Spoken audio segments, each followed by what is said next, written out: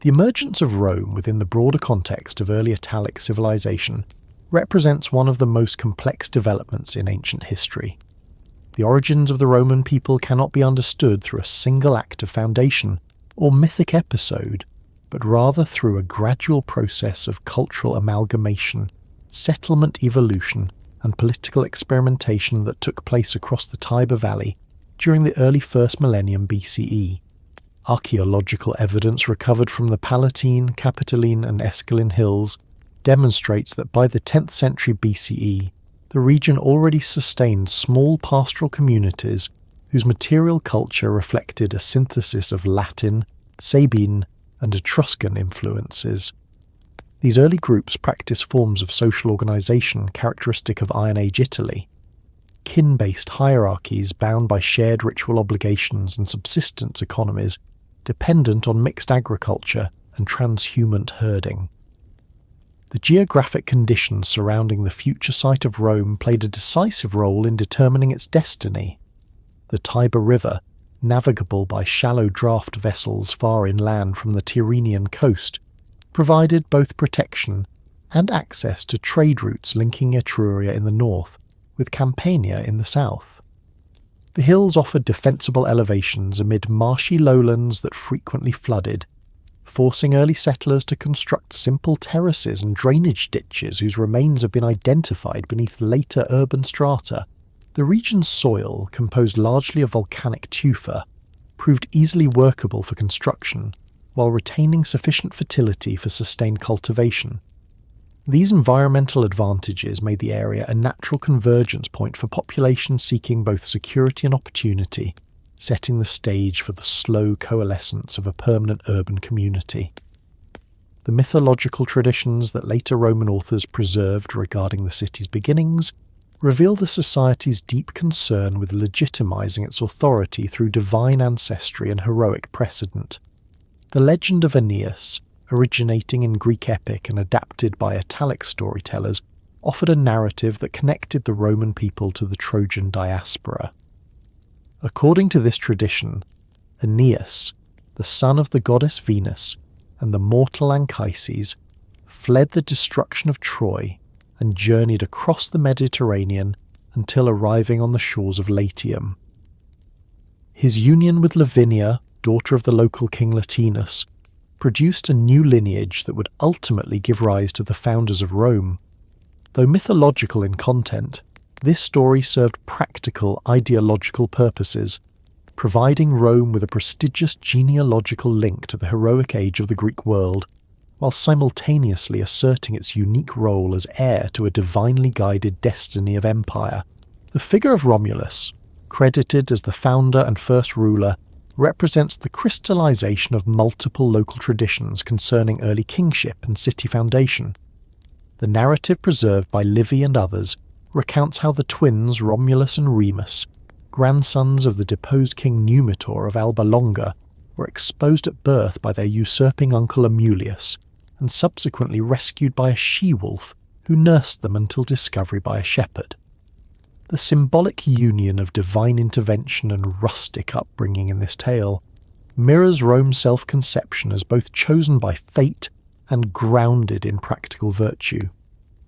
When the brothers later quarrelled over the site and auspices of the new settlement, the fratricidal outcome symbolised the inherent tension between ambition and unity that would characterise Roman political culture for centuries.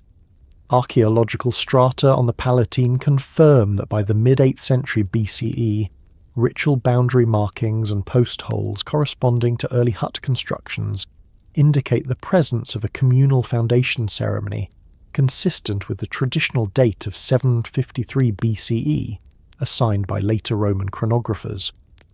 The early monarchy that followed Romulus reflects the progressive institutionalization of power within a society transitioning from clan-based leadership to centralized authority.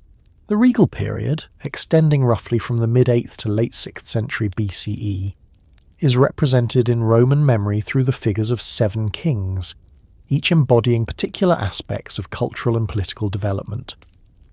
While the historical accuracy of these individual reigns remains uncertain, The sequence itself preserves genuine reflections of evolving institutions and technologies. Numa Pompilius, the second king, is remembered as the architect of Rome's religious system, credited with establishing the priestly colleges, calendars, and ritual observances that structured Roman public life. His association with peace and piety suggests that the community sought to define civic identity through the codification of divine order rather than through conquest alone. Subsequent rulers such as Tullus Hostilius and Ancus Marcius illustrate the dynamic interplay between aggression and assimilation that marked Rome's early expansion. Hostilius, portrayed as militant and bellicose, was said to have destroyed Alba Longa and incorporated its population into Rome, thereby creating new social complexities that demanded innovative administrative solutions. The introduction of the Senate's role in mediating conflicts among diverse groups likely reflects the institutional origins of Rome's later political structures. Ancus Marcius, remembered as both warrior and builder, extended Roman influence to the sea by fortifying Ostia at the mouth of the Tiber, ensuring maritime access and establishing salt production that contributed significantly to economic stability. These legendary accounts, though stylized, correspond to archaeological evidence indicating rapid demographic growth and expanding trade networks during the late regal period. The later kings of Etruscan origin, Tarquinius Priscus, Servius Tullius, and Tarquinius Superbus, represent the increasing sophistication and urbanization of Roman society under foreign influence. Excavations of monumental architecture, including the first iteration of the Capitoline Temple of Jupiter, Optimus Maximus and the Cloaca Maxima drainage system, demonstrate that by the 6th century BCE, Rome had evolved from a cluster of pastoral villages into a planned urban centre governed by a complex hierarchy. The presence of Etruscan artisans, administrators, and religious specialists indicates intensive cultural exchange between Rome and the powerful northern city-states of Etruria. The Etruscan alphabet, derived from Greek models, provided the foundation for Latin literacy, while Etruscan divinatory practices and temple design profoundly influenced Roman religion and state ritual. Servius Tullius's reforms, traditionally described as the creation of the census and the division of citizens into property-based classes, reveal an early attempt to integrate military organization with civic identity. By linking political participation to economic contribution, this system established the principle that citizenship entailed both privilege and obligation, a concept that would persist throughout Roman history. The Servian Wall, whose remnants still mark portions of ancient Rome, symbolizes this transformation from tribal community to fortified city-state. Its construction required coordinated labour, resource management and defence planning that presupposed a degree of administrative complexity beyond that of most contemporary Italic settlements. The fall of the monarchy, attributed to the tyranny of Tarquinius Superbus and the outrage surrounding the violation of Lucretia, marks a pivotal ideological shift in Roman collective memory. While the details of this narrative likely contain mythic embellishment, the political transformation it represents, namely the replacement of kingship with elected magistracies, reflects genuine institutional innovation. The establishment of the consulship, with its annual tenure and dual office holders, sought to prevent the concentration of power that had characterized monarchical rule. The expulsion of the Tarquins around 509 BCE signaled not merely the end of a dynasty, but the emergence of a new conception of governance based on law, accountability, and civic participation. The early republic that followed did not immediately achieve stability or equality. Archaeological and textual evidence indicates that the transition from monarchy to republican institutions involved significant social tension between the patrician elite, those families claiming hereditary religious and political authority, and the plebeian majority composed of smallholders, artisans, and labourers. The persistence of ancestral patron-client relationships ensured that political participation remained limited. but the ideology of shared citizenship began to take root through the mechanisms of collective defence and ritual solidarity. The development of the Forum as the central civic space during this period reflects the community's growing emphasis on public deliberation and institutional visibility. Rome's strategic position in the central Italian landscape allowed it to mediate between diverse cultural zones, absorbing influences from Etruscan urbanism, Latin kinship systems, and Greek colonization along the southern coasts. The adoption of coinage, architectural styles, and military techniques from neighbouring civilizations demonstrates the pragmatic adaptability that would become a defining feature of Roman expansion. Yet throughout these transformations, Roman identity remained anchored in the mythic narrative of divine ancestry and heroic perseverance. The annual festivals commemorating Romulus' disappearance and deification as Quirinus, along with the ritual of the Lupercalia celebrating the wolf's nurture of the founders, reaffirmed collective memory and social cohesion through performance of origin myths deeply embedded in civic consciousness. The relationship between myth and history in early Rome cannot be neatly separated, as the Romans themselves perceived their legendary past as an integral component of political legitimacy.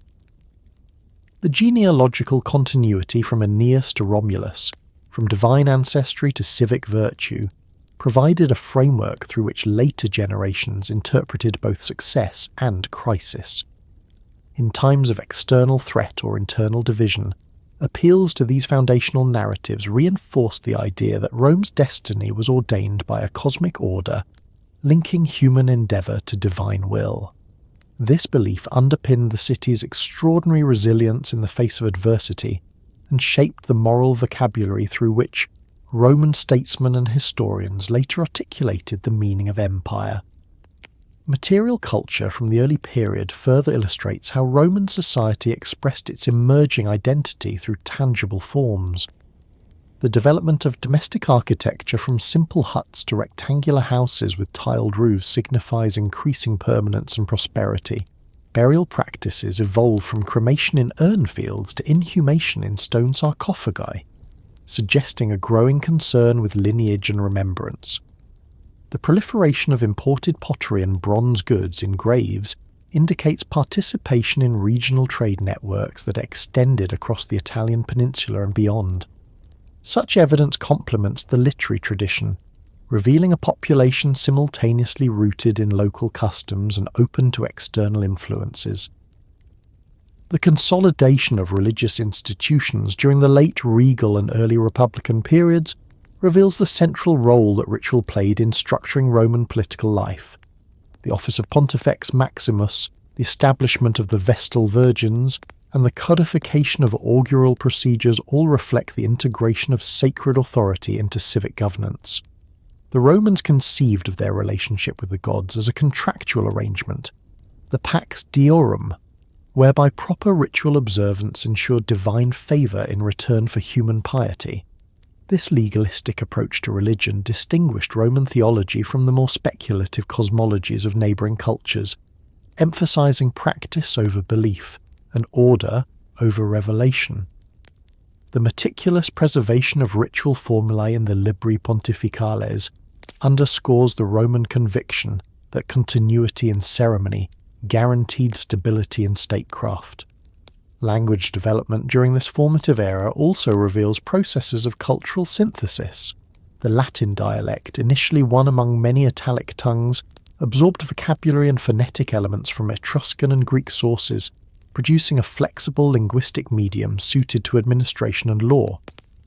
Early inscriptions, such as those on the lapis niger and the duenos vase, display transitional orthography that captures a society in the process of defining its communicative identity. The gradual standardization of Latin in legal and religious contexts facilitated the expansion of Roman institutions across diverse populations in later centuries, establishing language as both a unifying and imperial instrument. Economic structures in archaic Rome reflected the interplay between agriculture, trade, and craftsmanship.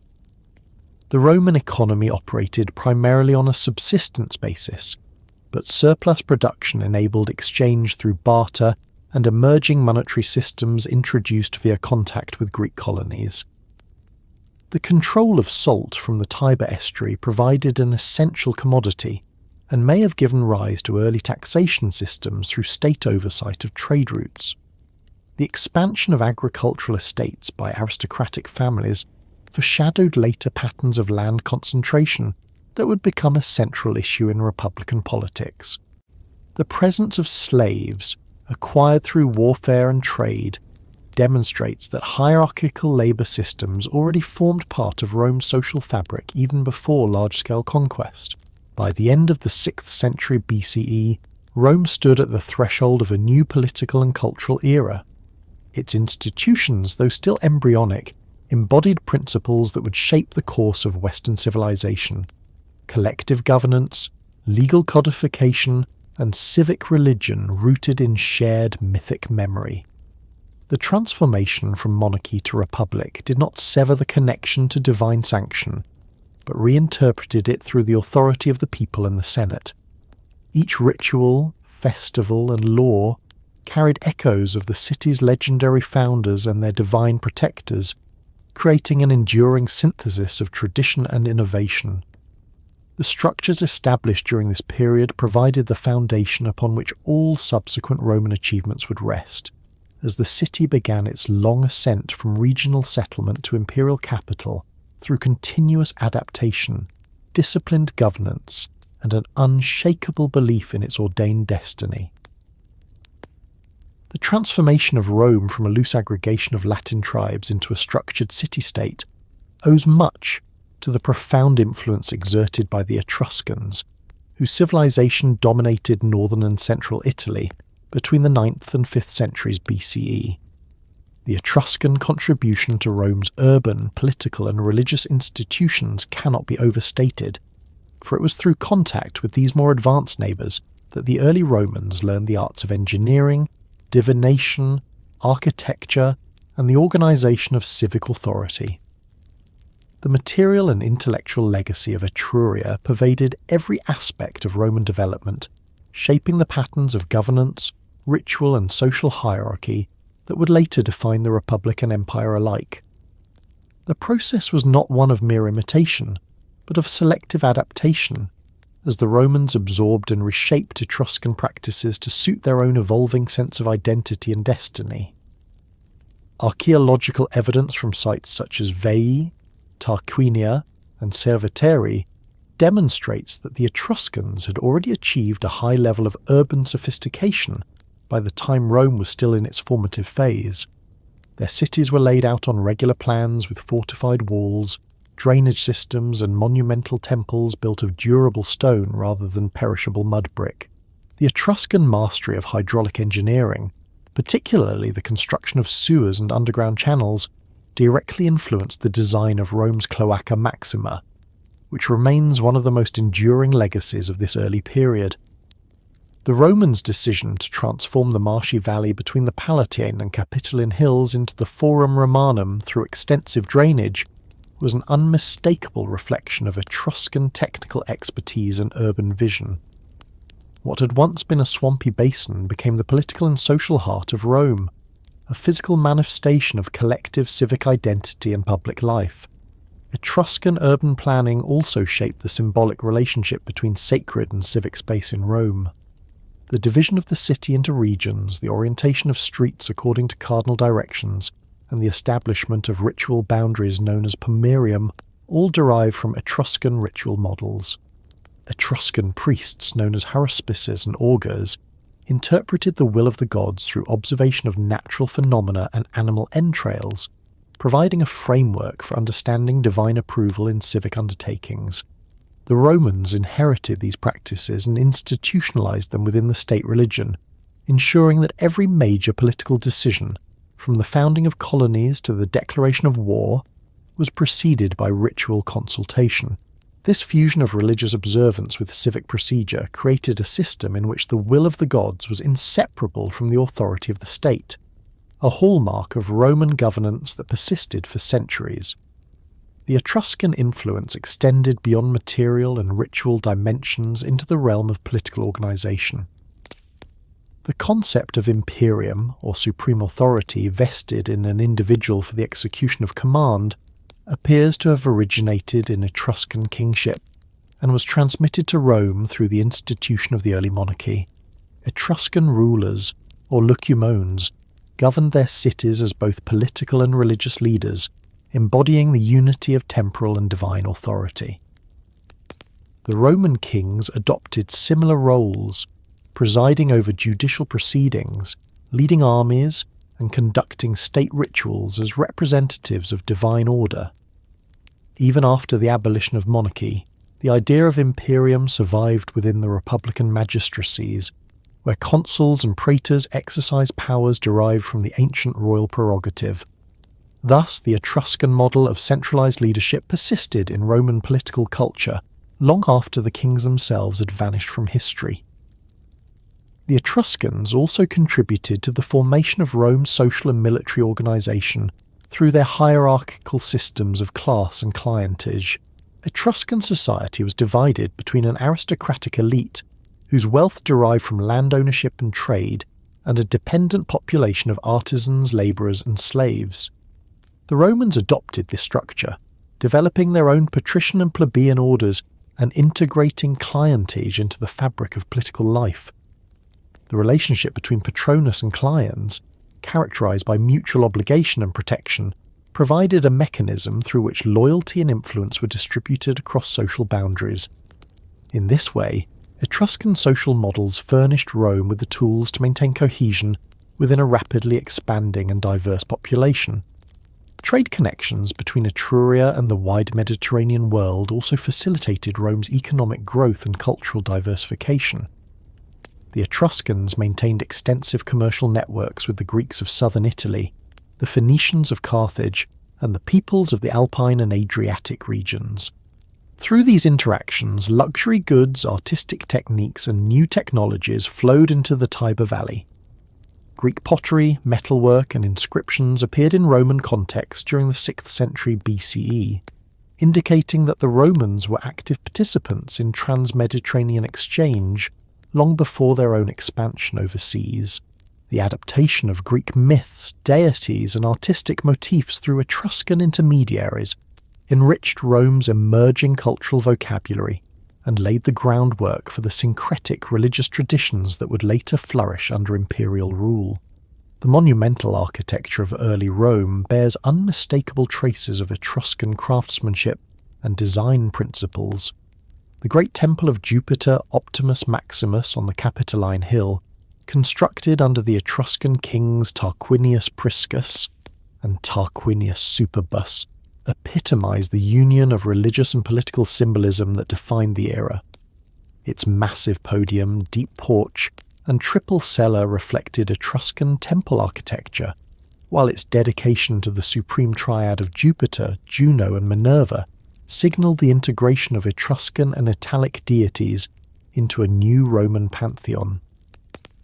The temple's dedication ceremonies, recorded by later historians, involved elaborate processions, sacrifices, and divination, demonstrating how the Romans fused spectacle with piety to reinforce civic unity. The temple not only dominated the city's skyline, but also served as the focal point for state ceremonies, treaties, and triumphs, ensuring that religion remained central to the performance of political authority. The introduction of Etruscan symbols of power further formalised Rome's political hierarchy. The fasces, a bundle of rods bound around an axe, represented the magistrate's authority to administer corporal punishment and capital judgment. Carried by attendants known as lictors, the fasces would become one of the most enduring emblems of Roman governance, appearing in republican and imperial iconography alike. Similarly, the purple robe, ivory chair, and golden crown of the kings were Etruscan regalia later adapted into the insignia of Roman magistrates and triumphing generals. These visual symbols communicated authority and discipline, reinforcing the association between civic order and divine sanction. Etruscan artistic traditions also left an indelible imprint on Roman cultural expression. The early Roman elite adopted Etruscan funerary customs, including the construction of chamber tombs, furnished with painted frescoes depicting banquets, athletic contests, and mythological scenes. These images, emphasizing communal celebration and continuity between life and death, mirrored the Roman emphasis on family lineage and ancestral veneration. The practice of preserving wax masks or imagines of deceased ancestors derived from Etruscan portraiture and became a defining feature of Roman domestic religion and public ceremony. During funerals, actors wearing these masks paraded in ancestral order, visually linking the living community to its illustrious forebears and reinforcing the moral authority of lineage as a foundation of political legitimacy. The integration of Etruscan engineering skills into Roman construction projects transformed the physical landscape of the city. The use of the true arch, an Etruscan innovation adapted from Near Eastern models, allowed Roman builders to span wider spaces and support heavier loads than previously possible. This technique facilitated the construction of bridges, gates, and aqueducts that enhanced the city's infrastructure and symbolized its growing power. The Pont Sublicius, Rome's earliest bridge across the Tiber, combined timber and stone in a design that reflected both technical ingenuity and religious significance. Its maintenance was entrusted to a priestly college, the Pontifices, whose name, derived from bridge builders, illustrates the enduring connection between engineering and sacred duty. The relationship between Rome and the Etruscan League of 12 Cities oscillated between cooperation and conflict. Early alliances provided opportunities for trade and cultural exchange, but competition for dominance in central Italy inevitably led to warfare. The Roman victory over the neighbouring city of Veii in the early 4th century BCE marked the culmination of this long rivalry and symbolised Rome's emergence as a power capable of absorbing and surpassing its teachers. The 10-year siege of Veii, recorded by ancient historians, showcased the Romans' adoption of Etruscan siege techniques, tunnelling methods, and fortification designs. When the city finally fell, its population was incorporated into the Roman state, and its territory distributed among Roman citizens, demonstrating the pragmatic policy of integration that would later characterize Roman imperial expansion. The decline of Etruscan dominance coincided with Rome's ascendancy and reflects broader shifts in the political and economic balance of the Italian peninsula. As Greek colonies in the south and Celtic tribes in the north exerted increasing pressure, the Etruscan city-states, bound by loose alliances and internal rivalries, failed to present a united front. Rome, situated at the crossroads of these competing influences, capitalized on the resulting fragmentation. The absorption of Etruscan artisans, priests and administrators into Roman society ensured that their expertise and traditions would endure even as their political independence vanished. Through this process of assimilation, the Romans inherited the cultural framework necessary to construct a durable and adaptable civic order. Etruscan influence also shaped the moral and aesthetic sensibilities that underpinned Roman identity. The Etruscans cultivated a highly ceremonial culture, emphasizing elaborate rituals, augury, and the interpretation of divine will through complex systems of signs. The Romans adopted these practices but infused them with their characteristic pragmatism, reducing divination to a codified procedure that served civic ends. The discipline of Disciplina Etrusca, preserved in specialized handbooks, provided detailed instructions for interpreting lightning, animal livers, and celestial phenomena. Roman magistrates consulted Etruscan experts on state occasions, ensuring that decisions bore the imprimatur of divine approval. This meticulous attention to ritual propriety fostered a sense of order and predictability that became central to Roman statecraft. The linguistic legacy of the Etruscans, though largely supplanted by Latin, persisted in religious and administrative terminology.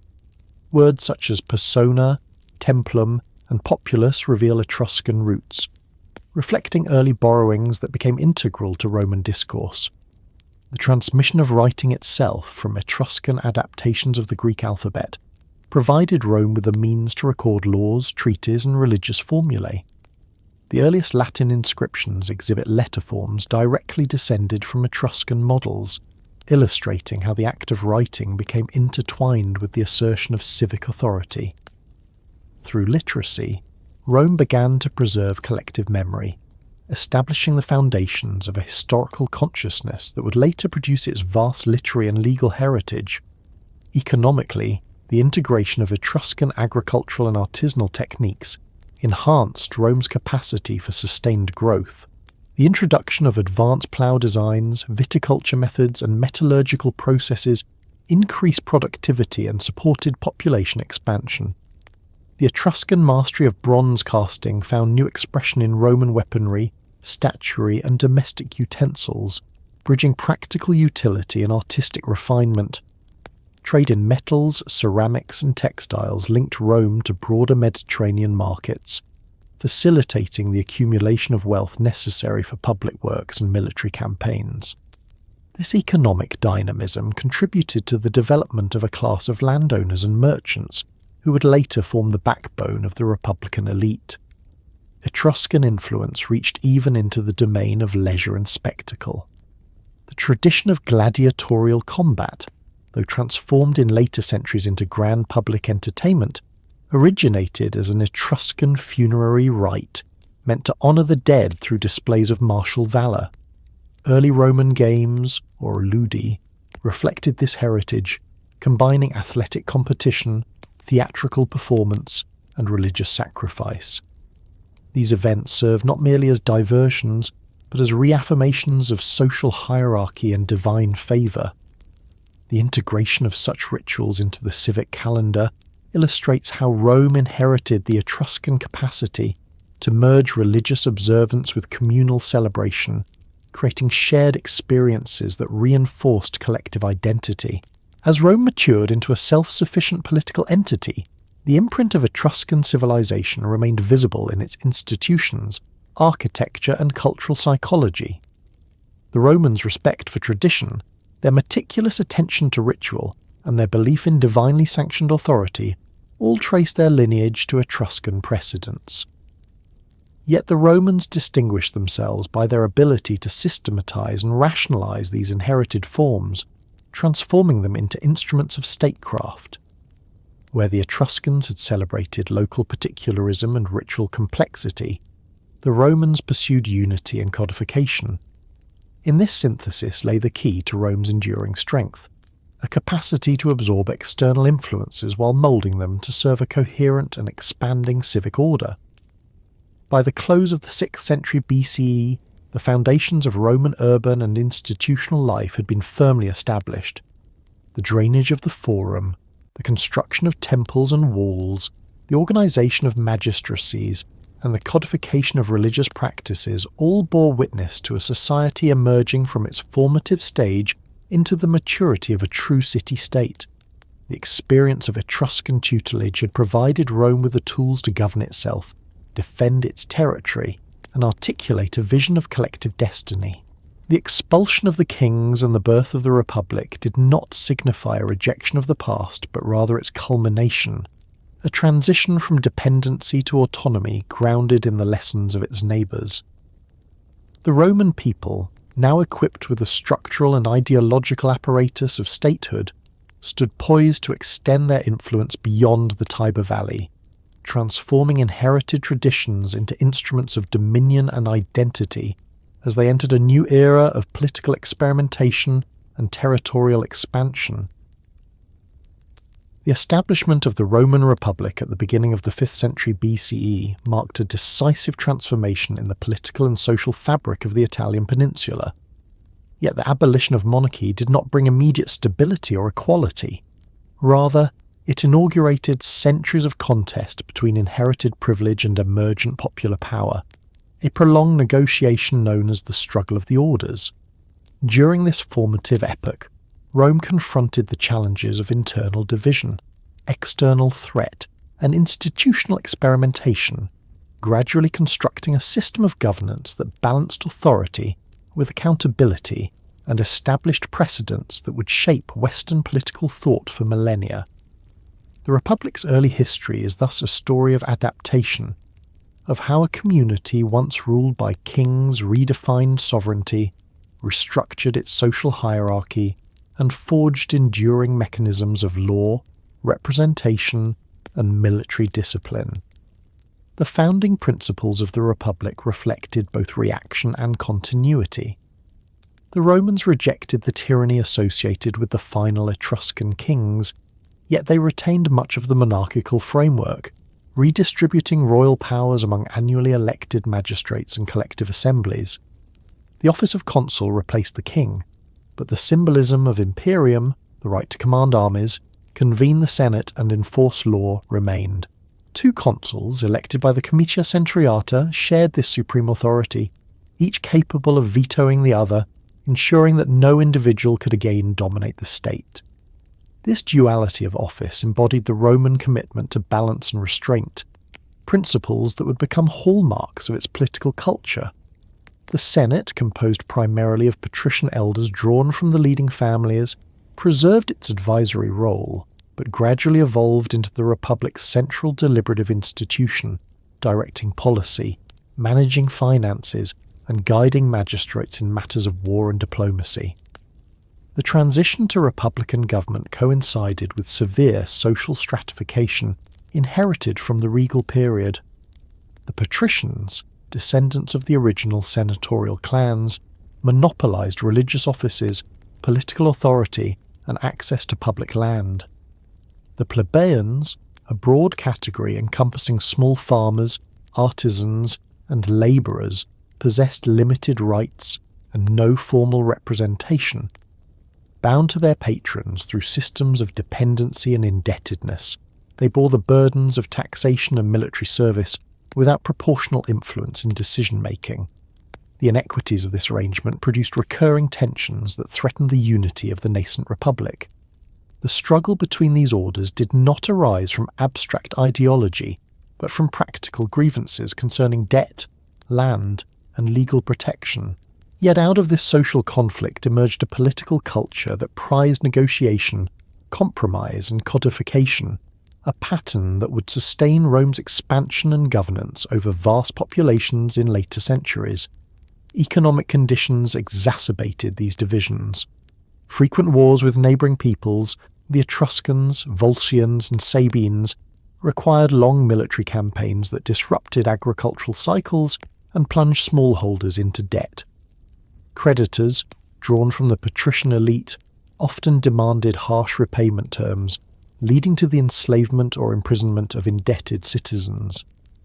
The plight of these debtors, dramatised in later accounts by Livian Dionysius of Halicarnassus, became a rallying point for plebeian agitation.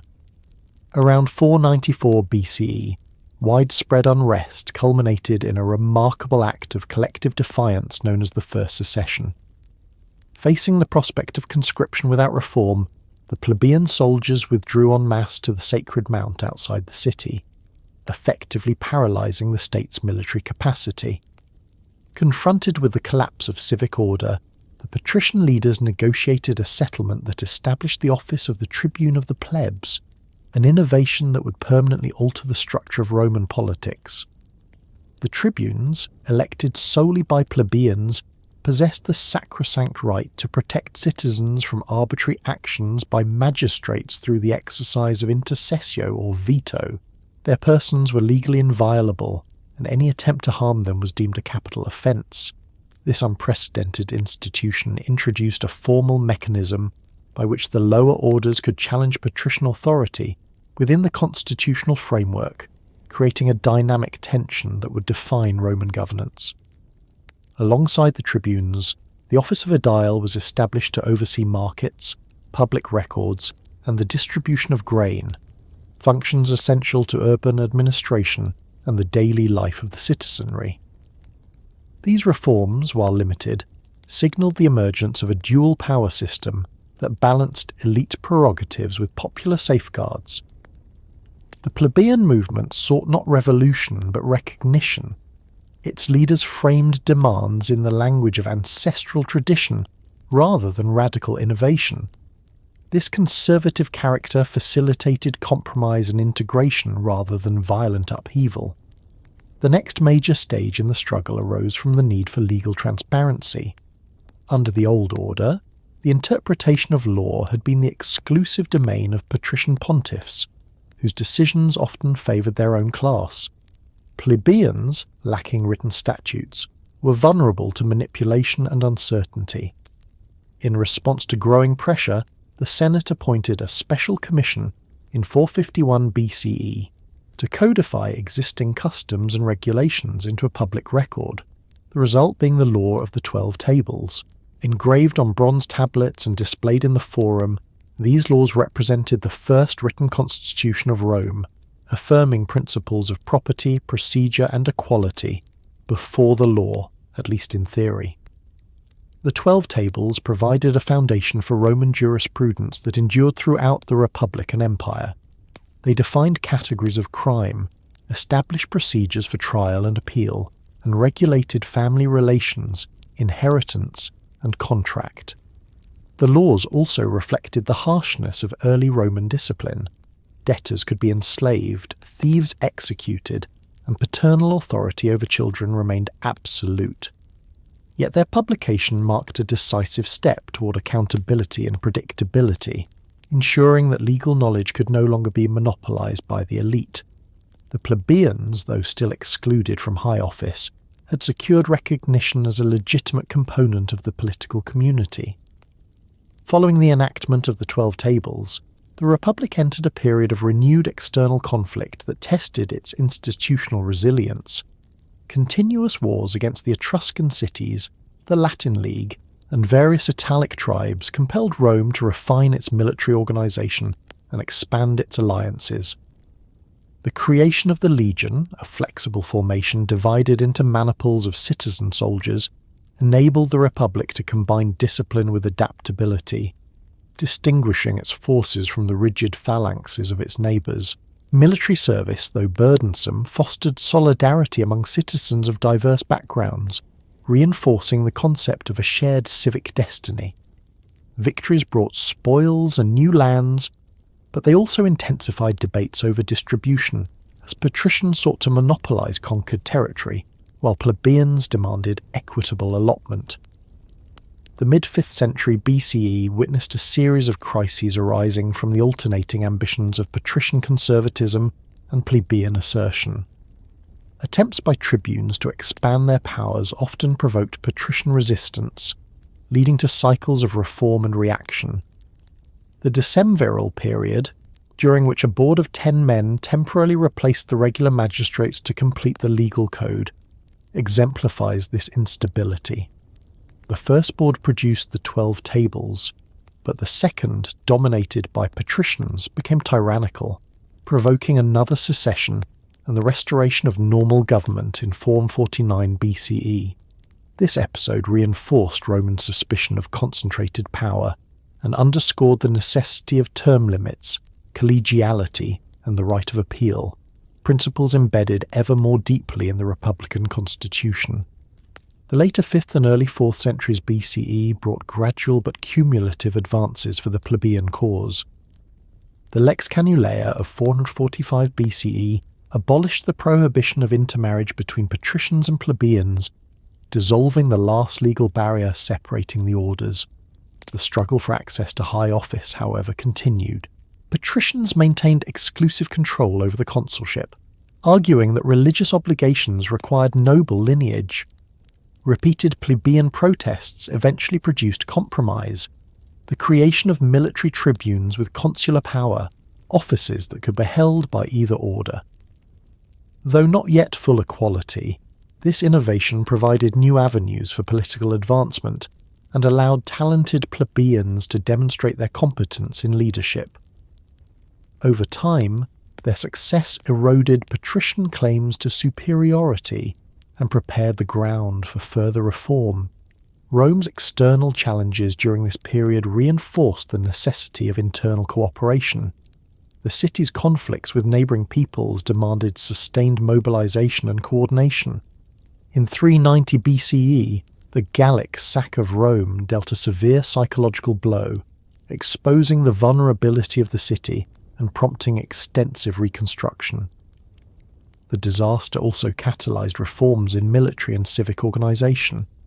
The rebuilding of fortifications, including the Servian Wall, symbolized renewal and resilience, while the reorganization of the army into manipular legions enhanced tactical flexibility.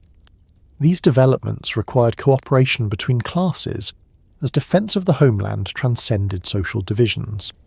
The experience of catastrophe and recovery forged a collective identity that transcended class antagonism, at least temporarily, reinforcing faith in republican institutions as instruments of endurance.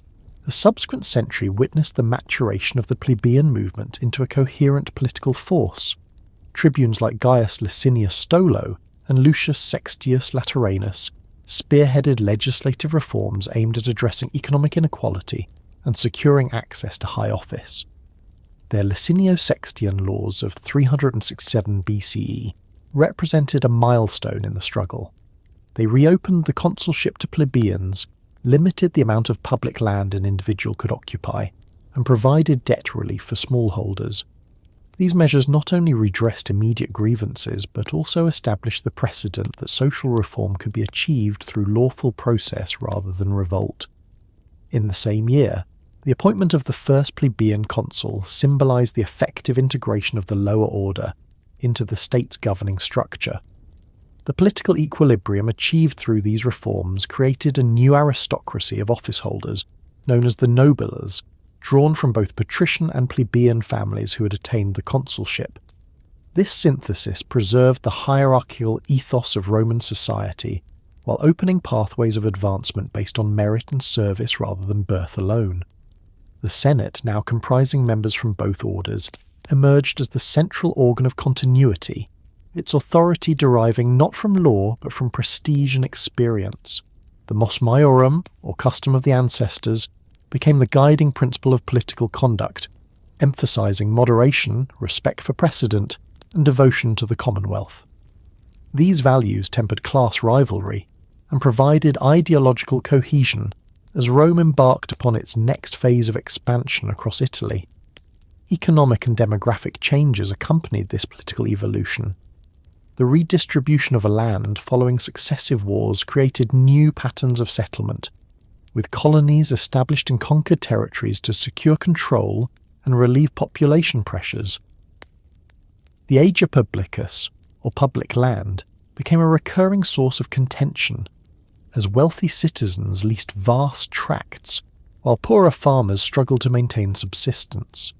Despite periodic reforms, the concentration of land ownership persisted, foreshadowing later crises. Nonetheless, the extension of citizenship rights to allied communities and the integration of diverse populations under Roman law demonstrated the Republic's capacity for inclusion. The principle that political participation required military service ensured that civic identity remained tied to collective defense and shared obligation. The codification of religious and civic practices further reinforced the stability of the Republic. The publication of the Leges Sacrae and the regulation of priestly colleges standardized rituals, while the construction of temples and public spaces embodied the unity of religion and politics.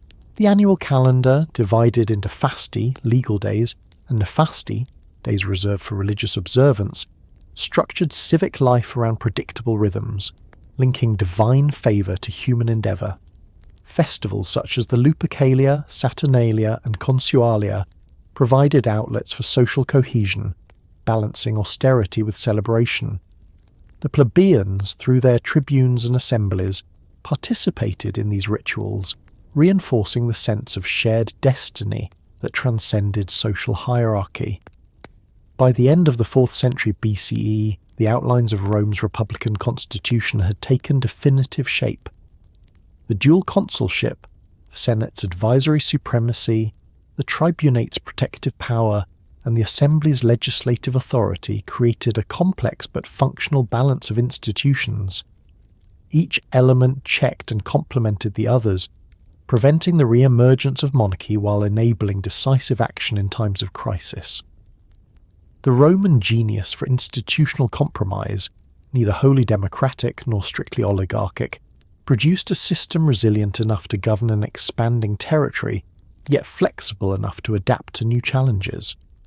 The social reconciliation achieved through the struggle of the orders did not eliminate inequality, but it transformed the basis of authority from hereditary privilege to service and precedent. The plebeian tribunes, once revolutionary figures, became integral components of the state apparatus, their powers enshrined in custom and law. The Senate, now inclusive of plebeian members, embodied the continuity of collective wisdom. The Republic had emerged from its turbulent infancy with a political structure capable of sustaining both unity and ambition.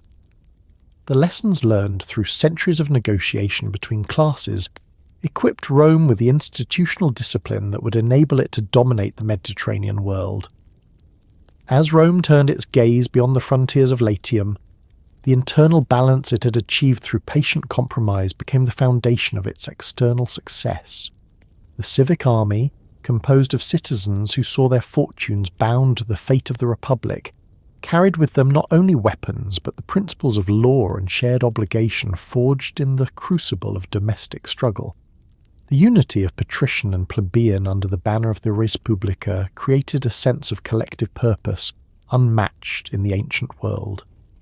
The city that had once fought to reconcile its own citizens now stood prepared to extend its authority across Italy, spreading the institutions and ideals born from its long struggle for internal harmony into the broader theatre of Mediterranean history, where new challenges would test and refine the Republican experiment it had so painstakingly built. The expansion of Rome across the Italian peninsula unfolded gradually over the course of several centuries through a combination of calculated diplomacy, relentless warfare, and a system of alliances that transformed local conquests into the foundation of regional hegemony. This process did not arise from a predetermined vision of empire, but from a pragmatic adaptation to circumstance, driven by the city's need for security, resources, and prestige. The Rome that emerged from the internal struggles of the early Republic possessed the political discipline, institutional cohesion, and military organisation necessary to project power beyond Latium. What began as defensive wars against neighbouring tribes evolved into a deliberate strategy of domination that united Italy under Roman leadership and laid the groundwork for the later Mediterranean Empire. The central position of Rome within the Italian peninsula provided both opportunity and vulnerability. Bounded by the Apennine Mountains to the east and the Tyrrhenian Sea to the west, Latium occupied a corridor connecting the northern and southern cultural zones of Italy. To the north lay the remnants of Etruscan civilization, still formidable despite internal decline. To the south, the Greek colonies of Magna Graecia flourished in wealth and learning, while in the central highlands the Samnites, Aequi, Volsci, and other Italic tribes commanded rugged territories that posed continuous threats. The geographic mosaic of Italy fostered endemic warfare among small communities, each seeking to preserve autonomy while expanding access to arable land. In this environment of constant tension, Rome's survival depended on the creation of alliances and the projection of disciplined force. The consolidation of Roman authority within Latium began through conflict with its closest neighbours. The Latin League, an association of city-states bound by religious and military ties, had long maintained a tenuous balance of cooperation and rivalry with Rome. In the early years of the Republic, this alliance provided mutual defence against external enemies, but as Rome's strength increased, tensions arose over leadership. The Latin War, fought between 340 and 338 BCE, became the decisive contest for supremacy in central Italy. The Roman victory, achieved through superior organisation and command, dissolved the independence of the League and replaced it with a new model of subordination, individual treaties binding each community directly to Rome rather than to one another. This innovation in diplomacy, later termed the Fidus Cassianum system, allowed Rome to exert control without direct annexation, creating a network of allies, socii, obligated to provide troops and resources while retaining limited autonomy in local affairs. This system of alliances proved one of Rome's most enduring political instruments, by offering varying degrees of citizenship and privilege to its Italian partners. The Republic ensured loyalty through a mixture of inclusion and dependency. Some communities, known as civitati sine suffragio, received partial citizenship that conferred legal protection but denied voting rights, while others maintained their own institutions under Roman oversight. This flexible arrangement prevented the formation of coalitions against Rome by rewarding compliance and isolating dissent. The Roman genius for administration lay in recognizing that domination was most effective when cloaked in cooperation. Each conquest expanded the base of manpower available for further campaigns, transforming defeated foes into contributors to future victories. The wars against the Samnites in the late 4th and early 3rd centuries BCE illustrate both the ferocity of Roman ambition and the adaptability of its institutions. The Samnite Confederation, occupying the mountainous heart of southern Italy, represented a formidable adversary whose warrior culture and tactical mobility challenged Rome's heavy infantry formations. The First Samnite War, 343–341 BCE, began over control of the fertile Campanian plain, a region whose wealth and strategic location made it a prize for both powers. Though inconclusive, the conflict initiated a prolonged struggle that would dominate Roman military policy for half a century. The Second Samnite War, 326–304 BCE, brought humiliation and renewal. At the Caudine Forks in 321 BCE, a Roman army was trapped and forced to surrender under ignominious terms, passing beneath the yoke in symbolic submission. Yet this defeat provoked institutional reform rather than collapse. The Romans responded to adversity by reorganizing their military system, adopting the manipular legion as a flexible formation capable of maneuvering in difficult terrain. This innovation, dividing the army into smaller tactical units arranged in 3 lines, hastati, principes, and triarii, allowed for both depth and adaptability. The standardization of equipment, training, and command structure produced a level of discipline unmatched by Rome's rivals. The legions, drawn from citizens and allies alike, embodied the Republic's fusion of civic duty and military efficiency. Each soldier understood his service as both obligation and privilege, a reflection of the state's moral order. The reformed army's success in subsequent campaigns demonstrated the effectiveness of this pragmatic evolution. By 304 BCE, Rome had reasserted dominance, subjugating the Samnites and extending influence throughout central Italy. The Third Samnite War, 298–290 BCE, brought Rome into direct confrontation with a coalition of Etruscans, Umbrians, and Gauls, united temporarily by fear of Roman expansion. The decisive Battle of Sentinum in 295 BCE, fought in the rolling hills of Umbria, tested the Republic's endurance on an unprecedented scale. Roman and allied forces under consuls Quintus Fabius Maximus and Publius Decius Mus faced a diverse enemy, composed of disciplined infantry, agile Samnite warriors, and terrifying Gallic chariots. The Romans' victory, achieved through cohesion and sacrifice, became legendary. According to tradition, Decius Mus devoted himself to the gods of the underworld, charging into enemy lines as a ritual offering for victory. Whether factual or symbolic, the episode encapsulated the Roman ideal of devotio, self-sacrifice for the common good. The triumph at Sentinum secured Rome's supremacy over central Italy and revealed the ideological dimension of its military system, in which piety, discipline, and patriotism were inseparable. With the Samnite threat neutralized, Rome turned its attention to the southern regions dominated by Greek colonies. The prosperity of Magna Graecia, with cities such as Tarentum, Croton, and Thurii, represented both opportunity and danger. Cultural exchanges between Romans and Greeks had already enriched Roman religion, art, and philosophy. But Greek political independence posed a challenge to Roman hegemony. The spark for conflict came in 282 BCE, when a Roman fleet entered Tarentine waters in violation of treaty provisions. The Tarentines, fearing encroachment, attacked and sank several Roman ships, provoking a declaration of war. In desperation, Tarentum appealed to Pyrrhus, king of Epirus, a cousin of Alexander the Great and one of the most ambitious generals of the Hellenistic age. Pyrrhus's arrival in Italy with a professional army equipped with elephants introduced the Romans to the full force of Hellenistic warfare.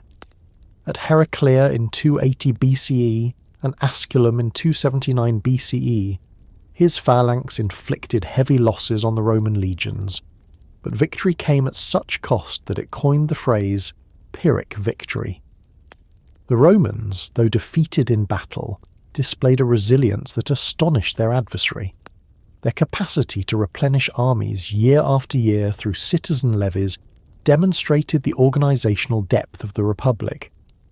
Pyrrhus's eventual withdrawal, first to Sicily and then back to Epirus, left southern Italy exposed to Roman consolidation. By 272 BCE, with the capture of Tarentum, Rome had extended control from the Arno River to the Straits of Messina. The unification of Italy under Roman leadership represented more than territorial expansion. It constituted the creation of a political system capable of managing diversity through law and loyalty. The integration of conquered peoples into the Roman framework through varying forms of citizenship and alliance ensured a steady supply of manpower and revenue. The construction of roads, such as the Via Appia connecting Rome to Capua and later to Brundisium, facilitated military movement, trade and communication, binding the peninsula into a coherent administrative entity. Colonies established in strategic locations served as garrisons and instruments of Romanization, spreading language, law and customs. These settlements, composed of citizen soldiers and their families, acted as outposts of Roman order amid foreign populations, simultaneously defensive and assimilative. The economic transformation accompanying expansion altered the social landscape of the Republic. Conquest brought spoils, slaves, and access to fertile lands, enriching the senatorial elite while widening disparities between classes. Wealth derived from war-financed public works, temples, and infrastructure that adorned the city, reinforcing the connection between military success and civic grandeur. Yet the concentration of property in aristocratic hands created pressures that would later resurface in the social conflicts of the late Republic. For the moment, however, prosperity and victory strengthened the ideological consensus that bound Rome together. The virtues of virtus, fies and pietas, courage, loyalty and duty, found expression in both the battlefield and the forum, legitimizing expansion as the fulfillment of divine destiny. Diplomacy remained as crucial as warfare in maintaining Roman dominance. The Senate's ability to manipulate rivalries among Italian communities prevented unified resistance. Treaties were tailored to circumstance, balancing leniency with intimidation. Rebellions were punished swiftly, but followed by reintegration rather than annihilation, ensuring that conquered peoples became partners rather than perpetual enemies. The extension of Latin rights, granting limited privileges to select allies, created incentives for loyalty while reinforcing the hierarchy of dependence. This policy of controlled inclusion exemplified Rome's pragmatic approach to empire building, a flexible structure that could absorb defeat, adapt institutions, and turn diversity into strength. Religious and cultural integration accompanied political subjugation. The Romans displayed a remarkable capacity to incorporate foreign deities and rituals into their own system, interpreting them as local manifestations of universal powers. Temples dedicated to Etruscan, Sabine, and Greek gods stood side by side on Roman soil, symbolizing the fusion of traditions under the aegis of Roman authority. This inclusiveness, far from diluting identity, reinforced the perception that Rome acted as custodian of divine order. The dedication of new cults following military victories served to legitimize conquest. transforming warfare into sacred duty. The temple of Juno Sospita at Lanuvium, the sanctuary of Fortuna Primigenia at Praeneste, and countless local shrines linked religion to geography, creating a spiritual map of Roman dominion. The conquest of Italy also demanded administrative innovation. The Senate oversaw the distribution of land, the construction of colonies, and the coordination of allied contingents. Magistrates dispatched as praetors and proconsuls exercised judicial and military authority in newly annexed territories, establishing precedents for provincial governance. The development of standardized legal formulas, contracts, and treaties reflected the Republic's evolving capacity to manage complexity. Rome's transformation from city-state to regional power required the maintenance of records, censuses, and archives, tasks performed by the quaestors and censors. These administrative practices, grounded in meticulous record-keeping, embodied the Roman belief that order derived from documentation and precedent. The culmination of Rome's Italian expansion brought both triumph and anxiety. The unity achieved through conquest masked latent tensions between citizens and allies. While Rome benefited from the manpower and taxes of its socii, these communities remained excluded from full citizenship, sowing the seeds of future discontent. Nonetheless, the system functioned effectively for nearly 2 centuries, providing the military foundation for Rome's wars beyond Italy. By the beginning of the 3rd century BCE, the Republic had forged an apparatus of power unparalleled in the ancient world. A disciplined citizen army, a network of loyal allies, a codified legal structure, and an ideology that equated service to the state with virtue. The conclusion of the Pyrrhic War coincided with the rising tensions in Sicily between the Carthaginian and Greek powers, events that would soon draw Rome into its first overseas conflict. The mastery of Italy had transformed the Republic from a regional city-state into a Mediterranean contender. Its armies, hardened by generations of warfare, its institutions tempered by compromise and reform, and its citizens animated by the conviction of divine favour, stood ready to project their influence beyond the peninsula. The strategies that had secured Italy, alliances, colonisation, and pragmatic integration, would now be tested on a far grander scale. As Rome confronted new cultures, rival empires, and moral dilemmas born of power itself. The Republic's ascent across Italy had not merely expanded territory. It had created a political organism capable of indefinite growth, its ambitions sustained by the same disciplined pragmatism that had once guided the struggle between patrician and plebeian within the city walls. The confrontation between Rome and Carthage marked one of the decisive turning points in the history of the ancient world. Out of these struggles, collectively remembered as the Punic Wars, the Roman Republic emerged transformed, from a regional Italian power into the dominant force of the Mediterranean. The conflict spanned more than a century and encompassed every aspect of statecraft: strategy, diplomacy, economics, and ideology. It forced Rome to adapt to new forms of warfare, to confront the moral and political consequences of victory, and to define the boundaries of its imperial ambition. What began as a dispute over influence in Sicily evolved into an existential contest between 2 civilizations whose political systems, economies, and cultural identities represented opposing models of power. The wars that followed would not only determine supremacy in the Western Mediterranean, but would reshape the course of Roman history itself. Carthage, founded by Phoenician settlers from Tyre around 800 BCE, had grown into a maritime and commercial superpower long before Rome's rise. Situated on the North African coast at a crossroads of trade routes, it commanded an empire of colonies and client states stretching from the western Mediterranean islands to southern Spain and the African hinterland. Its wealth derived from commerce, shipbuilding, and agriculture on the fertile plains surrounding the city. Governed by an oligarchic council of magistrates and a suffet system comparable to the Roman consulship, Carthage represented a complex mixture of aristocratic authority and mercantile pragmatism. Its religion, centred on the worship of Baal Hammon and Tanit, reflected both Phoenician traditions and local adaptation, while its army, composed largely of mercenaries from diverse regions, stood as a professional force unmatched in mobility and experience. By the time Rome completed the conquest of Italy, Carthage had already established itself as the leading naval power of the Western Seas. The rivalry between Rome and Carthage was not inevitable, but emerged from competing spheres of influence that increasingly overlapped.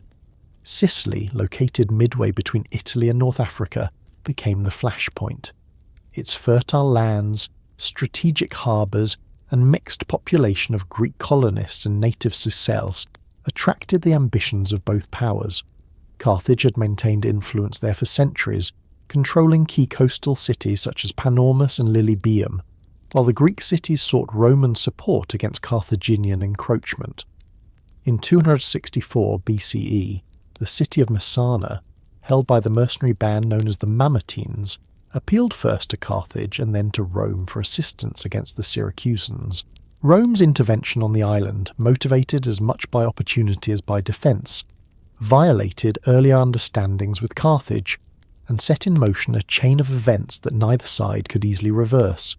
The First Punic War, 264–241 BCE, represented Rome's first major overseas campaign and exposed its lack of naval experience.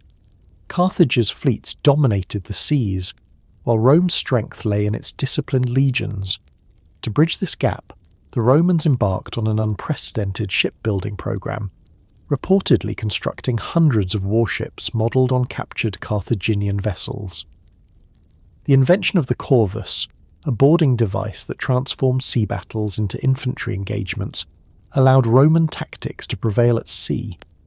Early victories at Mylae and Ecnomus demonstrated the adaptability and determination that would characterise Roman warfare.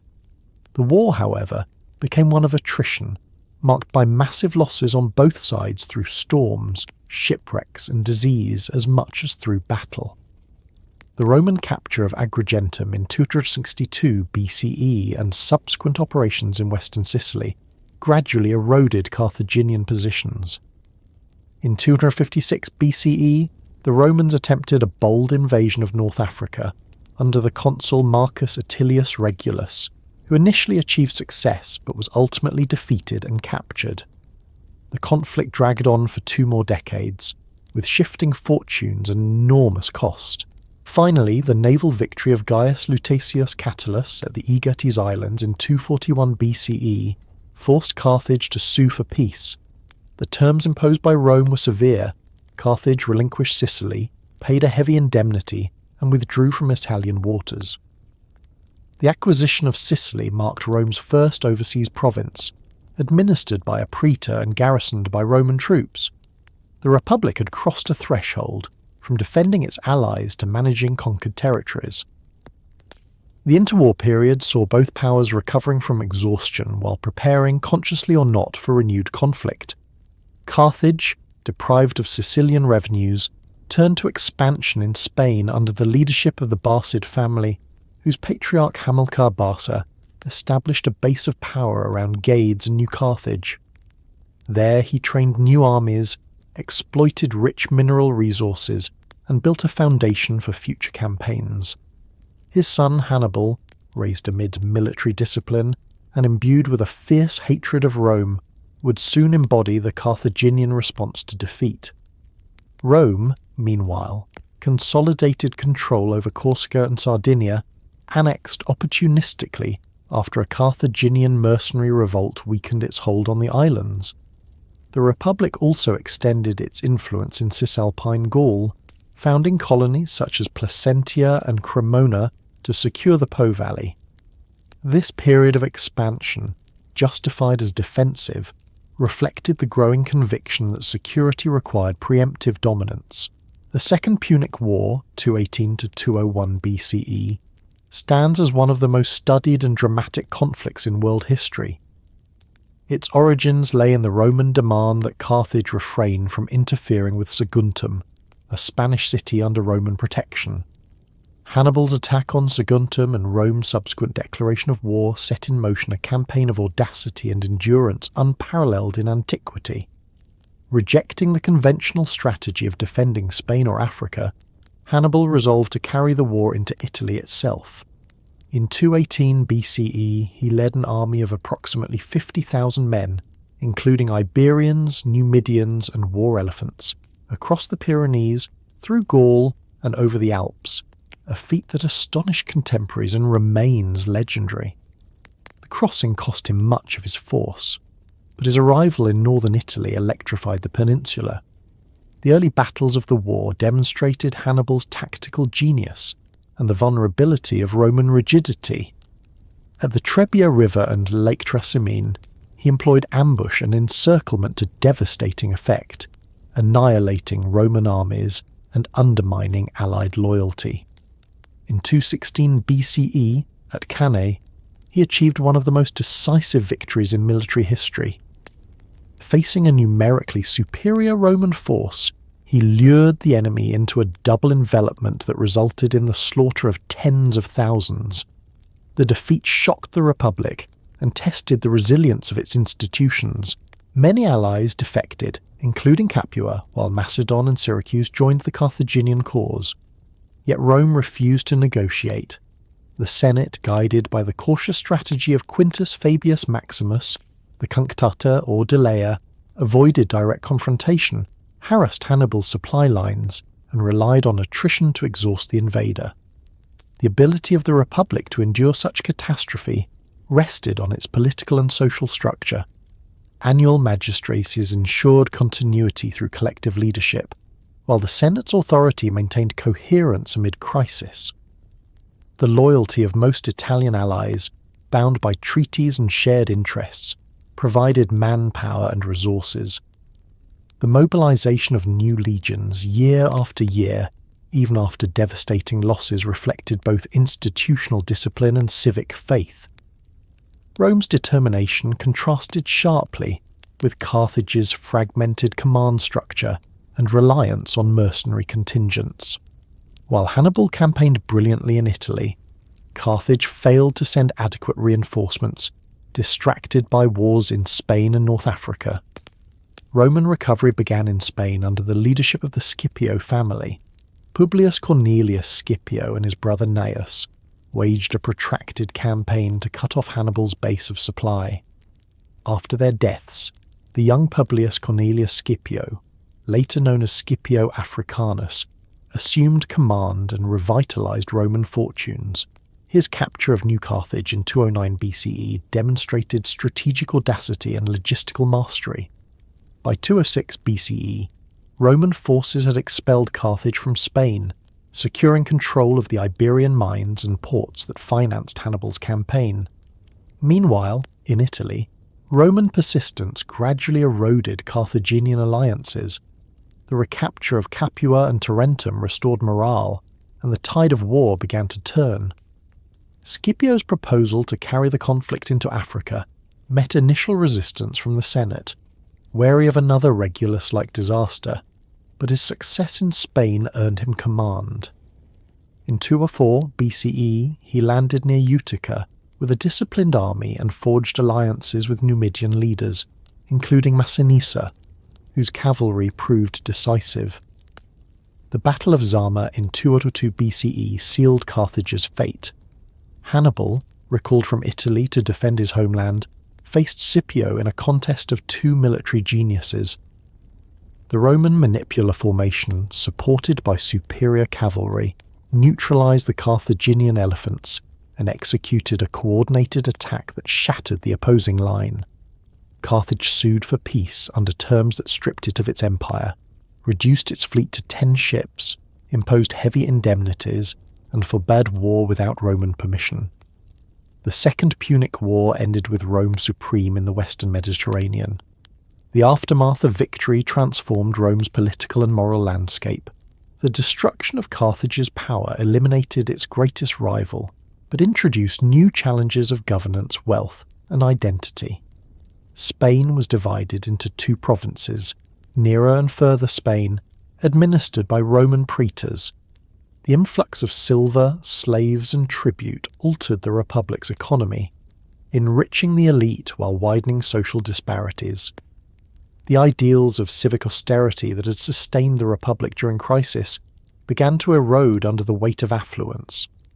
Yet the memory of Hannibal's invasion remained a defining trauma, shaping Roman policy for generations. Fear of another resurgence justified expansion and preemptive wars, embedding a culture of militarized vigilance into the state's psyche. The Third Punic War, 149–146 BCE, arose from this lingering anxiety and from the ambitions of Roman politicians eager for glory.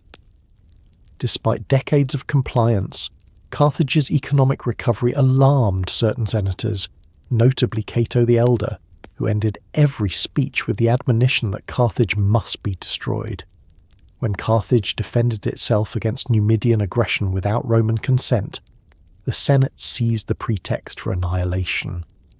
The Roman demand that the Carthaginians abandon their city and relocate inland provoked desperate resistance. The siege that followed became a brutal demonstration of total warfare. For 3 years, Carthage withstood bombardment and starvation until the Roman army under Scipio Aemilianus, grandson of Scipio Africanus, breached the defences. The city was systematically destroyed, its population was slaughtered or enslaved, and the site was ritually cursed. The destruction of Carthage in 146 BCE marked the culmination of a century-long rivalry and the definitive assertion of Roman supremacy. On the same year, Corinth fell to Roman arms in Greece, symbolising the Republic's mastery of both Western and Eastern Mediterranean worlds. Yet victory carried contradictions. The elimination of external threats removed the unifying pressures that had sustained Republican virtue, exposing internal tensions among Rome's governing class. The acquisition of provinces demanded new forms of administration and accountability, while the concentration of wealth from conquest intensified social inequalities at home. The Senate's authority expanded, but so too did corruption and factionalism. Carthage's ashes thus fertilized the soil of a new kind of empire, one in which the ideals of the Republic coexisted uneasily with the realities of dominion. The Punic Wars had taught Rome the arts of naval power, logistics, and large-scale administration. They had created heroes, Fabius, the Scipios, and countless others, whose exploits became moral exemplar. They had also introduced moral dilemmas concerning the limits of power and the cost of security. In defeating Carthage, Rome had secured peace, but also unleashed ambitions that could not easily be contained within the structures of the old Republic. The institutions that had withstood Hannibal's onslaught would now face the subtler trials of prosperity, expansion, and the governance of a world that no longer presented a rival capable of checking its will. The victory over Carthage and the destruction of Corinth in 146 BCE signified more than the end of 2 wars. It marked the threshold of a new world order dominated by Rome. What had begun as a city-state defending its territory in Latium had now become an imperial power whose armies and diplomats shaped the destiny of kingdoms far beyond the Italian peninsula. The conquest of the Hellenistic world transformed Rome in ways that reached beyond military success. It redefined its economy, its politics, its art, and its very conception of civilization. The Republic, once characterized by austerity and civic discipline, found itself drawn into the orbit of the Greek East, absorbing its wealth, knowledge, and refinements, but also its corruption, intrigue, and luxury. The Roman spirit of order and law confronted the Hellenistic legacy of philosophy, science, and cosmopolitan culture, producing a synthesis that would dominate Mediterranean civilization for centuries. Yet beneath this apparent grandeur, the expansion sowed the seeds of internal decay. The origins of Roman intervention in the Greek world lay partly in opportunism and partly in the gradual collapse of the successor states, established after the death of Alexander the Great. The fragmentation of the Macedonian Empire had produced a network of Hellenistic monarchies. the Antigonid Kingdom of Macedonia, the Seleucid Empire in Asia, the Ptolemaic dynasty in Egypt, and smaller realms such as Pergamon and Bithynia.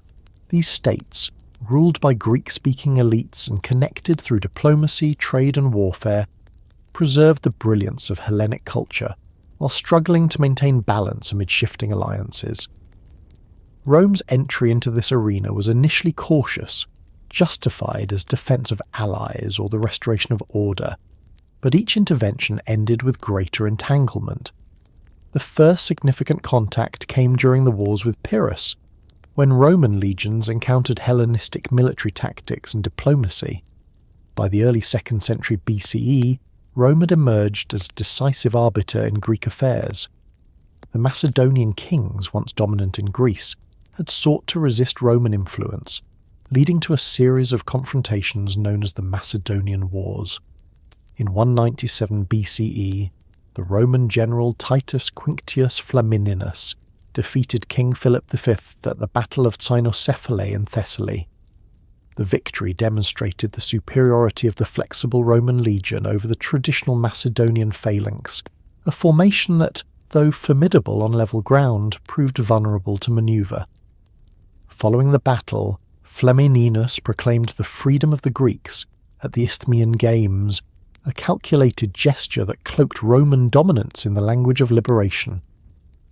The Greek cities, weary of Macedonian control, greeted the announcement with enthusiasm, unaware that independence under Roman protection would soon become dependence in all but name. Rome's subsequent involvement in the East reflected both the ambitions of individual commanders and the Senate's pragmatic strategy of containment. The Seleucid king Antiochus III, seeking to restore Alexander's legacy, invaded Greece and positioned himself as the defender of Hellenic autonomy against Roman interference. His challenge ended in disaster. The Roman victory at Magnesia in 190 BCE, led by Lucius Cornelius Scipio Asiaticus and supported by his illustrious brother Scipio Africanus, forced Antiochus to withdraw from Asia Minor and pay a massive indemnity. The Treaty of Apamea in 188 BCE stripped the Seleucid Empire of its western territories, transferring them to Rome's allies Pergamon and Rhodes. Without acquiring formal provinces, Rome extended its influence across the Aegean through client states and alliances, establishing itself as the arbiter of the Eastern Mediterranean. This indirect rule, however, soon proved unstable. Rivalries among Greek states invited further Roman mediation, which repeatedly turned into coercion. The Aetolian and Achaean leagues, confederations of city-states once proud of their autonomy, found themselves drawn into Roman orbit. When the Achaeans resisted, the legions advanced with decisive brutality. In 146 BCE, the same year Carthage fell, the consul Lucius Mummius captured Corinth after a brief but savage campaign. The city was sacked, its men killed, women and children sold into slavery, and its treasures shipped to Rome. The destruction of Corinth, long a centre of Greek art and commerce, symbolised the end of Greek political independence. Greece was reorganised as the province of Achaea, governed directly by Roman magistrates. The simultaneous annihilation of Carthage and Corinth announced Rome's supremacy over both the western and eastern Mediterranean, a dual triumph that reshaped the geography of power. Rome's presence in the Hellenistic world transformed the Republic's economy and culture. The influx of wealth from plunder, tribute, and provincial taxation altered the distribution of resources at home. Generals returning from campaigns paraded in triumph through the streets of Rome, displaying the spoils of Asia, gold, jewels, and the artworks of Greece. The temples and public buildings adorned with these treasures reflected the new scale of Roman ambition. Yet this prosperity came at a cost. The flood of wealth accelerated the concentration of property in the hands of a few, undermining the economic foundation of the smallholder class that had once formed the Republic's backbone. Large estates, or latifundia, worked by slaves captured in war, spread across Italy, displacing free farmers and creating a class of dispossessed citizens dependent on grain distributions and political patronage. Cultural exchange between Rome and Greece deepened in tandem with economic integration. Roman elites, long accustomed to practical education in law and rhetoric, encountered Greek philosophy, art and literature with a mixture of admiration and anxiety. Many aristocrats embraced Hellenism as a mark of sophistication. Others, such as Cato the Elder, condemned it as a source of moral decay. Greek tutors instructed Roman youths in language and philosophy, introducing Stoic, Epicurean, and academic doctrines that reshaped Roman intellectual life. The translation of Greek texts into Latin began during this period, most notably by Livius Andronicus Nennius, laying the groundwork for a Roman literary tradition that would later rival its model. The theatres of Rome echoed with adaptations of Greek dramas, while sculptors and architects reproduced classical forms in temples and villas. Greek influence refined Roman taste, but also exposed the contradictions between republican simplicity and imperial opulence. Politically, the conquest of the Hellenistic world intensified the competition for power within the Republic. Military command in the East offered immense opportunities for personal enrichment and prestige, turning provincial governorships into platforms for ambition. The Senate's control over foreign policy allowed it to reward or punish individuals according to factional alignments, fostering corruption and rivalry. The Lex Provincii system, which codified provincial administration, formalized exploitation as much as governance. Tax collection was often farmed out to private contractors or publicani, whose pursuit of profit provoked resentment among subject peoples.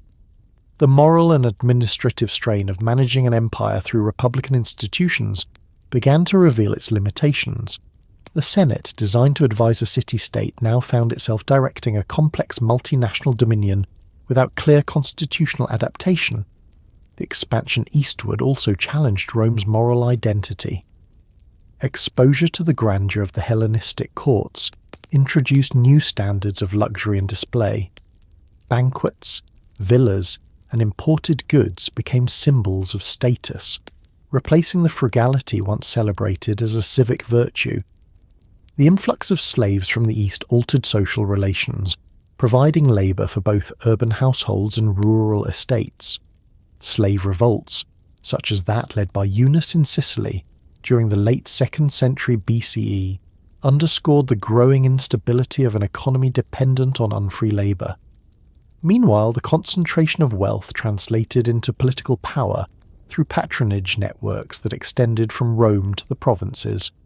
Senators and equities competed for contracts, influence, and the spoils of office, blurring the line between public service and private enrichment. The ideological justification for empire evolved alongside these material changes.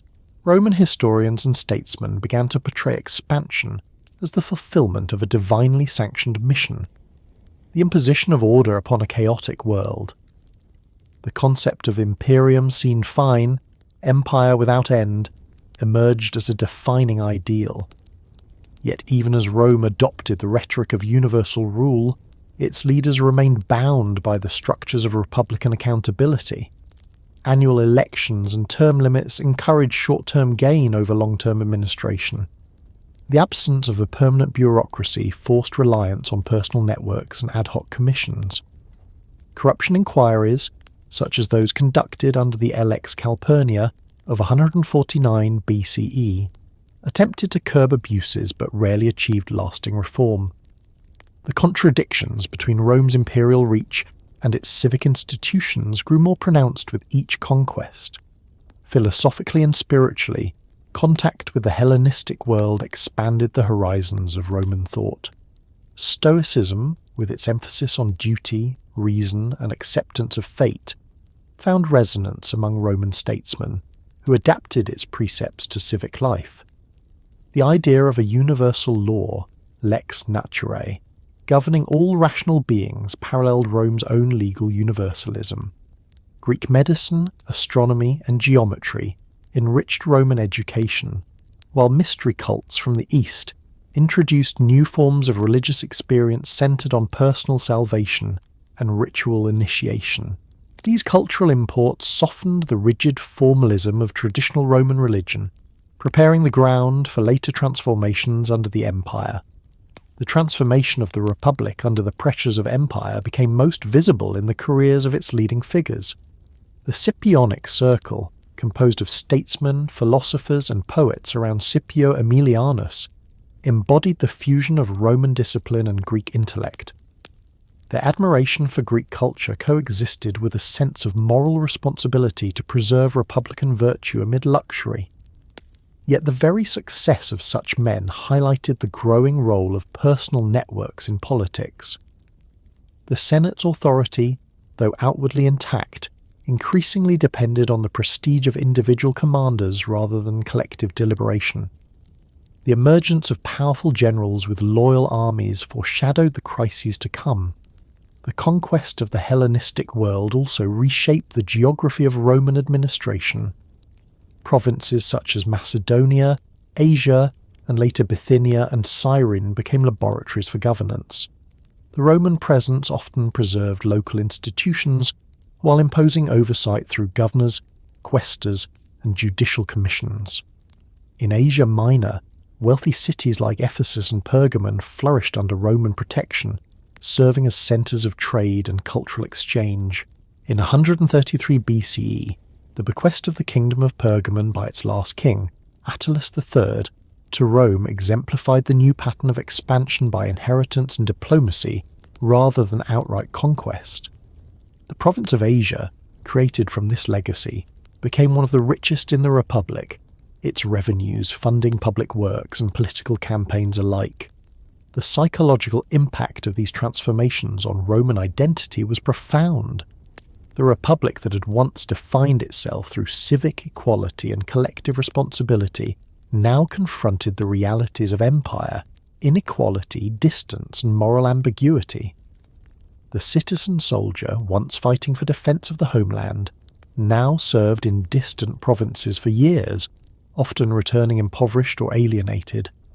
Veterans deprived of land and support became instruments in the hands of ambitious politicians promising reform or revenge. The expansion that had enriched the elite strained the social fabric of the Republic, setting the stage for the populist movements of the Gracchi and the military upheavals that would follow.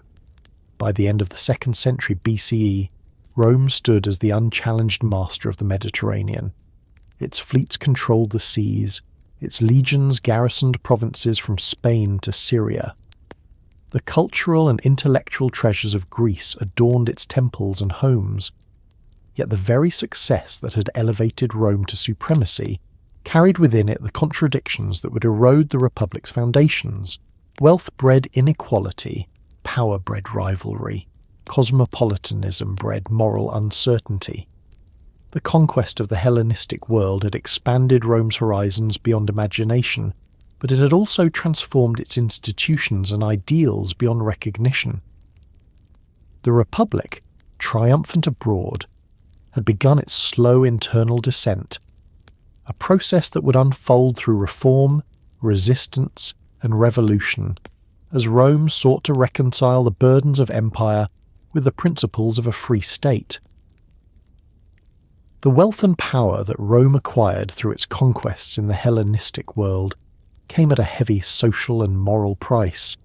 Beneath the triumphs, processions, and monumental architecture lay a republic strained by inequality, dislocation, and the corruption of its civic ideals. The smallholder class that had sustained Rome's legions and embodied its virtues of discipline, simplicity, and sacrifice was being displaced by vast estates worked by slaves. The countryside that had once produced citizen farmers now produced profit for absentee landlords and grain for foreign markets. Urban poverty grew as dispossessed peasants migrated to the capital in search of sustenance, swelling the ranks of the unemployed and politically volatile. In this environment of social distress and economic transformation, the Republic faced a series of crises that exposed the fragility of its institutions. The reform movements initiated by Tiberius and Gaius Gracchus in the 2nd century BCE represented the first great attempt to restore balance to a society destabilized by the contradictions of empire, and their tragic fates foreshadowed the turmoil that would eventually destroy the republican order they sought to save. The roots of the crisis lay in structural changes brought about by Rome's imperial expansion. The continuous wars of the 2nd century BCE demanded long service from citizen soldiers, often keeping them away from their farms for years. Upon returning home, many found their land neglected, indebted, or absorbed by wealthy neighbours who used slave labour to operate enormous estates known as latifundia. These estates, financed by profits from conquest, dominated the rural economy. Slaves captured in war, Greeks, Syrians, Iberians, and Africans, worked the fields in conditions of brutal efficiency, replacing free labour with servitude.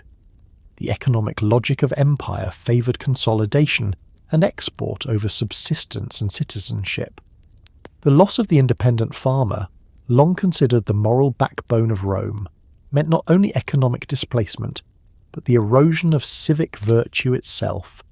At the same time, the urban population of Rome grew rapidly. Veterans and rural migrants crowded into the city, living in cramped tenements and dependent on irregular employment, charity, or state distributions. The influx of slaves and foreigners further altered the social character of the city, creating tension between old Roman traditions and new cosmopolitan realities. The Senate, dominated by a narrow aristocracy of wealthy families, showed little inclination to address these grievances. Its members benefited directly from the new order, drawing rents from provincial taxation and agricultural estates. The equestrian class, equites, enriched through tax farming and commerce, joined the senatorial elite in profiting from the empire's spoils. The Republic's political institutions, designed for a city-state, proved incapable of managing the complex economy and diverse population of an empire. The concentration of wealth produced a corresponding concentration of political power. Elections became dominated by patronage and bribery, as candidates used their fortunes to secure votes among the urban masses. The assemblies, theoretically sovereign, functioned increasingly as instruments of factional manipulation. The Senate, though formerly the guardian of tradition and legality, had lost its moral authority, consumed by rivalries and self-interest. The old Roman virtues of frugalitas, frugality, virtues, courage, and fides, trust, gave way to the pursuit of luxury, influence, and spectacle. The acquisition of Greek culture, once celebrated as enlightenment, now appeared to conservative voices as moral corruption. Cato the Elder, before his death in 149 BCE, had warned that Greek philosophy and opulence would undermine Roman discipline. His prophecy seemed to come true as wealth widened the gap between rich and poor. Against this backdrop of decline arose the figure of Tiberius Sempronius Gracchus, a man of noble lineage and popular sympathy. Born around 163 BCE into a distinguished patrician family that had long served the Republic, Tiberius was educated in both Roman law and Greek philosophy.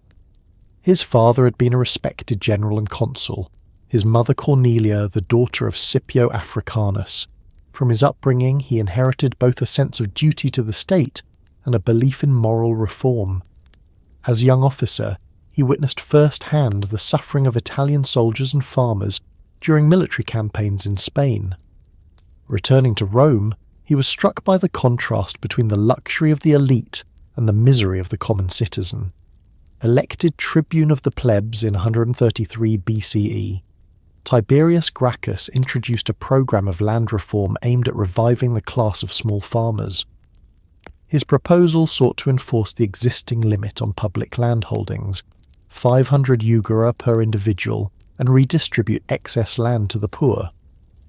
The Ager Publicus, much of it acquired during earlier conquests, had been illegally occupied by aristocrats who treated it as private property. Gracchus argued that the land belonged to the Roman people, and that restoring it to citizens would strengthen both the army and the moral fabric of the state. The measure was modest in its legal basis, but revolutionary in its political implications. It challenged the Senate's control over economic resources and appealed directly to the popular assemblies, bypassing the traditional channels of aristocratic consensus. The Senate reacted with outrage, perceiving Gracchus's reforms as an assault on property and privilege. When his fellow tribune Marcus Octavius vetoed the proposal, Tiberius used unprecedented means. He sought and obtained Octavius's removal from office through a popular vote. This act shattered the convention of collegiality and marked a turning point in Roman politics. The land law passed, and a commission was established to oversee redistribution, composed of Tiberius, his brother Gaius, and his father-in-law Appius Claudius Pulcher.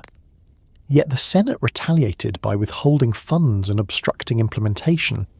Tiberius, fearing the commission's dissolution, sought re-election as tribune, another breach of custom that inflamed his opponents. The confrontation ended in violence. During an assembly on the Capitoline Hill, a group of senators and their followers, armed with clubs and staves, attacked Tiberius and his supporters. The tribune and hundreds of his adherents were beaten to death. The murder of Tiberius Gracchus in 133 BCE was unprecedented. Never before had political conflict in the Republic resulted in organised bloodshed within the city. The sanctity of the tribunate, once a symbol of inviolable protection, was destroyed. The Senate's victory preserved the appearance of stability, but revealed the Republic's moral bankruptcy. Violence had entered politics as a tool of policy, and compromise was replaced by coercion. A decade later, the reform movement revived under Gaius Gracchus, Tiberius's younger brother. More energetic, eloquent, and politically skilled than his sibling, Gaius possessed a vision that extended beyond land reform to comprehensive social renewal. Elected tribune in 123 BCE, he introduced a series of laws addressing multiple grievances. He renewed the distribution of public land, established colonies in Italy and abroad for settlement, and instituted state-subsidized grain sales to stabilize urban prices. His judicial reforms transferred the control of corruption trials from senators to the equestrian order, breaking the monopoly of senatorial courts. He also promoted large-scale infrastructure projects, roads, storage facilities, and harbours that provided employment and improved the economy. Gaius's legislation reflected both humanitarian idealism and political realism. He recognised that the plight of the poor was inseparable from the corruption of the ruling class. By empowering the equites and the urban plebs, he sought to create a counterweight to senatorial dominance. Yet his success provoked the same entrenched opposition that had destroyed his brother. The Senate, alarmed by his growing popularity, encouraged rival tribunes to undermine his reforms. When violence erupted between factions during his attempt at re-election, the Senate declared a senatus consultum ultimum, a decree granting magistrates emergency powers to protect the state. In 121 BCE, Gaius and his followers were surrounded on the Aventine Hill. Rather than face capture, he took his own life. Thousands of his supporters were executed in the aftermath. The deaths of the Greci mark the end of an era and the beginning of a new phase in Roman politics. Their reforms, though partially undone, left an enduring legacy. The land commissions continued intermittently, providing some relief to small farmers, but the deeper issues of inequality and corruption remained unresolved. More significant was the precedent they established, that appeals to the people could bypass the Senate, and that violence could decide political disputes. The equilibrium that had sustained the Republic for centuries between aristocratic authority and popular legitimacy was irreparably weakened. The moral and institutional consequences of the Gratian crisis extended far beyond the immediate reforms. The polarization of Roman society into optimates, supporters of senatorial tradition, and populares, champions of popular causes, became a permanent feature of political life. Each side invoked the memory of the Gracchi to justify its methods. The optimates denounced them as demagogues who endangered order. The populares revered them as martyrs for justice. Future leaders, from Marius to Caesar, would claim their mantle, using mass politics and military power to challenge the Senate's dominance. The social conditions that had inspired the Gracchian reforms continued to deteriorate. The expansion of slavery deepened the divide between classes, while provincial exploitation enriched the few at the expense of the many. Revolts among slaves and allied peoples signalled growing unrest. The revolt of the slaves in Sicily, led by Eunice in 135 BCE, and a later uprising under Salvius demonstrated the volatility of the new economic order. The Italian allies, who had borne the burdens of Rome's wars without full citizenship, grew increasingly resentful. Meanwhile, the urban poor, sustained by grain distributions, became a political force subject to manipulation by ambitious tribunes. The Gracchian Age thus stands as both a warning and a prophecy. It revealed that the Republic's institutions, though resilient, could not indefinitely contain the pressures of empire without structural reform. The balance between wealth and virtue, authority and liberty, tradition and change had been lost. The tragedy of Tiberius and Gaius Gracchus was not simply their deaths, but the failure of Rome to reconcile justice with power. Their vision, a restoration of the citizen farmer, an equitable distribution of resources, a moral revival of the state, was incompatible with the realities of an empire built on conquest and exploitation. The republic that emerged from their fall was more cynical, more divided, and more dependent on force. By the end of the 2nd century BCE, Rome's dominion extended from the Atlantic to the Aegean, but its internal cohesion was weakening. The reforms of the Gracchi had exposed the Republic's deepest contradictions without resolving them. The Senate retained formal control, yet it governed a restless empire through corruption and compromise. The armies, once instruments of collective defence, were becoming tools of personal ambition. The people, disillusioned and impoverished, oscillated between apathy and revolt. The moral vocabulary of the Republic still invoked virtue, duty, and the common good, but these ideals had become fragile symbols amid the struggle for power. The next generation would see the emergence of men who, shaped by the failures of this era, sought to impose order through military might and personal authority. The age of reform would give way to the age of generals, as the Republic moved inexorably toward the crises of Marius and Sulla that would redefine the meaning of Roman liberty and dominion alike. The decades following the deaths of Tiberius and Gaius Gracchus saw the Roman Republic descend further into instability, its unresolved tensions manifesting in both social unrest and military transformation. The concentration of wealth, the erosion of civic virtue, and the politicization of violence had already shaken the foundations of the state. Now, as external wars and internal crises converged, Rome faced another profound shift, one that would fundamentally alter the character of its armies and the balance between the Senate, the people, and their commanders. The rise of Gaius Marius, a soldier of humble origins who restructured the military to meet the Republic's demands, transformed the Roman army into a professional force. Yet this transformation, born of necessity, carried consequences that would reverberate through the remainder of Roman history. By opening the legions to the propertyless masses, Marius solved the Republic's immediate military crisis, but bound the loyalty of soldiers not to the state, but to the generals who led them. The militarization of politics that followed marked the beginning of the Republic's slow, irreversible decay into autocracy. At the close of the 2nd century BCE, the Republic was beset on multiple fronts. In North Africa, the war against Jugurtha, the ambitious and treacherous king of Numidia, exposed the corruption and incompetence of senatorial command. In northern Europe, migrating tribes of Cimbri and Teutones threatened Italy itself after devastating several Roman armies. Within Italy, unrest among the poor and discontent among the allies undermined social cohesion. The Senate, mired in factionalism, proved incapable of decisive leadership. Into this environment stepped Gaius Marius, a man whose career embodied both the possibilities and the perils of Rome's changing order. Marius was born around 157 BCE in the town of Arpinum, a municipium in central Italy. Though of equestrian rank, his family lacked senatorial lineage.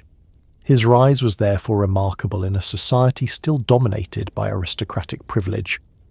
Distinguished first as a soldier under Scipio Aemilianus during the siege of Numantia, Marius earned a reputation for discipline and personal austerity.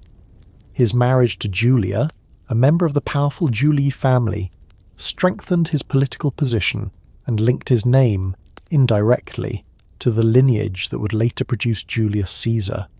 Elected tribune of the plebs in 119 BCE, Marius advocated measures limiting aristocratic control over elections, aligning himself with the popularis faction that sought to curb senatorial dominance. Yet his real stage would be the battlefield, where he would redefine the meaning of Roman military service.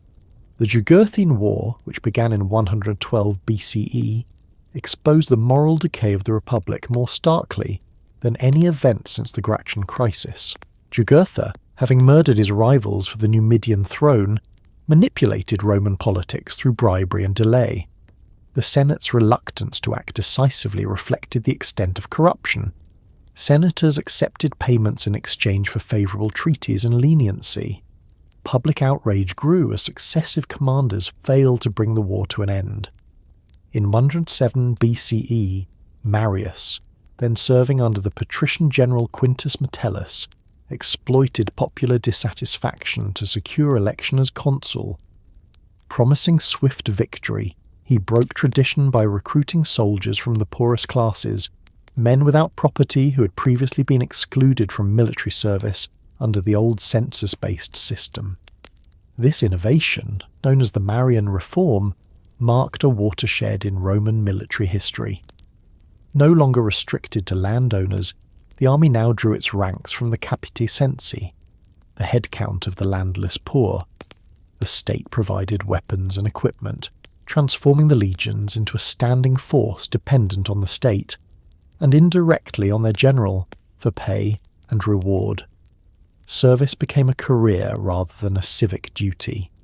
Soldiers fought not for their farms, which they no longer possessed, but for the prospect of land grants upon discharge, to be secured by the political influence of their commander. The relationship between general and soldier shifted from civic obligation to personal allegiance.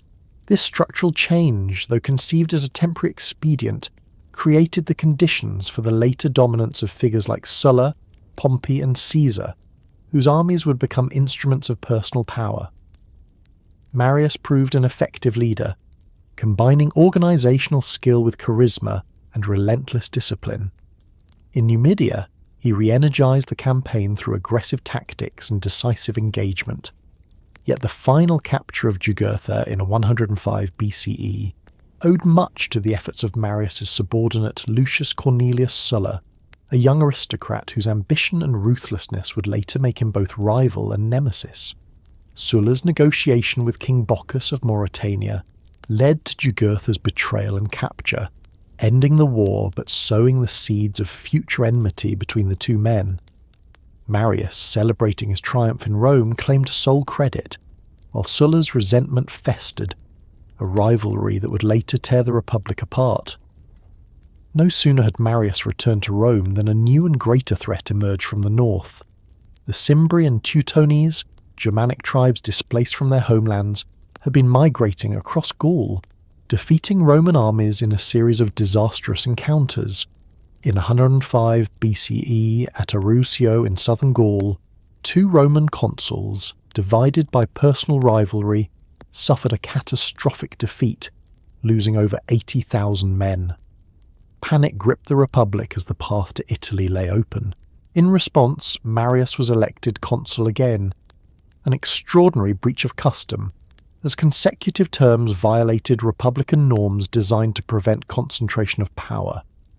His repeated reappointments, ultimately totaling 7 consulships, reflected both desperation and his unprecedented popularity. Marius set about rebuilding the army from the ground up. He standardized equipment, training and organization, ensuring that each legion was uniform in structure and capable of independent operation. The pilum, a heavy javelin designed to bend upon impact and prevent enemy reuse, became a signature weapon. The legionary eagle, aquila, replaced earlier standards, symbolizing unity and pride. Camp discipline was rigorous, marches relentless, and soldiers were expected to carry their own supplies, earning them the nickname Marius's mules.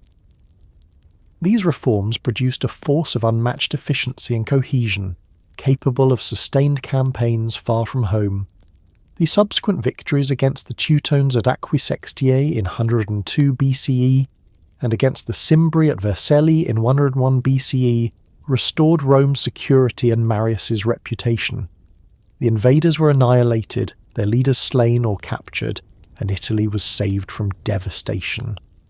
Marius was hailed as the saviour of the Republic, his name synonymous with military genius and patriotism. Yet his triumphs also deepened the dependence of the state on its generals. The Senate, relieved but wary, regarded him with suspicion. His soldiers adored him, but their loyalty was personal, not institutional. The balance that had once preserved the Republic's civilian supremacy had been subtly but irrevocably altered. In the aftermath of victory, Marius faced a political landscape as divided as ever. His alliance with the populares led to reforms expanding citizenship for Italian allies and redistributing land to veterans, but senatorial opposition blunted many of his efforts. Meanwhile, Rome's internal conflicts erupted again in the wake of social and economic grievances. The Italian allies, long excluded from citizenship despite their contributions to Rome's wars, demanded equal rights. The Senate's refusal to grant them full participation ignited the Social War, 91-88 BCE, a brutal conflict that consumed the peninsula. Though the Allies were ultimately defeated, the war ended with the extension of citizenship to most Italians, a concession that transformed the Republic into a more inclusive, but also more unwieldy polity. During this period, the rivalry between Marius and Sulla escalated from personal jealousy into civil war. The spark came in 88 BCE, when command of the lucrative eastern campaign against King Mithridates VI of Pontus was assigned first to Sulla and then, through political manoeuvring, transferred to Marius by the tribune Publius Sulpicius Rufus. Sulla, refusing to relinquish his command, marched his legions on Rome itself, an act without precedent. The city, unprepared for such an assault, fell quickly. Marius fled into exile, marking the first time Roman soldiers had taken arms against their own government under the orders of a Roman general. The boundary between military command and political authority had been obliterated. Sulla's temporary departure for the east allowed Marius to return, supported by his populares allies. In 87 BCE, he retook Rome through another bloody purge, executing his enemies and filling the city with terror. The old general, now aged and embittered, held his 7th consulship but died shortly thereafter, leaving behind a republic poisoned by revenge and precedent. The armies that once defended the republic had twice occupied its capital. Law and tradition had yielded to force. The reforms that had professionalized the legions had also personalized their loyalty.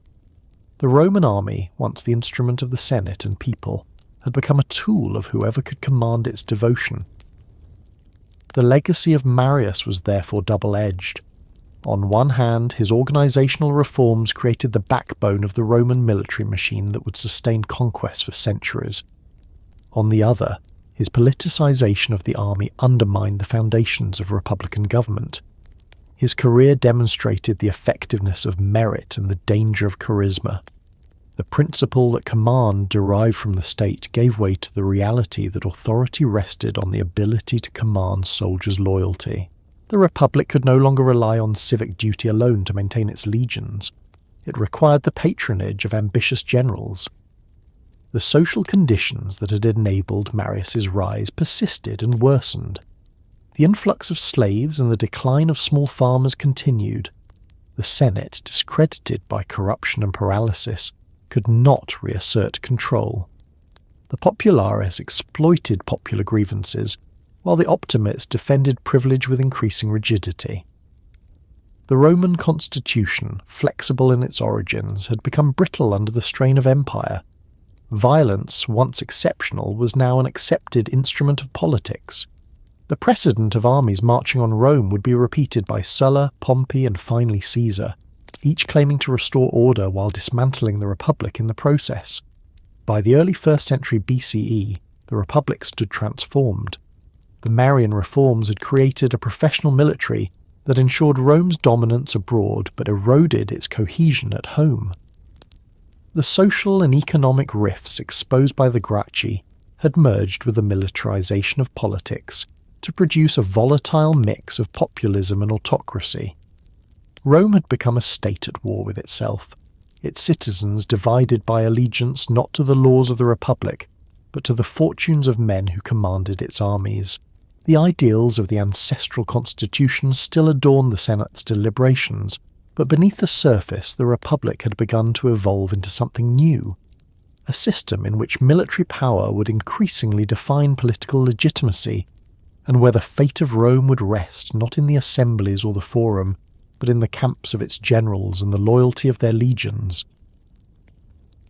The fall of the Republic's moral and institutional safeguards reached a critical turning point in the rise and reign of Lucius Cornelius Sulla, whose career embodied both the brilliance and brutality of late Republican politics. His ascent from a minor aristocrat to dictator represented the culmination of forces long gathering beneath the surface: class division, political violence, and the fusion of military command with personal ambition. Sulla's dictatorship, justified as a restoration of order, deepened the erosion of republican norms by normalizing civil bloodshed and transforming the ancient mechanisms of governance into instruments of vengeance.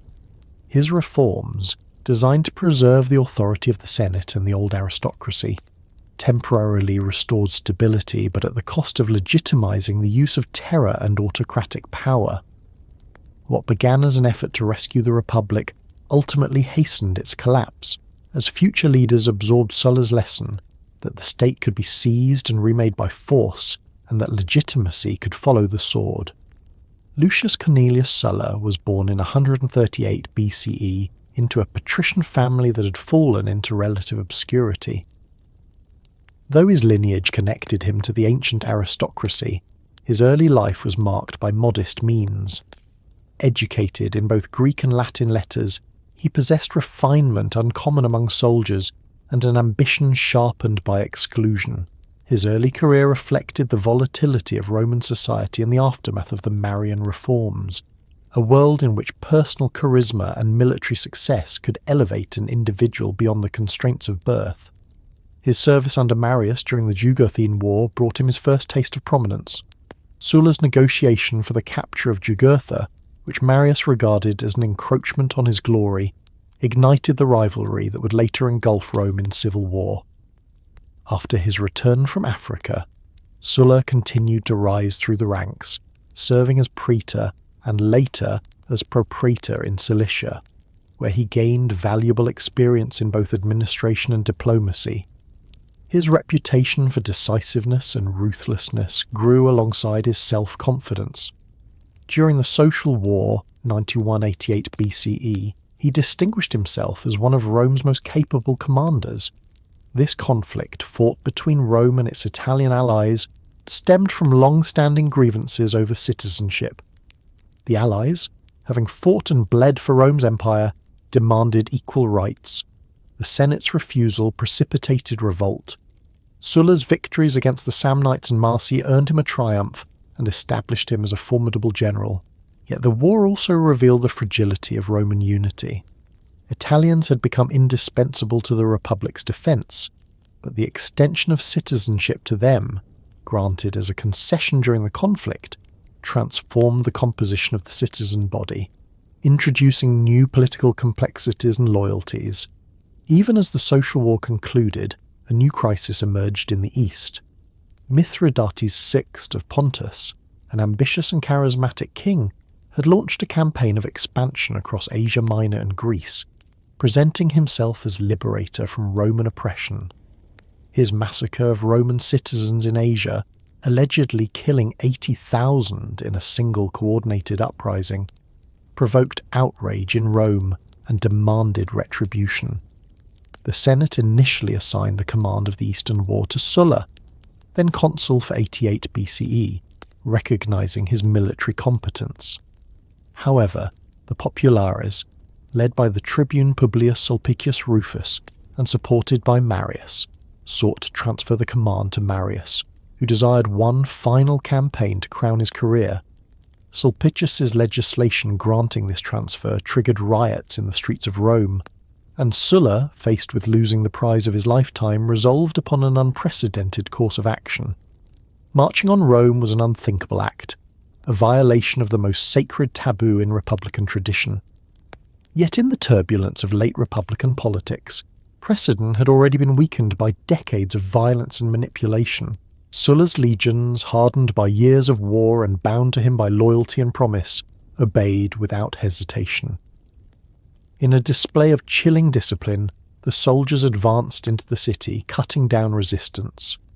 The Senate, powerless, acquiesced to Sulla's demands. Marius fled, and his supporters were proscribed or executed. For the first time, a Roman army had been used to impose the will of a general upon the capital itself.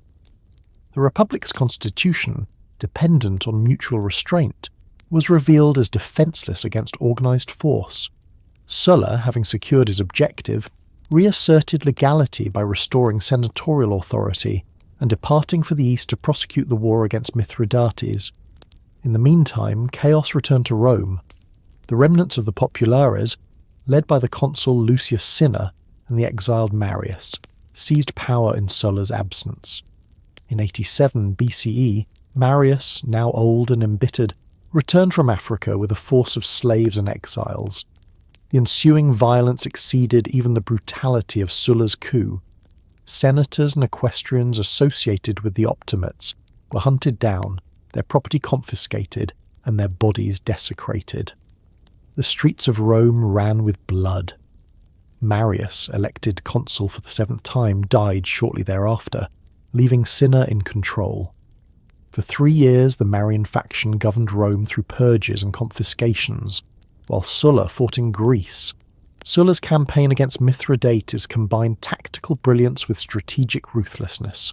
Landing in Epirus, he advanced through Greece, capturing Athens after a brutal siege in 86 BCE.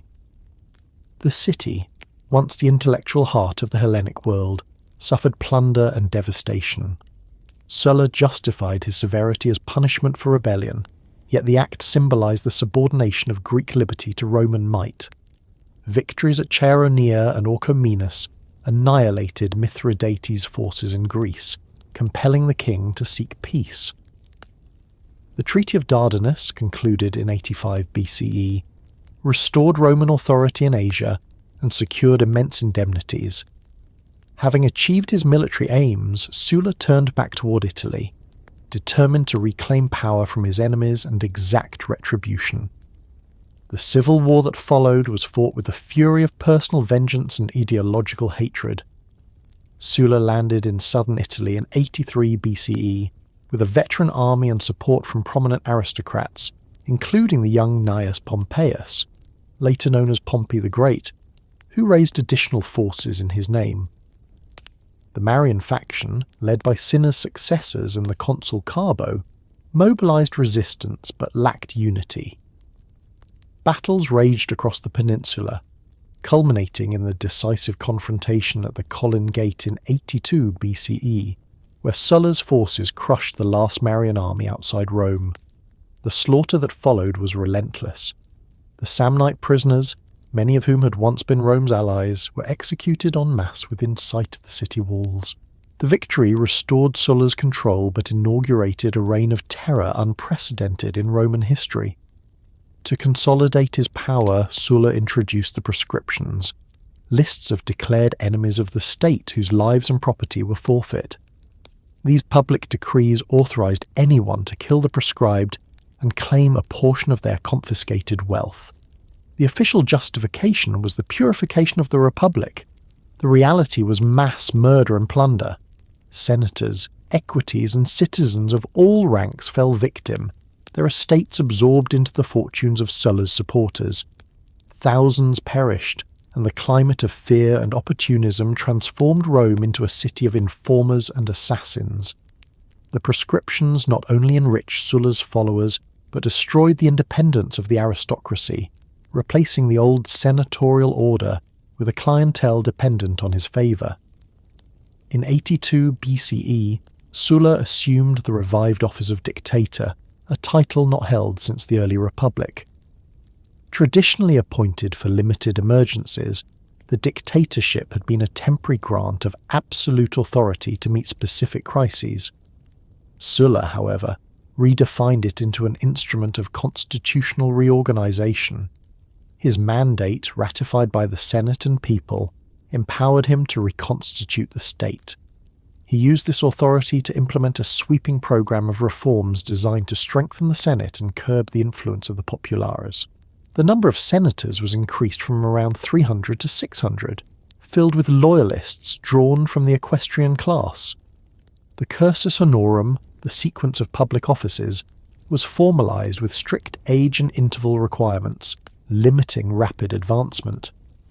The tribunate, once the bastion of plebeian power, was stripped of its legislative initiative and veto rights, reducing it to a subordinate role.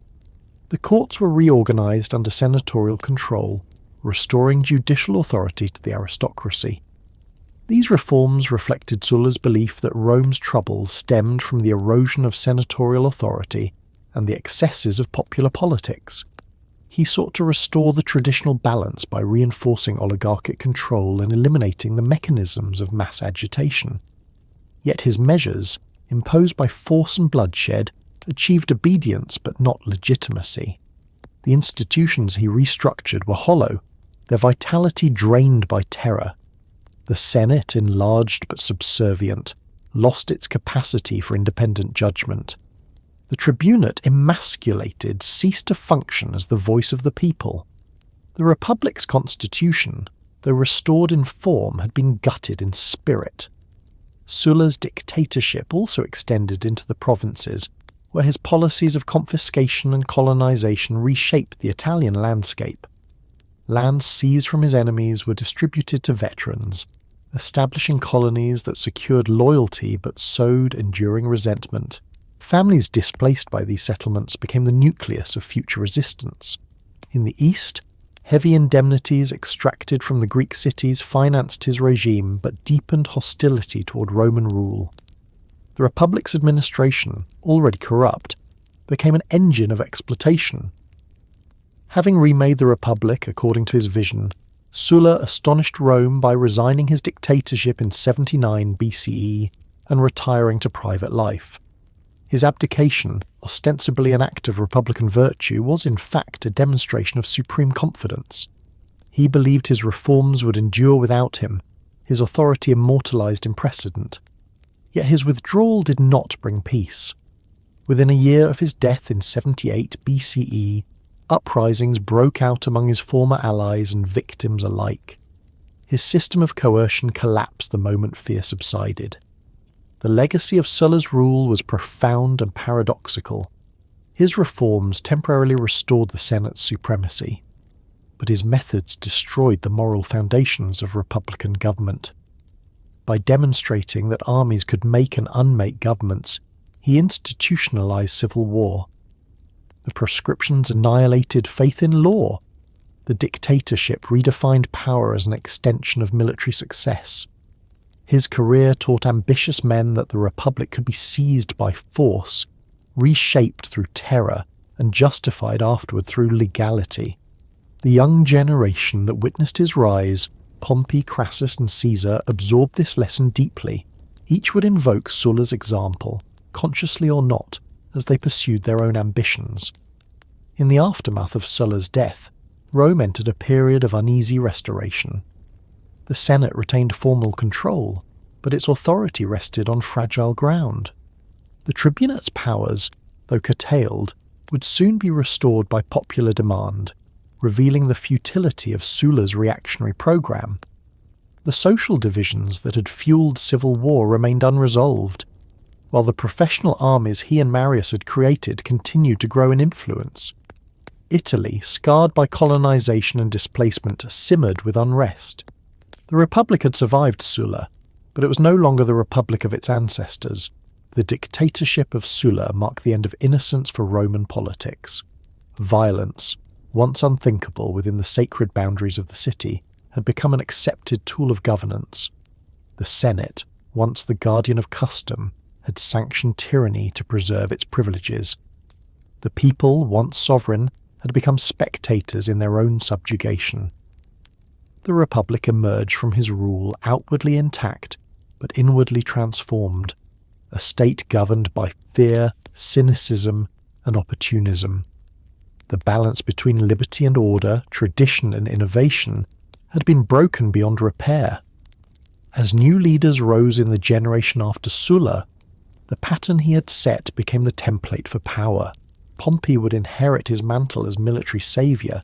Crassus would exploit wealth as a weapon of influence. Caesar would combine both ambition and charisma to transcend the Republic itself. The forms of law and office would endure, but their meaning would shift as the struggle between Senate and generals, between oligarchy and populism, carried Rome toward the final stage of its long transformation from republic to empire. The lesson of Sulla, that might could define legality, and that legality could sanctify might, would echo through every subsequent crisis, shaping the destiny of Rome and the world it ruled. The rise of Julius Caesar marked the climax of the Republic's century-long descent into instability, the convergence of every social, political and military transformation that had eroded the foundations of Rome's civic order. From the Gracchi's populist reform movements to Marius's militarization of politics and Sulla's dictatorship of blood and legality, each upheaval had weakened the balance between authority and liberty. By the mid-1st century BCE, the Republic no longer functioned as a system of shared governance, but as a stage upon which rival elites sought personal dominance. Julius Caesar, born into a patrician family of ancient but diminished prestige, rose from this fractured world with ambition unmatched, intellect unyielding, and an instinct for power that transcended the conventions of his age. His ascent, marked by both genius and ruthlessness, would bring the Republic to its final reckoning. Gaius Julius Caesar was born in 100 BCE into the gens Julia, a lineage that claimed divine descent from Venus through Aeneas, a pedigree that lent his later career an aura of destiny. His early life coincided with the turbulent years following Sulla's dictatorship, when the wounds of civil war were still fresh, and the aristocracy sought to preserve control through coercion and tradition. Caesar's family, though patrician, had aligned with the populares faction opposed to Sulla. His aunt Julia was married to Marius, and this connection placed the young Caesar in political peril during Sulla's proscriptions. Ordered to divorce his wife Cornelia, the daughter of the Marian supporter Cinna, Caesar refused, defying Sulla's command and risking death. Only through the intercession of influential allies was his life spared, an act that impressed even Sulla, who reportedly remarked that he saw in Caesar many a Marius. Exile from Rome followed. Caesar served as a military officer in Asia and Cilicia, where his courage and leadership in battle earned early distinction. Captured briefly by Cilician pirates, he displayed the arrogance and self-possession that would define his later life.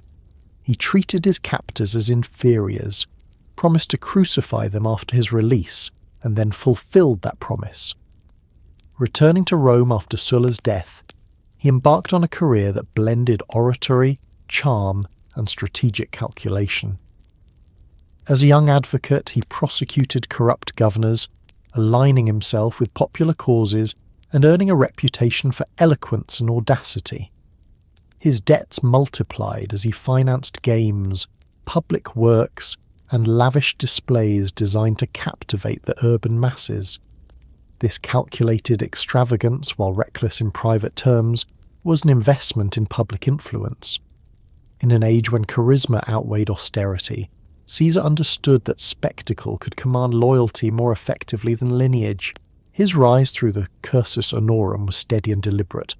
Elected military tribune, then quaestor in 69 BCE, he gained administrative experience in Spain, where he demonstrated both competence and ambition.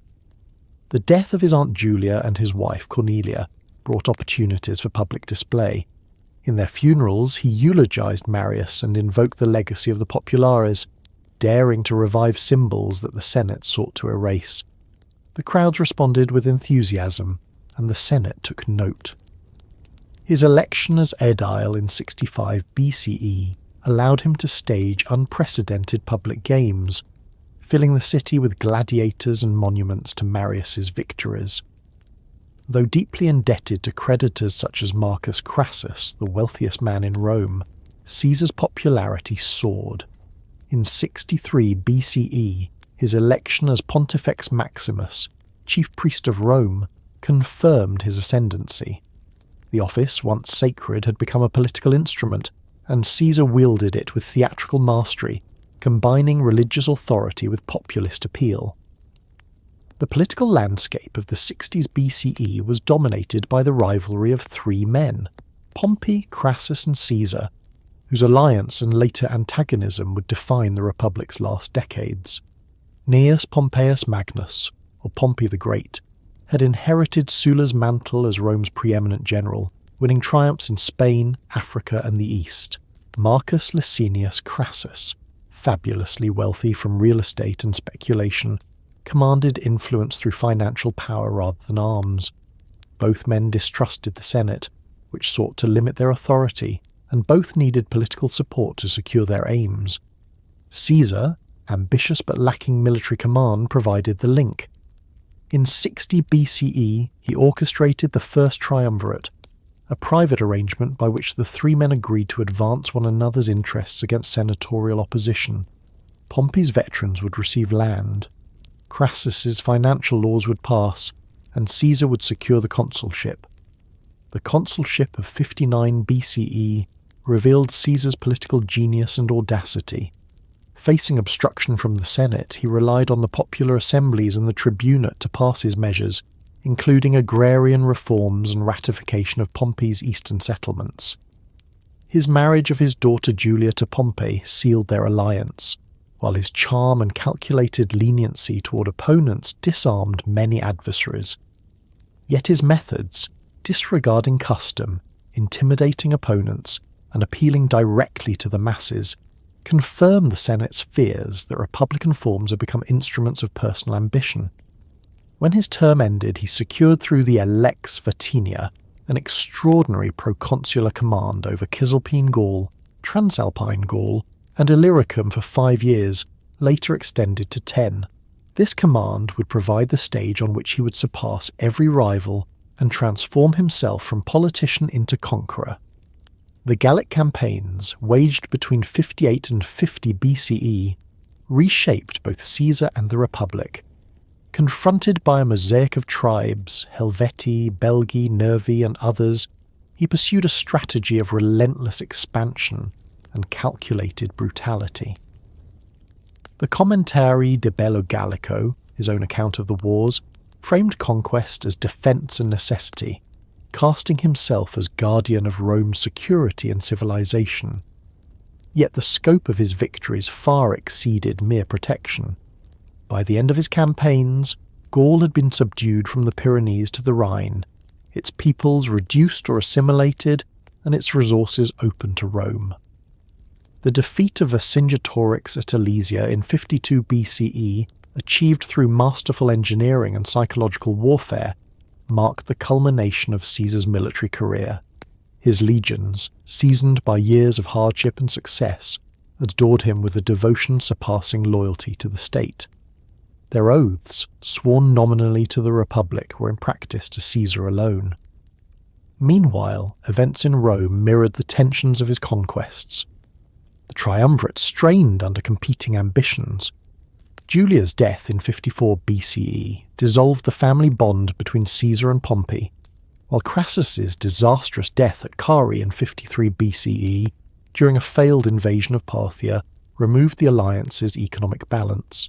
Pompey, alarmed by Caesar's growing power, drifted toward the Senate and the Optimates.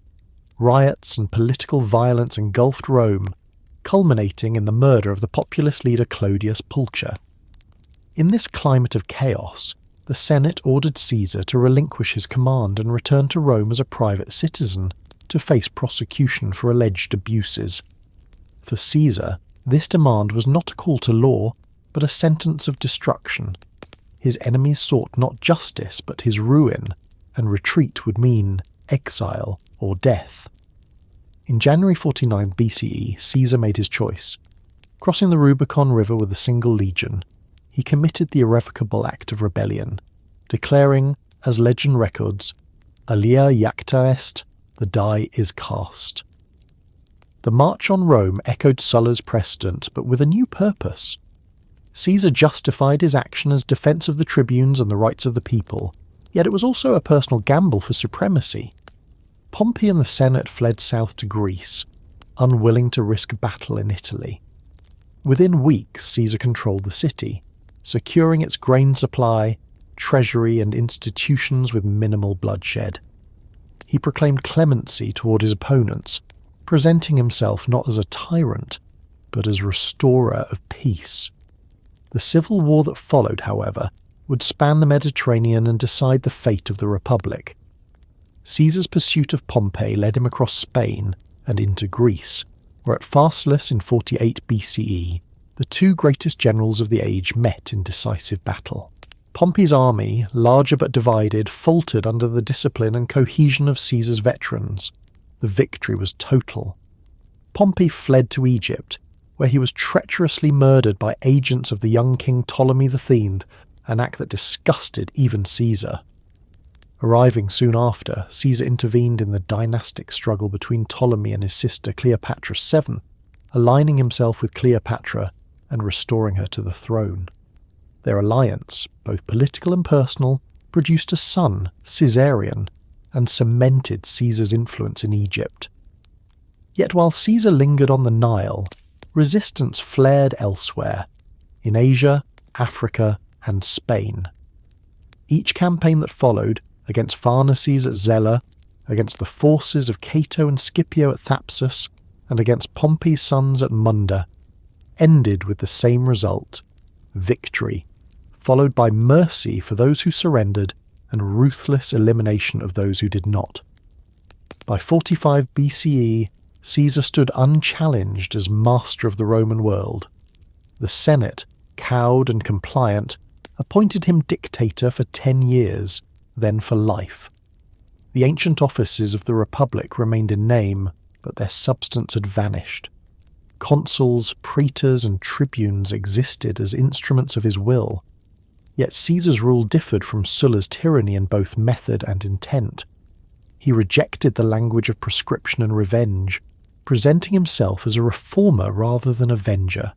His policies sought to consolidate rather than destroy. He restructured the calendar, creating the Julian system that endured for centuries, reformed the grain supply, granted citizenship to provincials, and planned vast projects of colonization to settle veterans and relieve urban poverty. His vision extended beyond Rome, encompassing a unified Mediterranean world governed by law and administration rather than conquest alone. Yet even as Caesar reshaped the Republic, he undermined its spirit. His concentration of offices, consul, pontifex maximus, and perpetual dictator, violated every republican principle of rotation and restraint. His image appeared on coins, his statue among the gods, and his throne in the Senate. Honours accumulated without end. The month of his birth was renamed July, and the Senate rose when he entered. To his followers he embodied order after chaos. To his enemies he was a monarch in all but name. The aristocracy, humiliated and fearful, cloaked its resentment in appeals to liberty. A conspiracy formed among senators, led by Marcus Junius Brutus and Gaius Cassius Longinus, men who had fought for Pompey and been pardoned by Caesar. They convinced themselves that the Republic could be restored through assassination. On the Ides of March, 44 BCE, Caesar entered the theatre of Pompey to preside over a Senate session. Surrounded by conspirators, he was struck 23 times, falling at the base of Pompey's statue, a symbolic end to the alliance that had once bound them. His death, intended as liberation, unleashed chaos. The conspirators had killed the man, but not the forces he represented. The people mourned him as benefactor and father. The veterans demanded vengeance. Mark Antony, his colleague and loyal lieutenant, seized the initiative, using Caesar's funeral oration to ignite fury against the assassins. The will, read aloud, left generous bequests to the Roman citizens and adopted his great-nephew Gaius Octavius, later Augustus, as his heir. The aftermath of Caesar's death revealed the depth of the Republic's disintegration. The Senate, divided between fear and opportunism, failed to assert control. The assassins fled, and new factions arose. Antony sought to inherit Caesar's authority. Octavian, though barely 20, claimed legitimacy through adoption. The ensuing struggles between Antony, Octavian, and the remnants of the Republican cause transformed civil war into a permanent condition. The Republic, already hollowed by decades of violence, could not survive the vacuum of power Caesar's assassination created. The institutions that once balanced ambition and restraint had collapsed under the weight of empire. Julius Caesar's rise and fall marked the end of the Roman Republic, not merely as a political system, but as an ideal. His genius for leadership, his reforms, and his vision of a unified state demonstrated what the Republic could no longer achieve through collective governance. Yet his concentration of power, justified as necessity, revealed that the old order was beyond repair. The senators who struck him down sought to resurrect liberty, but their act proved instead that liberty had long since perished. In the wars that followed, Caesar's name became both a memory and a title, Caesar, a symbol of authority that would define emperors for centuries. The Republic had died not in a single blow, but through the gradual surrender of its citizens to the logic of domination. Caesar's life closed the age of republican politics and opened the age of personal rule, the transformation of a city-state into an empire whose institutions bore the marks of his will and whose destiny would unfold in the shadow of his name.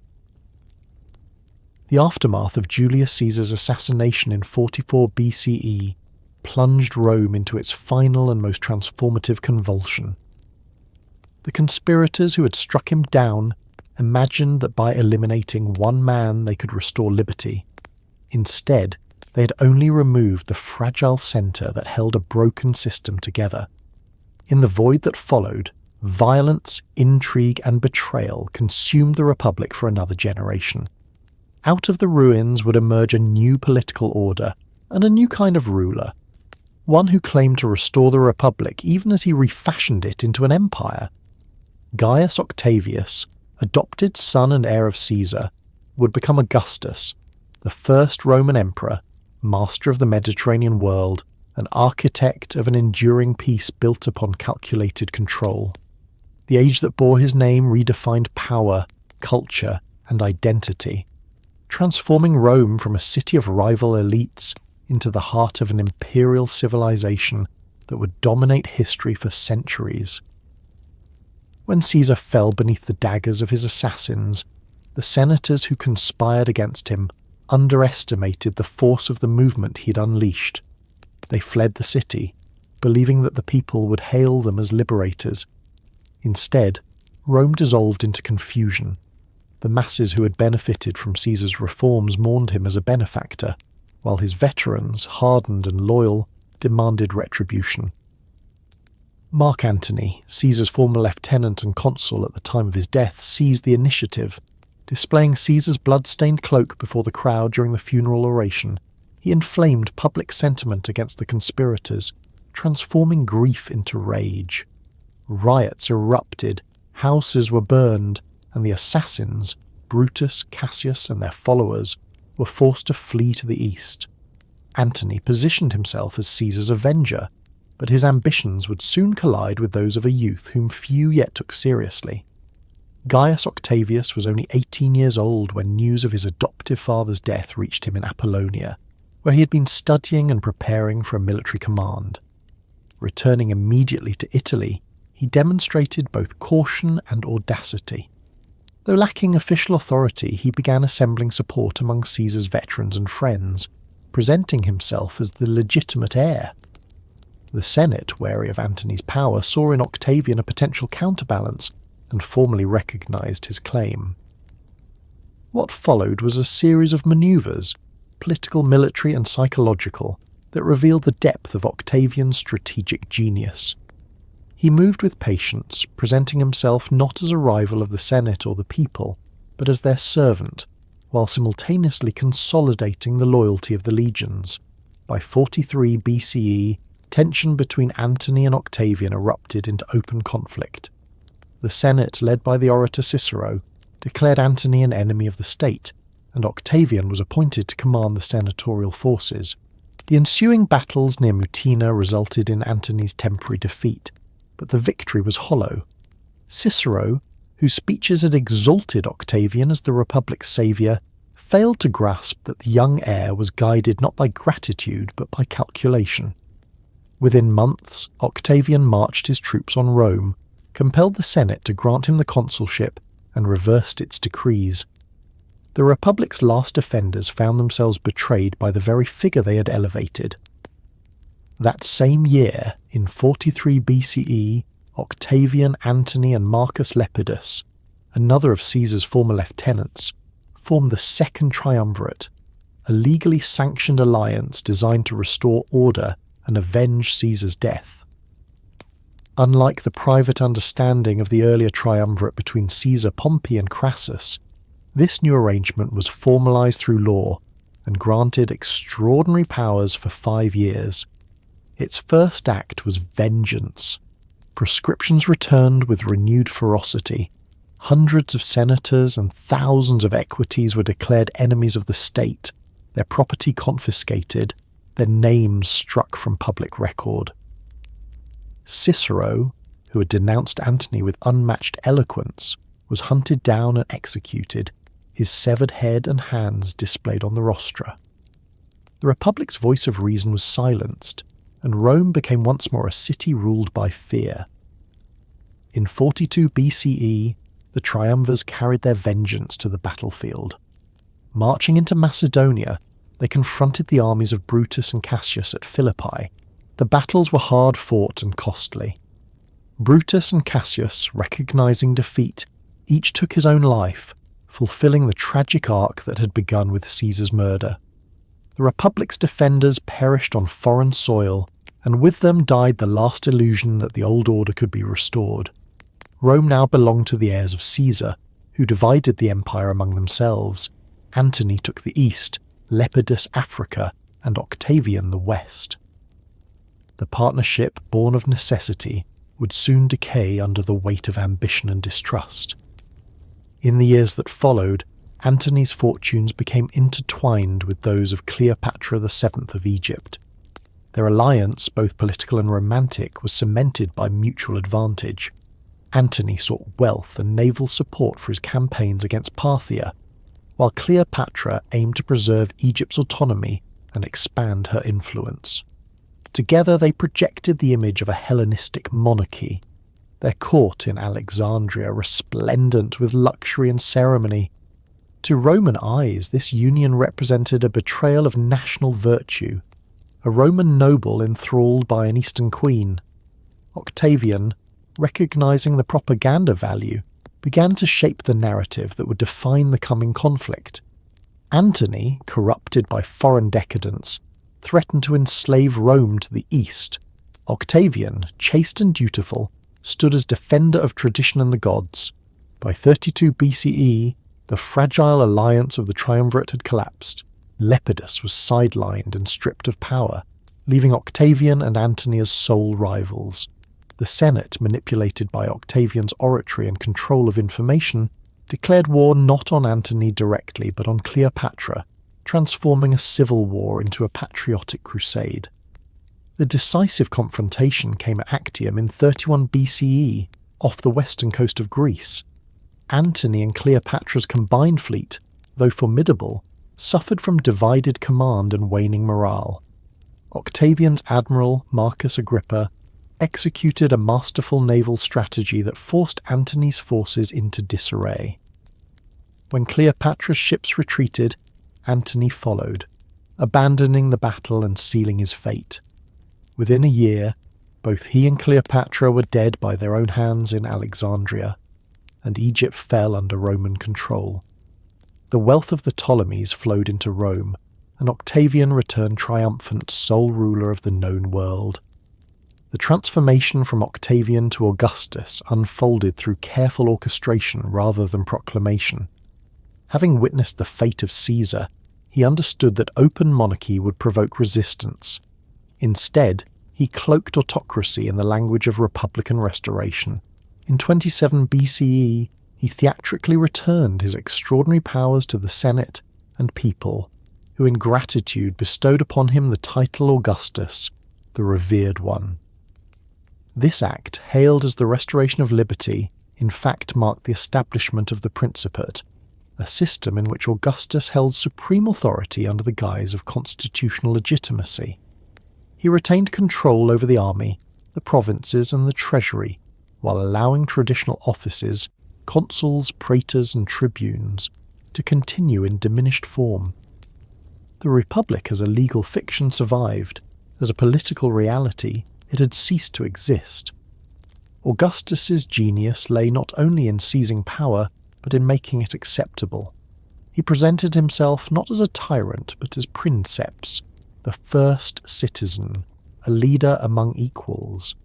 Through restraint and moderation, he cultivated the image of a man who ruled for the good of all. His personal life, marked by simplicity and moral discipline, contrasted sharply with the excesses of the late Republic. He revived traditional religious practices, rebuilt temples, and introduced moral legislation promoting marriage and family. The Arapacis Augusti, the altar of Augustan peace, symbolized the new order, the harmony of divine favor and political stability.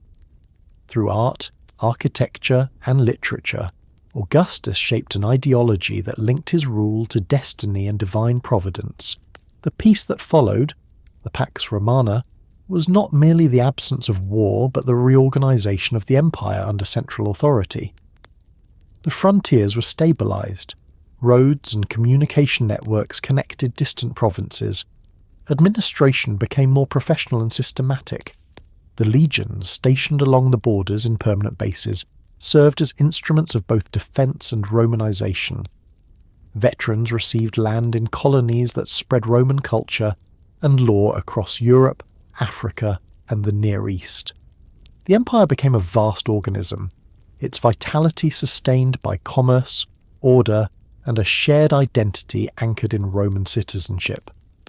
Culturally, the Augustan age represented a golden era. Literature flourished under imperial patronage, articulating the ideals of the new order.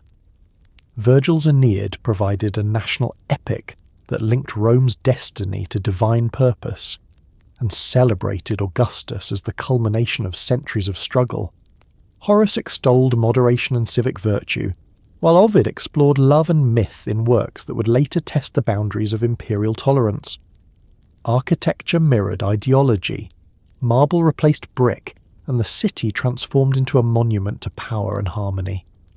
The Forum of Augustus, the Mausoleum, and the Pantheon embodied the union of aesthetics and authority. Yet beneath this brilliance lay contradictions. The Augustan peace rested on silent coercion, the suppression of dissent, and the concentration of power in one man. The Senate's deference was born not of respect, but of necessity. The people, once sovereign in name, had become subjects of imperial benevolence. The army's loyalty belonged to Augustus personally, not to the abstract republic. Even the moral reforms he enacted reveal the tension between private freedom and public order. His banishment of his daughter Julia for scandal underscored the price of virtue in a regime built on control. As Augustus aged, his concern turned to succession, a problem the Republic had never solved and the empire would never fully master. His chosen heirs, Marcellus, Agrippa, Gaius, and Lucius, each died before him, leaving Tiberius, his stepson by Livia, as the reluctant successor. By the time of his death in 14 CE, Augustus had ruled for more than 40 years. In that span, he had transformed Rome's identity, securing stability after generations of chaos. The Senate deified him, proclaiming him Divus Augustus, the divine founder of the Roman peace. His last words, spoken to his attendants, encapsulated his life's achievement and irony. "Have I played the part well? Then applaud as I exit." The age of Augustus had fulfilled its promise of peace and order, but it had also extinguished the Republic's soul. The empire he founded would endure for centuries, carrying Roman law, language, and culture across continents, but it would do so under the shadow of a single man's vision. Augustus had inherited a world torn apart by ambition and had forged from its fragments a new political order. Yet his triumph rested on the acceptance that liberty and empire could not coexist. In reconciling power with legitimacy, he had created a system both enduring and fragile, one that would sustain Rome's greatness, even as it carried within it the seeds of its future decline. The period that followed the reign of Augustus came to be remembered as the Pax Romana, the Roman peace, a term that evokes calm, prosperity and order, but conceals the disciplined machinery that made such peace possible. It was a peace born not of universal contentment, but of control, efficiency, and the deliberate reorganization of governance under imperial authority. The republic that had once prided itself on civic participation and collective decision-making had been replaced by an empire ruled through hierarchy, law, and administration. Under the Principate, Rome's government achieved a balance between continuity and innovation that allowed it to manage a realm stretching from the Atlantic to the Euphrates. The Pax Romana was the product of deliberate design, the culmination of centuries of institutional evolution and the triumph of Roman pragmatism. It was also a system that demanded obedience, order, and the steady concentration of power in the emperor's hands. Augustus had laid the foundations for this new order, but its endurance depended on the capacity of his successors to preserve stability within a framework that blurred the distinction between republican form and monarchical reality. The emperor was princeps, the first citizen, yet he was also the ultimate source of military command and civil authority. He ruled not through divine right, as later monarchs would claim, but through the legal accumulation of offices, proconsular imperium, tribunician power, and control over the legions.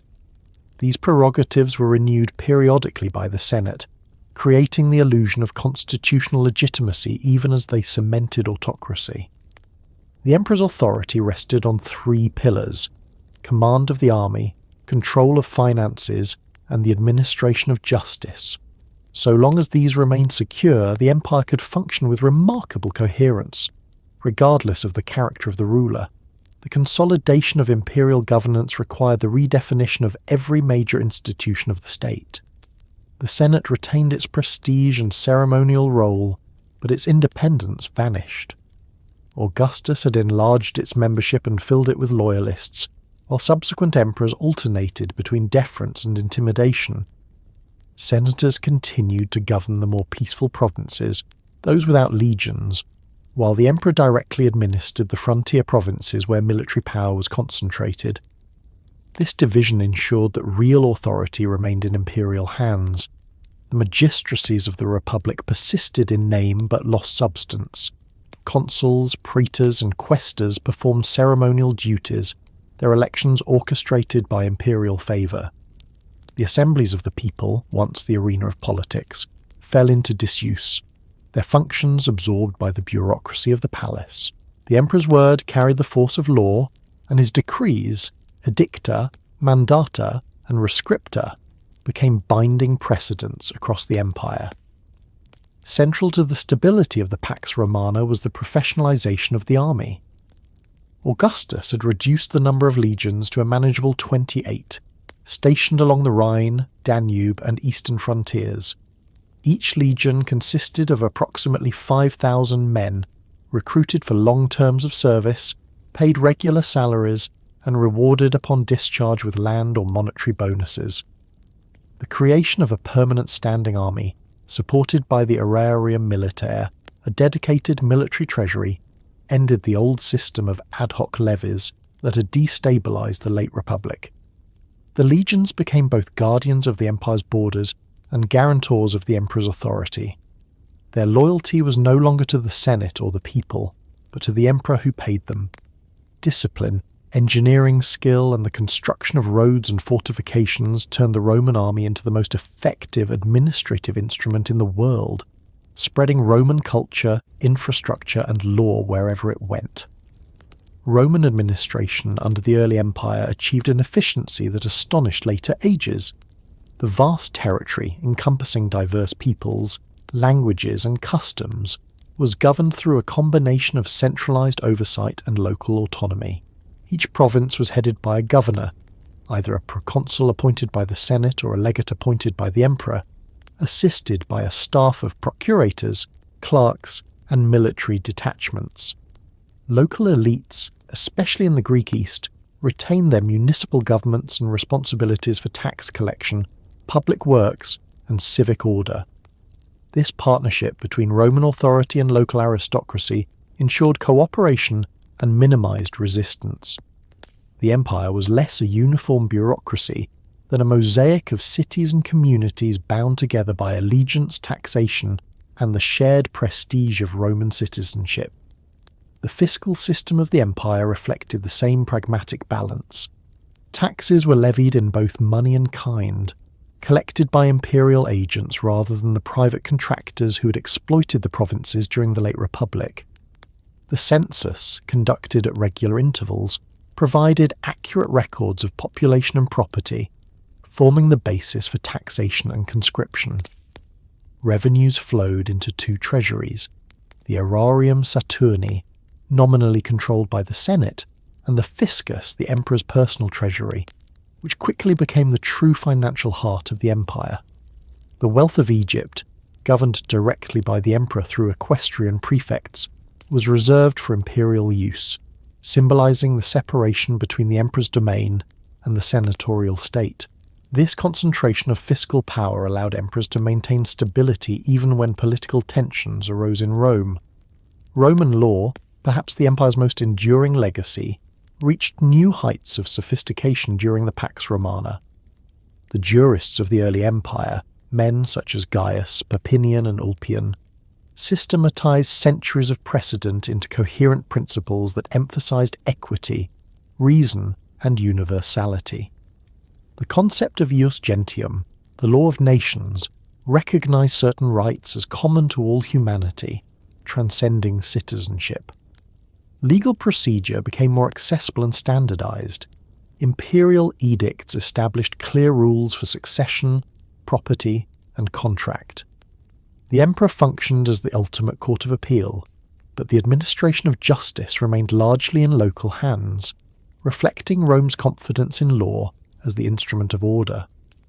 This legal foundation would outlive the empire itself, shaping the jurisprudence of Europe and beyond. Communication and infrastructure under the Pax Romana were feats of organization unmatched in the ancient world. The construction and maintenance of roads, bridges, and postal networks facilitated the rapid movement of armies, officials, and information. The cursus publicus, the imperial courier system, connected distant provinces through relays of horses and way stations, allowing dispatches to travel hundreds of miles within days. Merchants, travellers, and scholars benefited from the same routes, transforming the Mediterranean into an integrated economic and cultural sphere. The security provided by the legions and the suppression of piracy under Augustus and his successors revitalized trade. Grain from Egypt fed the population of Rome, wine, oil, and textiles circulated between provinces, and a network of ports and warehouses underpinned the empire's prosperity. The administration of the capital itself mirrored the empire's complexity. Rome, now a metropolis of over 1 million inhabitants, required constant supervision. Augustus and later emperors established offices to manage its grain supply, water systems, policing, and fire brigades. The Praefectus Urbi oversaw the city's order, while the Praefectus Annonae ensured the steady flow of grain from Africa and Egypt. Aqueducts carried water across miles of countryside, and monumental construction projects, baths, forums, theatres, and temples, reflected both civic pride and imperial benevolence. Bread and circuses kept the populace content, their daily lives intertwined with the rhythms of imperial generosity. The spectacle of games and triumph served as both entertainment and political theatre, reinforcing the emperor's role as benefactor and guardian of the common good. Religion under the Pax Romana blended tradition with innovation. The revival of ancient cults and festivals under Augustus reinforced continuity with Rome's past, while the imperial cult introduced a new dimension of loyalty. Emperors were venerated as divine or semi-divine figures, their genius honoured in temples and rituals throughout the provinces. This worship did not replace traditional religion, but integrated it into the fabric of imperial ideology. The empire's tolerance toward foreign cults allowed diverse religious practices to coexist, from the mysteries of Isis and Mithras to the early communities of Christians and Jews. The imperial cult, more political than theological, symbolized unity. To honor the emperor was to affirm membership in the Roman world. Culturally, the peace of the empire fostered an unprecedented exchange of ideas. Latin and Greek served as the twin languages of administration and intellect, binding together regions from Britain to Syria. Cities became centres of education and civic pride, their architecture and institutions modelled on Rome's example. The spread of citizenship further integrated provincial elites, culminating in the Edict of Caracalla in 212 CE, which granted citizenship to all free inhabitants of the empire. This extension of rights was both a gesture of unity and a practical measure to expand the tax base, but it symbolised the empire's transformation from a dominion of conquest into a cosmopolitan commonwealth. Yet the Pax Romana was not without tension. The stability it promised depended on constant vigilance. Rebellions in Judea, uprisings along the Rhine, and rivalries among generals revealed the fragility of peace maintained by force. The succession of emperors, lacking hereditary clarity, often led to intrigue and assassination. The army, the source of order, could also become the instrument of disorder, proclaiming emperors and unseating them with equal ease. The facade of harmony concealed the reality that the empire's unity rested on the discipline of legions and the charisma of rulers. Despite these vulnerabilities, the Pax Romana endured for nearly 2 centuries, from Augustus through the Antonine emperors, providing the framework for Rome's greatest achievements in governance, art, and law. It represented the triumph of administration over anarchy, of organisation over chaos. The ideals of duty, hierarchy, and rational order defined not only the empire, but the civilization that followed it. When later generations looked back on this era, they saw in it both a model and a warning, the demonstration that peace could be achieved through power, but only at the cost of freedom. The Pax Romana stood as the apogee of Roman accomplishment, a world system maintained through law, infrastructure, and disciplined authority. Yet beneath its surface ran the same undercurrents that had undone the Republic: ambition, inequality, and dependence on the military for legitimacy. The empire's administrative genius could not permanently silence the forces of change. In time, economic strain, frontier pressure, and moral fatigue would test the limits of this order.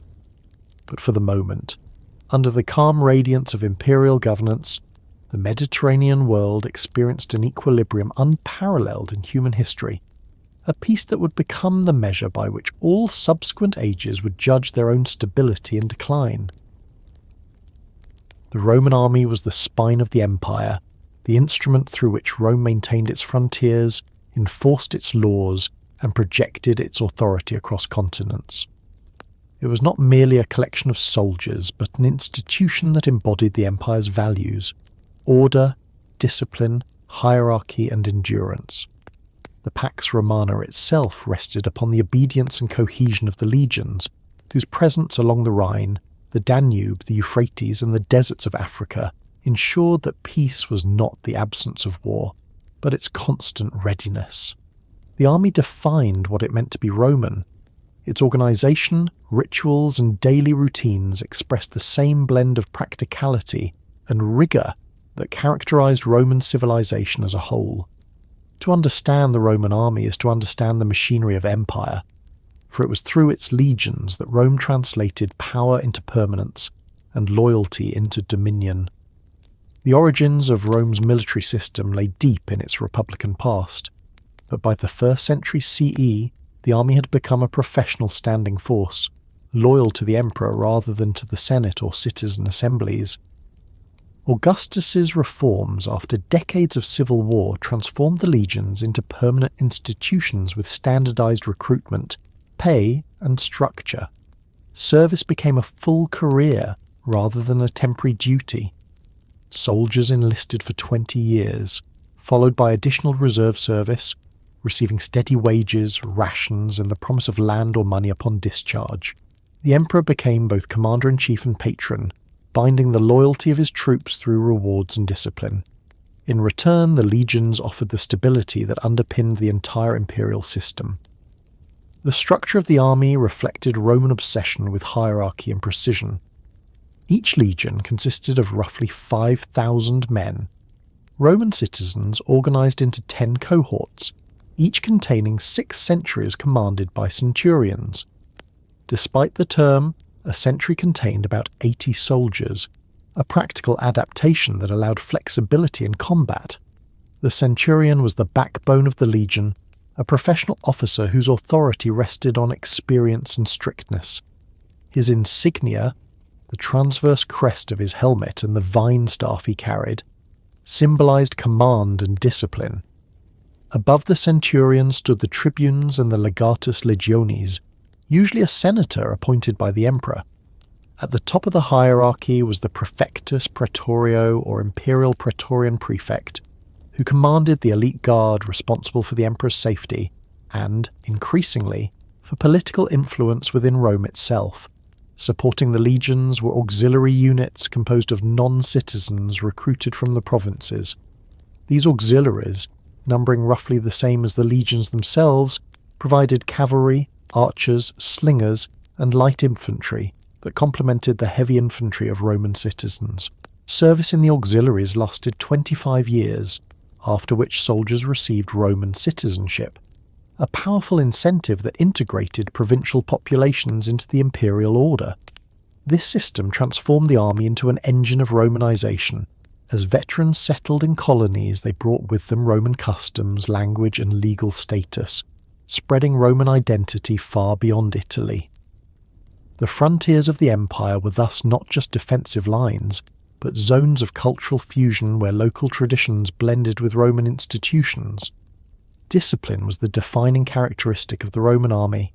It was sustained by an elaborate code of conduct and ritualized hierarchy that governed every aspect of military life.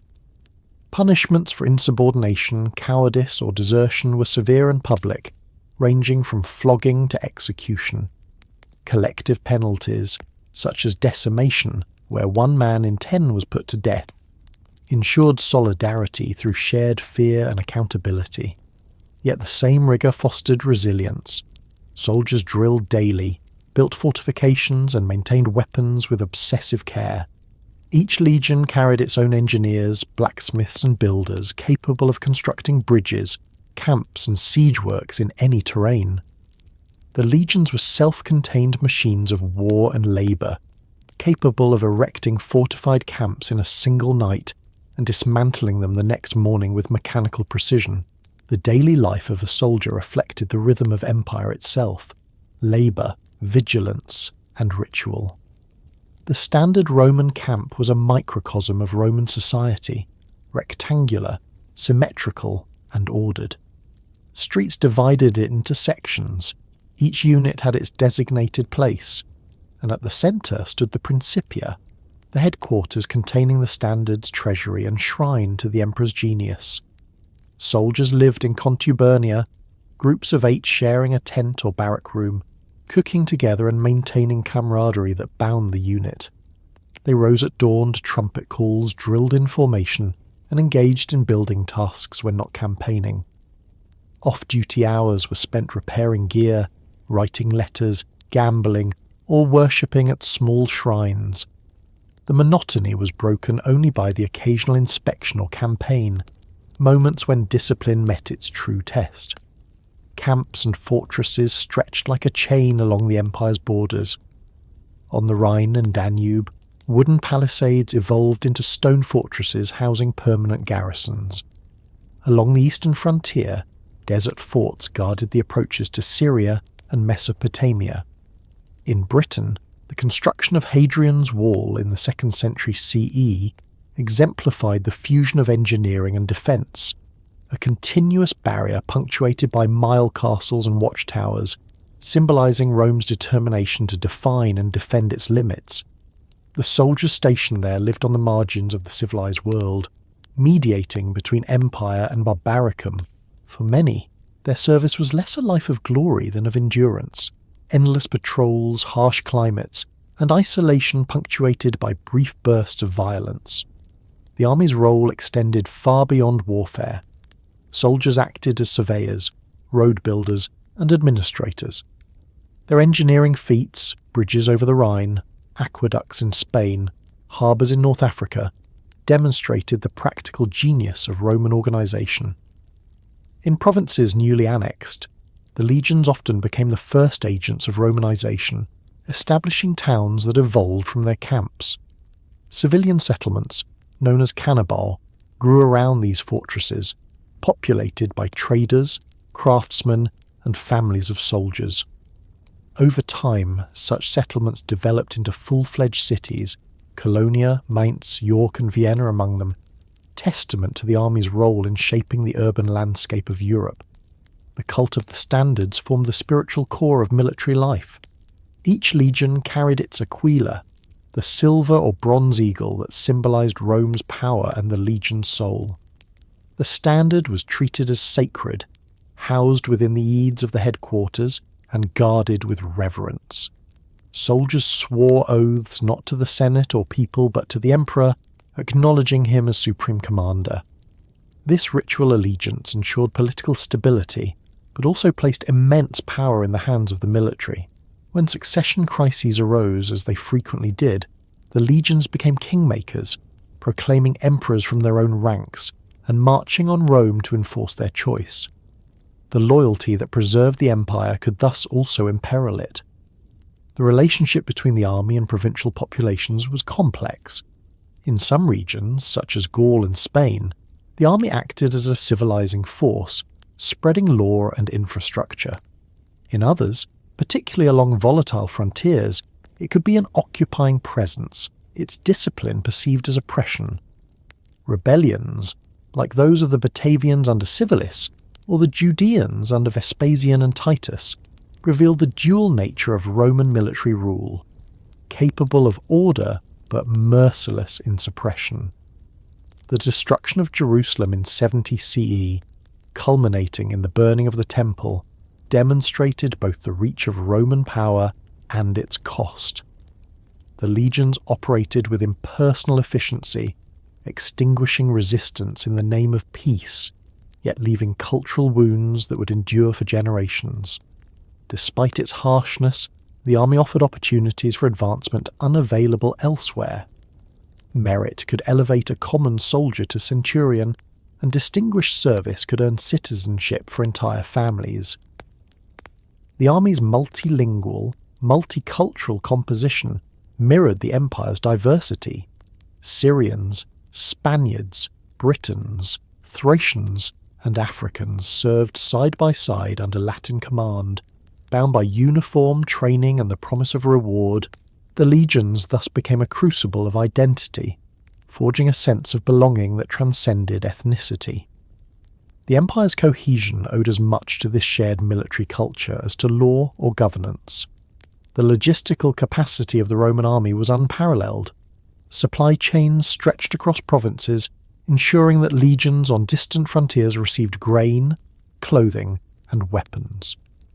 The annona militaris, attacks in kind, supported these vast operations, while the roads built by soldiers themselves allowed efficient transport. Military logistics required precise accounting and bureaucracy, administered by beneficiarii and corniculari, the clerks and aides who formed the administrative backbone of the army.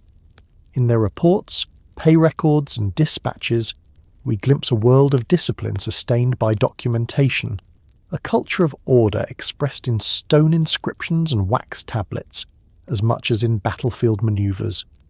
Over time, the legions evolved from instruments of conquest into agents of preservation. By the 2nd century CE, under emperors like Trajan, Hadrian, and Marcus Aurelius, they were as much defenders of civilization as warriors. Their campaigns sought not expansion but consolidation, securing borders and maintaining the equilibrium that defined the Pax Romana. Yet the same permanence that made the army effective also made it expensive and rigid. The cost of maintaining distant garrisons strained the imperial treasury. The dependence on frontier troops for stability increased the risk of revolt.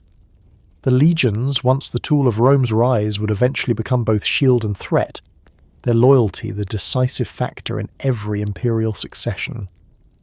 The life of a Roman soldier was a microcosm of the empire's paradox, harsh yet orderly, monotonous yet meaningful, bound by duty and faith in the endurance of Rome. Their discipline preserved the illusion of eternal stability, even as the world they guarded began to change around them. When later generations looked back upon the empire's height, they saw in the legions the embodiment of Roman virtue, courage, obedience, and persistence. But they also saw the beginning of dependency, a state whose peace and unity relied upon the perpetual vigilance of armed men. The Roman army was both the architect and the guardian of the Pax Romana, the living embodiment of the empire's strength, and in time, the instrument of its transformation. The city of Rome, heart of the empire and symbol of its vast dominion, was more than the seat of emperors and senators. It was a living organism teeming with millions of people, layered in class and culture, bound together by law, labour, and spectacle. Within its walls pulsed the rhythm of an empire at peace yet restless with ambition. From the marble palaces of the Palatine to the crowded tenements of the Subura, Rome embodied the extremes of wealth and poverty, refinement and squalor, order and chaos. Its streets, markets, temples and baths reflected the complex interplay between public grandeur and private life, between tradition and indulgence. To walk through Rome during the height of the Pax Romana was to experience the full range of human endeavour under the shadow of power. The population of the imperial capital likely exceeded 1 million, a scale unimaginable for its time. Such concentration required both ingenuity and control. Water, food, and sanitation were the invisible foundations of Roman urbanism. The aqueducts, masterpieces of engineering, carried water from distant hills, sustaining fountains, baths, and households. Massive cisterns and lead pipes distributed this resource throughout the city, while complex drainage systems carried waste away to the Tiber. Grain ships from Africa and Egypt fed the populace, their cargoes unloaded at Ostia and carried upriver to the city's great warehouses. Bread, the staple of life, was distributed through the state's annona system, providing free or subsidized grain to hundreds of thousands. Without this system, urban stability would have collapsed, for the city's poor were numerous, restless, and dependent. The physical landscape of Rome mirrored the empire's grandeur and hierarchy. The Forum Romanum, with its temples, basilicas, and triumphal arches, formed the political and ceremonial heart of the city. There, senators debated under the gaze of the populace, magistrates dispensed justice, and generals celebrated triumphs. Surrounding hills bore the palaces of the elite, each estate a testament to luxury and lineage. The Palatine Hill housed the imperial residence, a complex of marble halls, gardens and shrines that symbolise the merging of monarchy and state. Nearby, the Capitoline Hill embodied the spiritual centre of the city, crowned by the temple of Jupiter, Optimus Maximus, guardian of Rome's destiny. Yet beyond these monuments lay a labyrinth of streets where daily life unfolded in all its disorder. The Suburra and Esquiline districts bustled with craftsmen, merchants and labourers. Insulae, multi-storied apartment blocks of brick and timber, crowded the skyline, often poorly constructed and prone to fire or collapse. In these cramped quarters, families lived alongside lodgers and shopkeepers, sharing courtyards and stairwells where gossip and business mingled. Noise filled the air, the calls of vendors, the clatter of wagons, the chants of priests, the hammering of metal workers. For the urban poor, existence was precarious but animated by constant motion. Street performers, fortune-tellers and beggars competed for attention, while taverns and bathhouses offered moments of respite. At the other extreme stood the domus of the aristocracy, oases of luxury shielded from the city's clamour.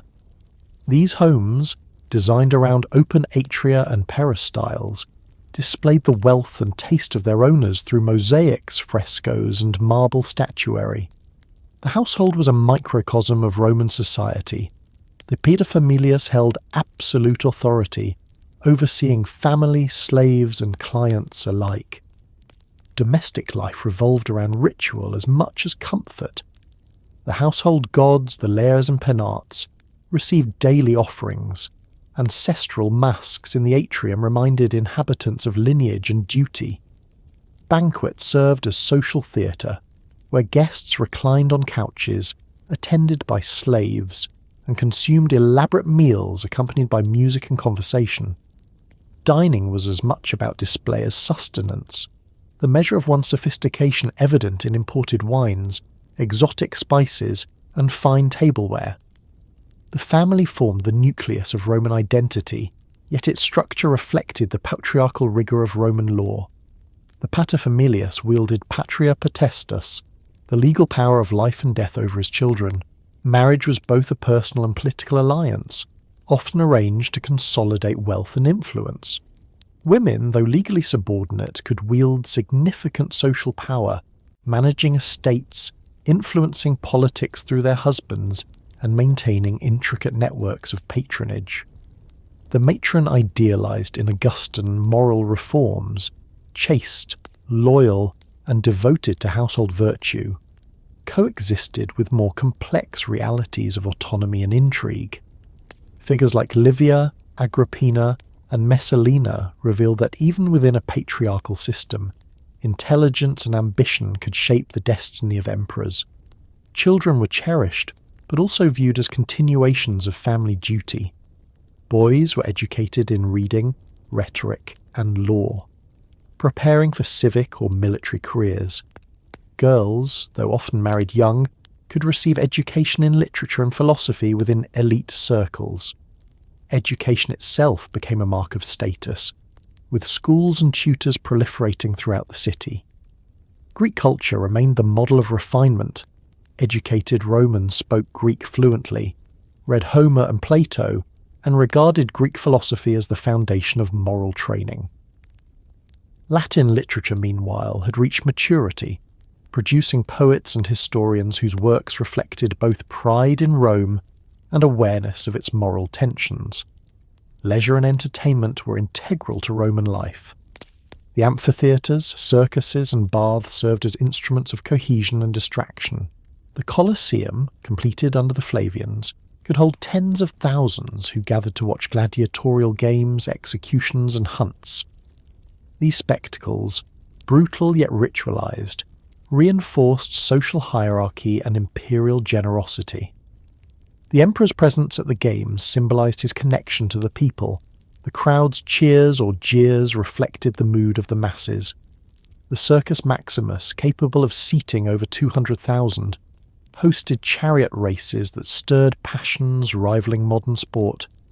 Teams, reds, blues, greens and whites, commanded fanatical followings, and victories could ignite citywide celebrations or riots.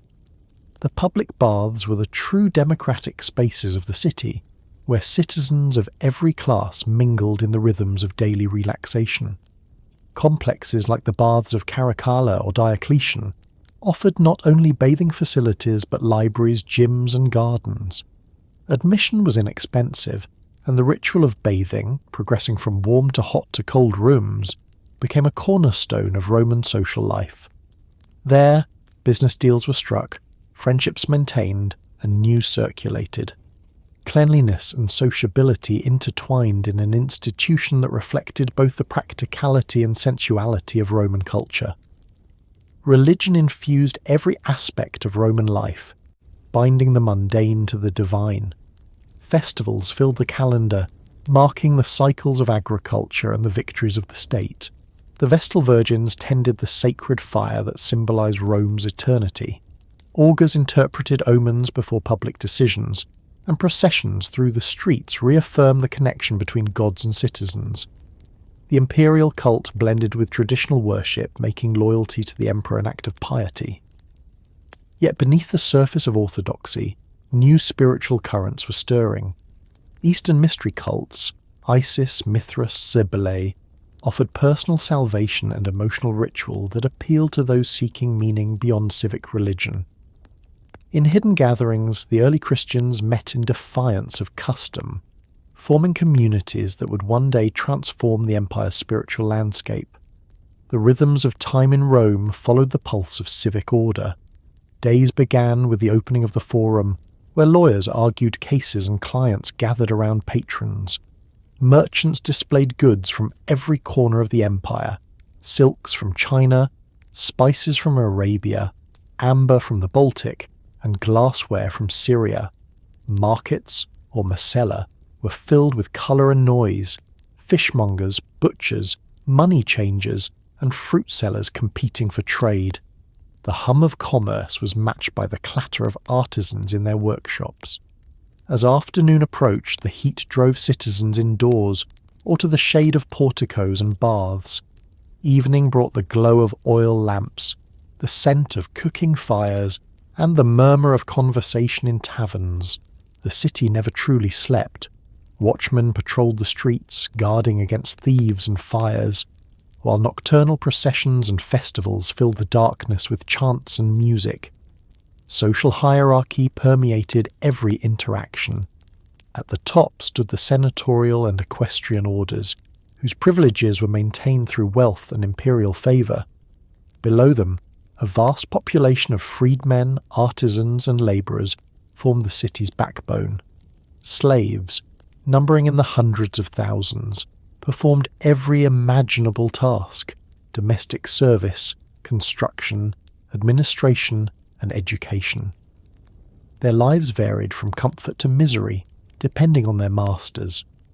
Manumission was common, and freedmen could rise to prosperity, particularly in commerce and bureaucracy. This fluidity distinguished Rome from other ancient societies. While class remained rigid in ideology, mobility through service, wealth, or patronage was possible.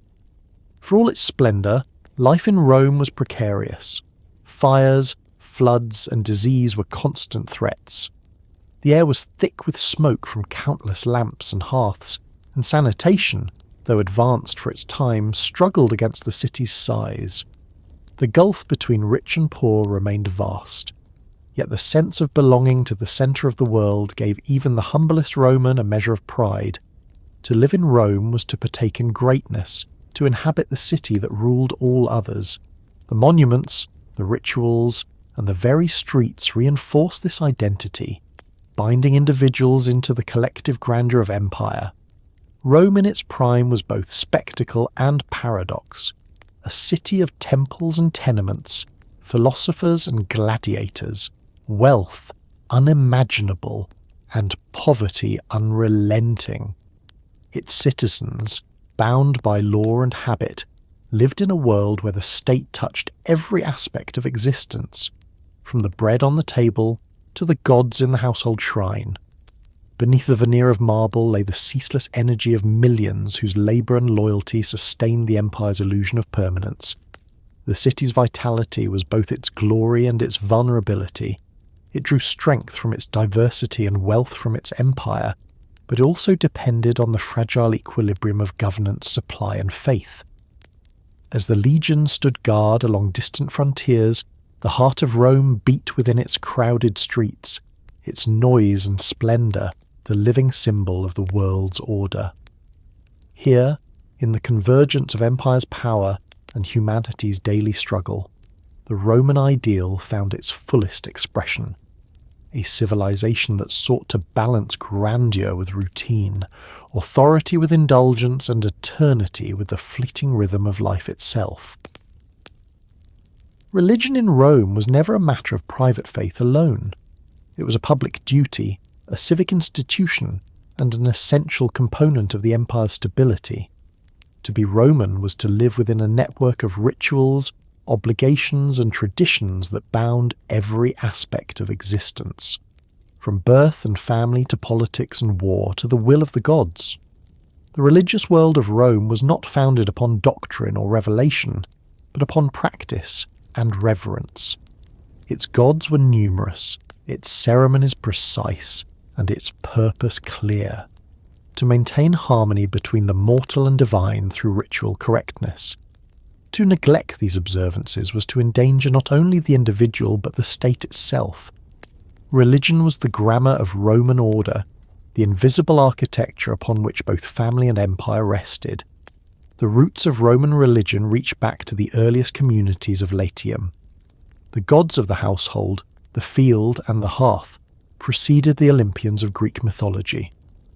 In these archaic beliefs, the divine was everywhere, present in the river, the threshold, the seed and the flame. Each sphere of life had its guardian spirit, its numen, a power that demanded recognition through proper ritual. Vesta protected the hearth, Janus watched over beginnings and transitions, and the Lares and Penaeats guarded the home and storeroom. The paterfamilias served as priest within his household, performing daily sacrifices and prayers to secure divine favour. This domestic religiosity mirrored the civic. Just as the family honoured its ancestors and spirits, the state honoured its gods through magistrates and priests, ensuring that private and public devotion formed a seamless whole. When Rome expanded beyond Latium, it absorbed the gods and cults of those it conquered. The process was not destruction, but assimilation. Conquered peoples found their deities identified with Roman counterparts. Greek Hermes became Mercury, Zeus became Jupiter, and Aphrodite merged with Venus. This flexibility reflected Rome's genius for integration. To worship a foreign god was not to betray Rome, but to extend its sacred network. The phrase, duat des, I give that you may give, summarized the Roman understanding of religion as reciprocal exchange. The gods were expected to respond to proper worship with prosperity, victory and peace. Failure in war or calamity in nature was interpreted not as divine malice, but as human negligence, a lapse in ritual that required correction. At the heart of public religion stood the state cults, administered by priests who were also public officials. The pontifices, led by the Pontifex Maximus, oversaw all religious law and calendar. The augurs interpreted the will of the gods through omens and the flight of birds. The flaminas tended the cults of specific deities, such as Jupiter and Mars. The Vestal Virgins, priestesses of Vesta, maintained the sacred flame in her temple within the Forum, a symbol of Rome's eternal life. Their chastity represented the purity of the state, and their protection was absolute.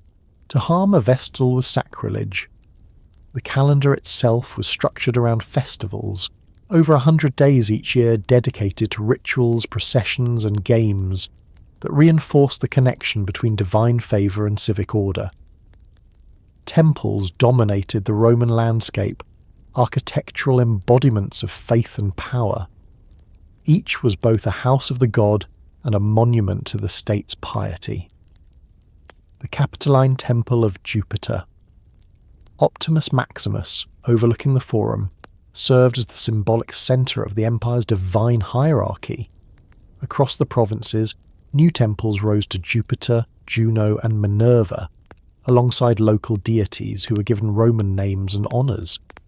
The act of constructing a temple was itself political, a declaration of loyalty to Rome, and acknowledgement of divine sanction for imperial rule. In cities from Gaul to Syria, Roman and native gods shared sanctuaries, illustrating the empire's capacity for religious accommodation. This inclusiveness, however, did not mean equality. Religion reinforced hierarchy as much as it expressed devotion. Only the elite could hold major priesthoods, and participation in rituals affirmed one's place within the social order. The emperor himself occupied the pinnacle of this structure. As Pontifex Maximus, he was both ruler and high priest, the mediator between human and divine. His person embodied the genius of Rome, the divine spirit of the state. Under Augustus, this role took on a new dimension, the imperial cult. Temples and altars were dedicated to the emperor's genius and numen throughout the provinces, where citizens offered incense and prayers for his health and fortune. While in Italy, the emperor was worshipped as divine only after death. In the provinces, he was often venerated during his lifetime. The imperial cult was less about theology than loyalty. To participate was to affirm allegiance to the empire's unity. The rituals of Roman religion were marked by formality and precision. Sacrifice, the central act of worship, followed strict procedure. The victim, often an ox, sheep or pig, was adorned with garlands, its forehead sprinkled with wine and grain. The officiant, head covered, recited prayers word for word, careful to avoid error lest the ceremony be void. The animal's entrails were examined by haruspices for signs of divine favour. Festivals followed the rhythm of the agricultural year. The Saturnalia in December celebrated renewal and social inversion. The Lupercalia in February purified the city, and the Aprilia honoured the founding of Rome. Each event reinforced communal identity, blending reverence with joy. Even entertainment, chariot races, gladiatorial games, and triumphs was infused with religious meaning. Victories were dedicated to the gods. Temples were filled with spoils of war, and the act of public spectacle itself became a form of worship. Religion also permeated personal life through countless minor rites and superstitions. Amulets warded off the evil eye, charms protected children, and household thresholds were crossed with care. Births, marriages, and deaths followed ritual formulas, ensuring that the individual's passage from one stage of life to another remained in harmony with divine order. The dead were honoured annually during the Parentalia, when families visited tombs and offered wine and garlands. Ancestors were not merely remembered, but believed to participate in the family's continued fortune. The boundary between living and dead was porous, bridged by ritual continuity. As the empire expanded, Rome encountered an array of foreign religions that challenged and enriched its spiritual landscape. From the east came mystery cults promising personal salvation and emotional communion with the divine. The worship of Isis from Egypt offered followers a nurturing mother figure and hope of immortality. The cult of Mithras, popular among soldiers, centered on initiation rites and cosmic struggle, appealing to those who sought discipline and transcendence. Cybele, the great mother of Asia Minor, embodied fertility and renewal through ecstatic ceremonies. These religions introduced new concepts of sin, redemption, and eternal life that differed from Rome's pragmatic rituals. While the state tolerated most of these cults, it maintained strict control to prevent their gatherings from threatening public order. Among the new movements emerging within this cosmopolitan mix was Christianity. At first an obscure sect within Judaism, it spread quietly through urban centres of the empire. Its teachings, emphasising moral equality, compassion and salvation through faith, contradicted Rome's hierarchical values and exclusivity. Early Christians refused to participate in the imperial cult, viewing it as idolatry, and their gatherings were held in secrecy. This defiance provoked suspicion. To Roman officials, their refusal to honour the emperor was political rebellion disguised as piety. Persecutions, sporadic but severe, sought to enforce conformity. Yet Christianity endured, attracting converts among slaves, women and the poor, offering spiritual solace amid the impersonal vastness of empire. Its endurance would, in time, reshape Rome's spiritual destiny. Despite these new influences, the traditional religion of Rome retained its vitality well into the 2nd century. Its endurance stemmed from its function as a social glue rather than a doctrine of belief. To participate in festivals, to offer sacrifices, and to uphold ancestral custom was to affirm one's identity as Roman. Even skeptics and philosophers, influenced by Stoic and Epicurean thought, continued to perform rites as civic obligations. The emperor's role as guardian of religion reinforced the unity of state and faith. Temples, altars, and inscriptions across the empire testify to this pervasive religiosity, a world where the divine was not remote but interwoven with every act of governance and daily life. The world of Roman belief was thus less about transcendence than about harmony. Its gods did not demand purity of heart but correctness of action. Its rituals were not expressions of inner faith, but of civic duty.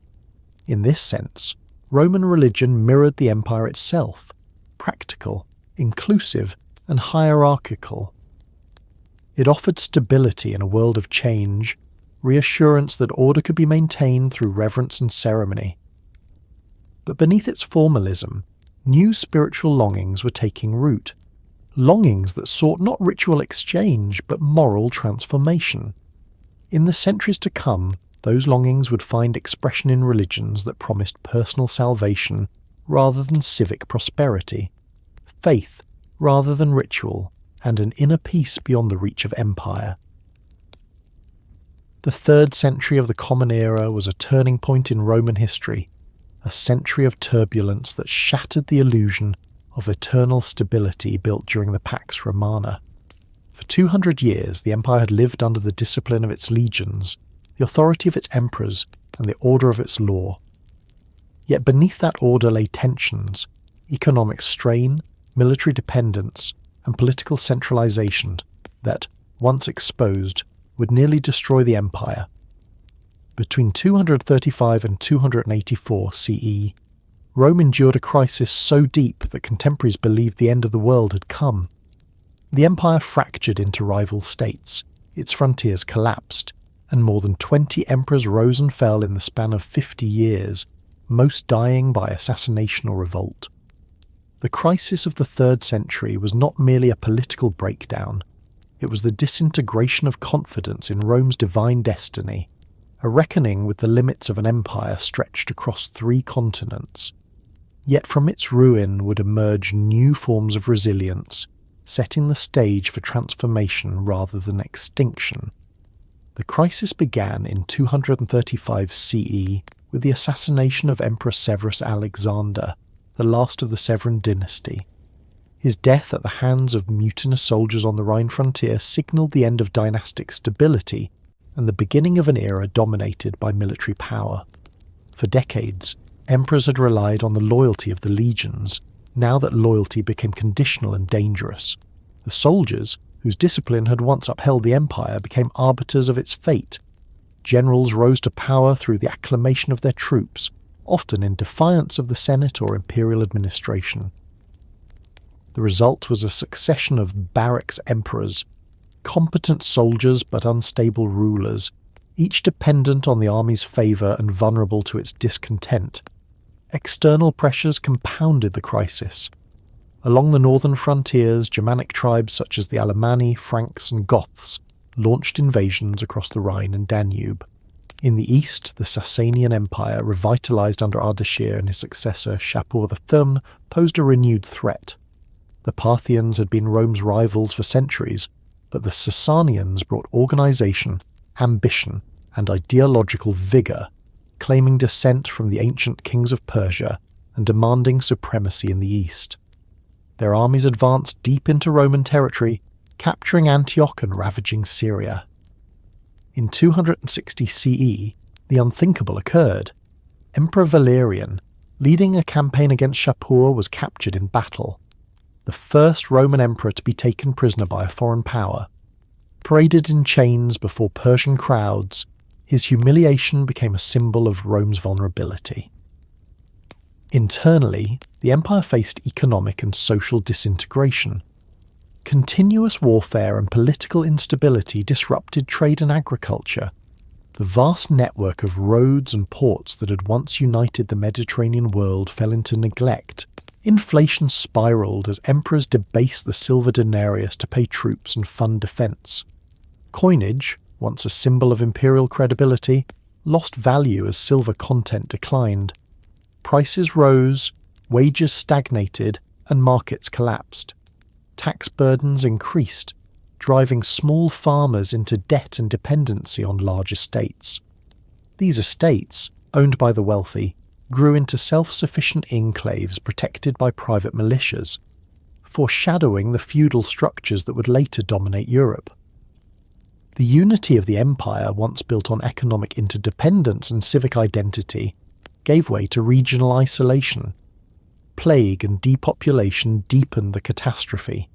The Antonine Plague of the previous century had already reduced the population, but the new epidemic known as the Plague of Cyprian, named after the Christian bishop who chronicled it, swept through the empire in the mid-3rd century, killing millions. Entire cities were depopulated, farms abandoned, and armies weakened. The psychological toll was immense. Inscriptions and letters from the period reflect despair and fatalism. Even traditional religious ceremonies failed to reassure. Old gods seemed silent, and people turned increasingly to mystery religions and to Christianity, which offered a promise of salvation amid suffering. The political structure of the empire fractured under these pressures. Regional commanders, cut off from central authority, established independent states. In the west, the Gallic Empire emerged under Postumus in 260 CE, encompassing Gaul, Britain, and parts of Spain. In the east, the city of Palmyra under its queen Zenobia asserted autonomy, controlling Syria, Egypt, and parts of Asia Minor. Both states maintained their own armies and administrations, functioning effectively as parallel empires. For a time, it seemed that Rome's unity, once its greatest strength, was permanently lost. The Senate, once the guardian of tradition, was powerless. Its members retreated into estates, their influence confined to ceremonial functions. The emperors who rose during this period, Maximinus Thrax, Gordian III, Philip the Arab, Decius, Gallienus, Aurelian, each faced impossible circumstances. Some displayed real ability. Decius attempted to restore civic religion and moral order, issuing the first empire-wide decree for public sacrifice to the gods. His policy, intended to unify the empire, resulted instead in the first systematic persecution of Christians, whose refusal to participate marked them as subversive. Gallienus, often underestimated by ancient historians, attempted administrative reform, creating separate commands for military and civil authority and recognizing Christianity as a tolerated faith. His measures laid the groundwork for future recovery, but could not halt the chaos. Amid this darkness, the army remained both the empire's curse and salvation. It was the legions who deposed emperors, but it was also the legions who defended civilization's frontiers. Their loyalty, once to the state, was now personal and transactional, secured by immediate rewards rather than lasting ideals. The empire's borders contracted under constant invasion. The Dacian provinces were abandoned.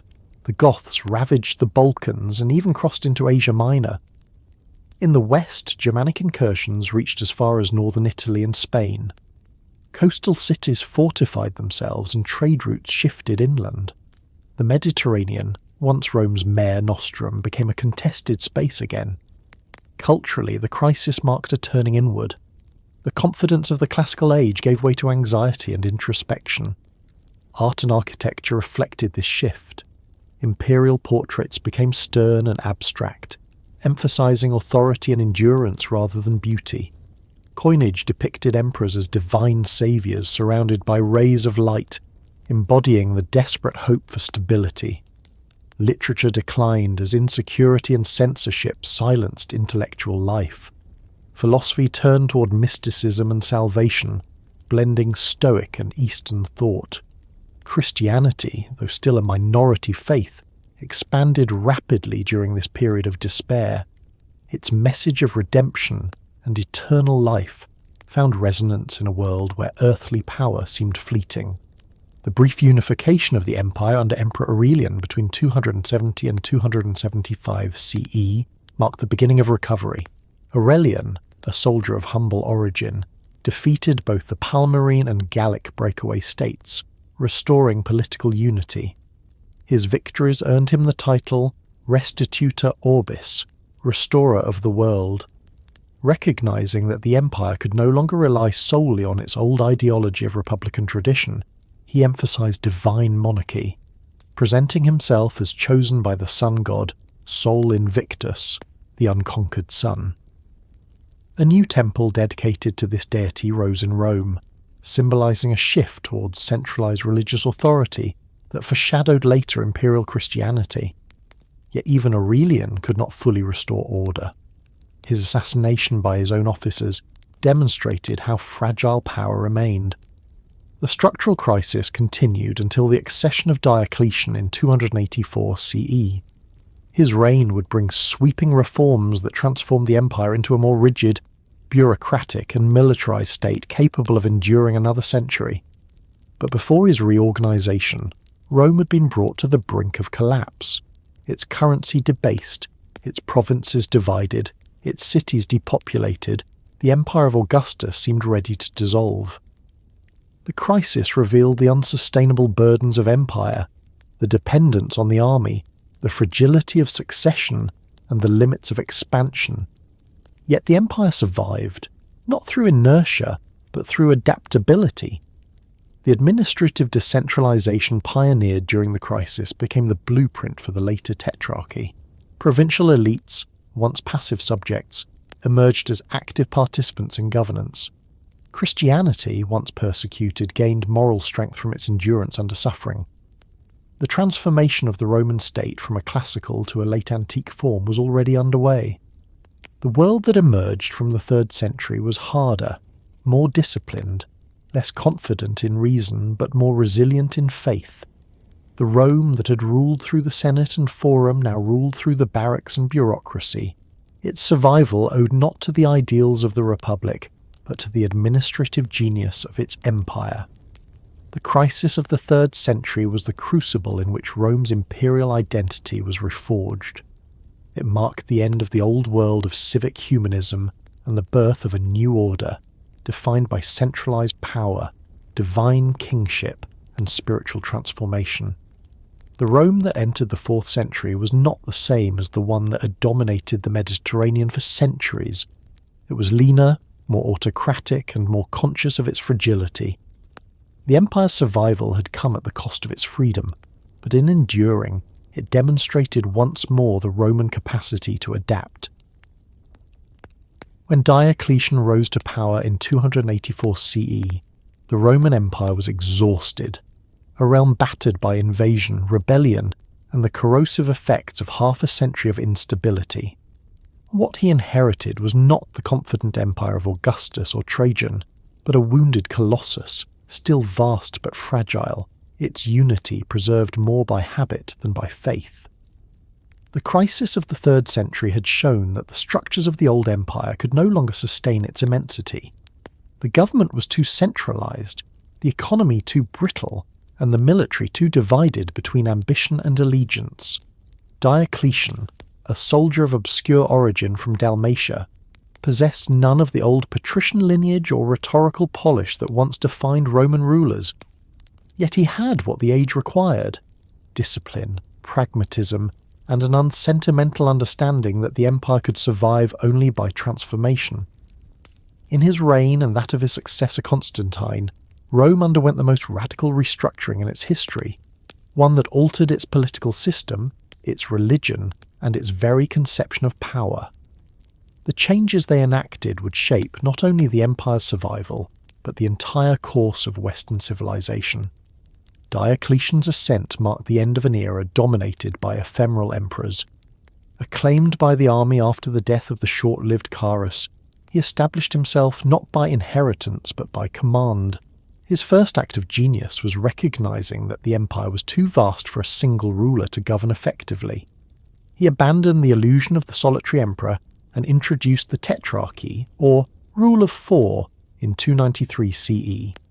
The system divided the empire between two senior emperors, Augusti, Diocletian in the east and Maximian in the west, and two junior colleagues, Caesares, Galerius and Constantius Chlorus, chosen as successors and administrators.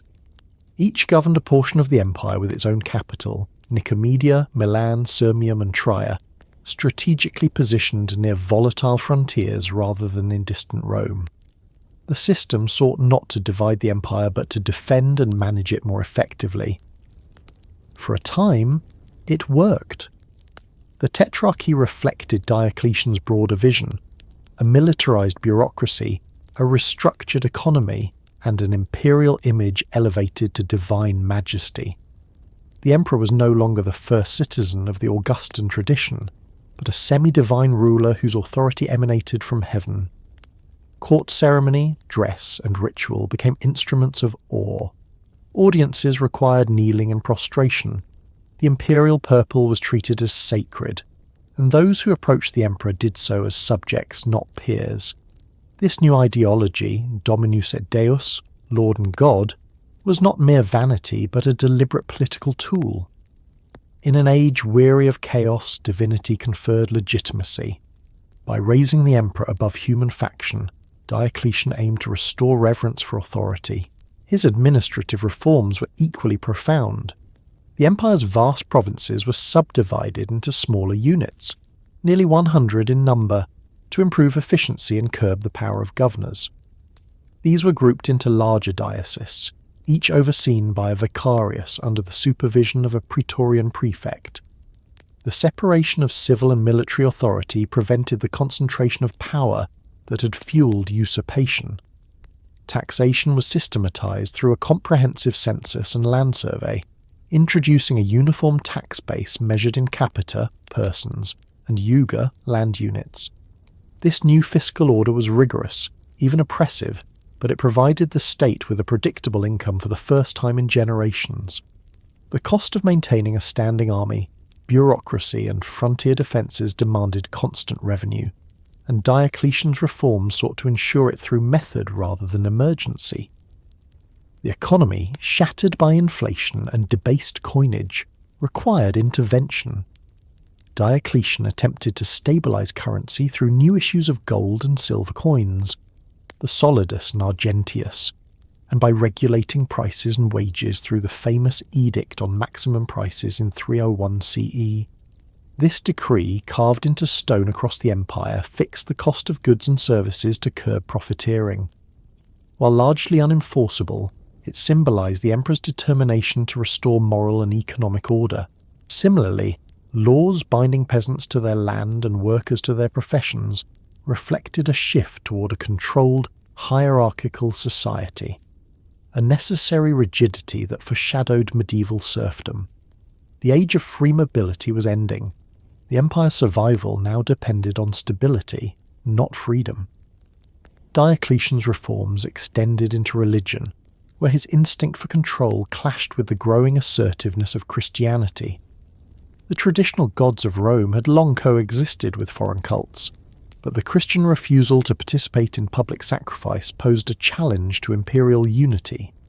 To Diocletian, religion was a matter of statecraft. The gods, properly honoured, ensured the empire's favour. The Christians, by denying these rituals, threatened not only piety but civic loyalty. Initially tolerant, Diocletian was persuaded by his colleagues, especially Galerius, that the spread of Christianity undermined order. In 303 CE, he launched the Great Persecution, ordering churches destroyed, scriptures burned, and clergy imprisoned. The policy aimed not at extermination, but at coercion, forcing Christians to conform, it failed. Despite suffering and martyrdom, the faith endured, strengthened by persecution rather than broken by it. Within a generation, the empire that sought to suppress Christianity would embrace it as its official creed. Diocletian's abdication in 305 CE was as unprecedented as his rule. Exhausted by illness and convinced of the system's durability, he retired to his palace at Salona, tending gardens while the empire he had rebuilt began once again to fracture. The tetrarchy, though brilliant in design, relied on the personal authority of its founder. Rivalry soon erupted between successors, plunging the empire into another cycle of civil war.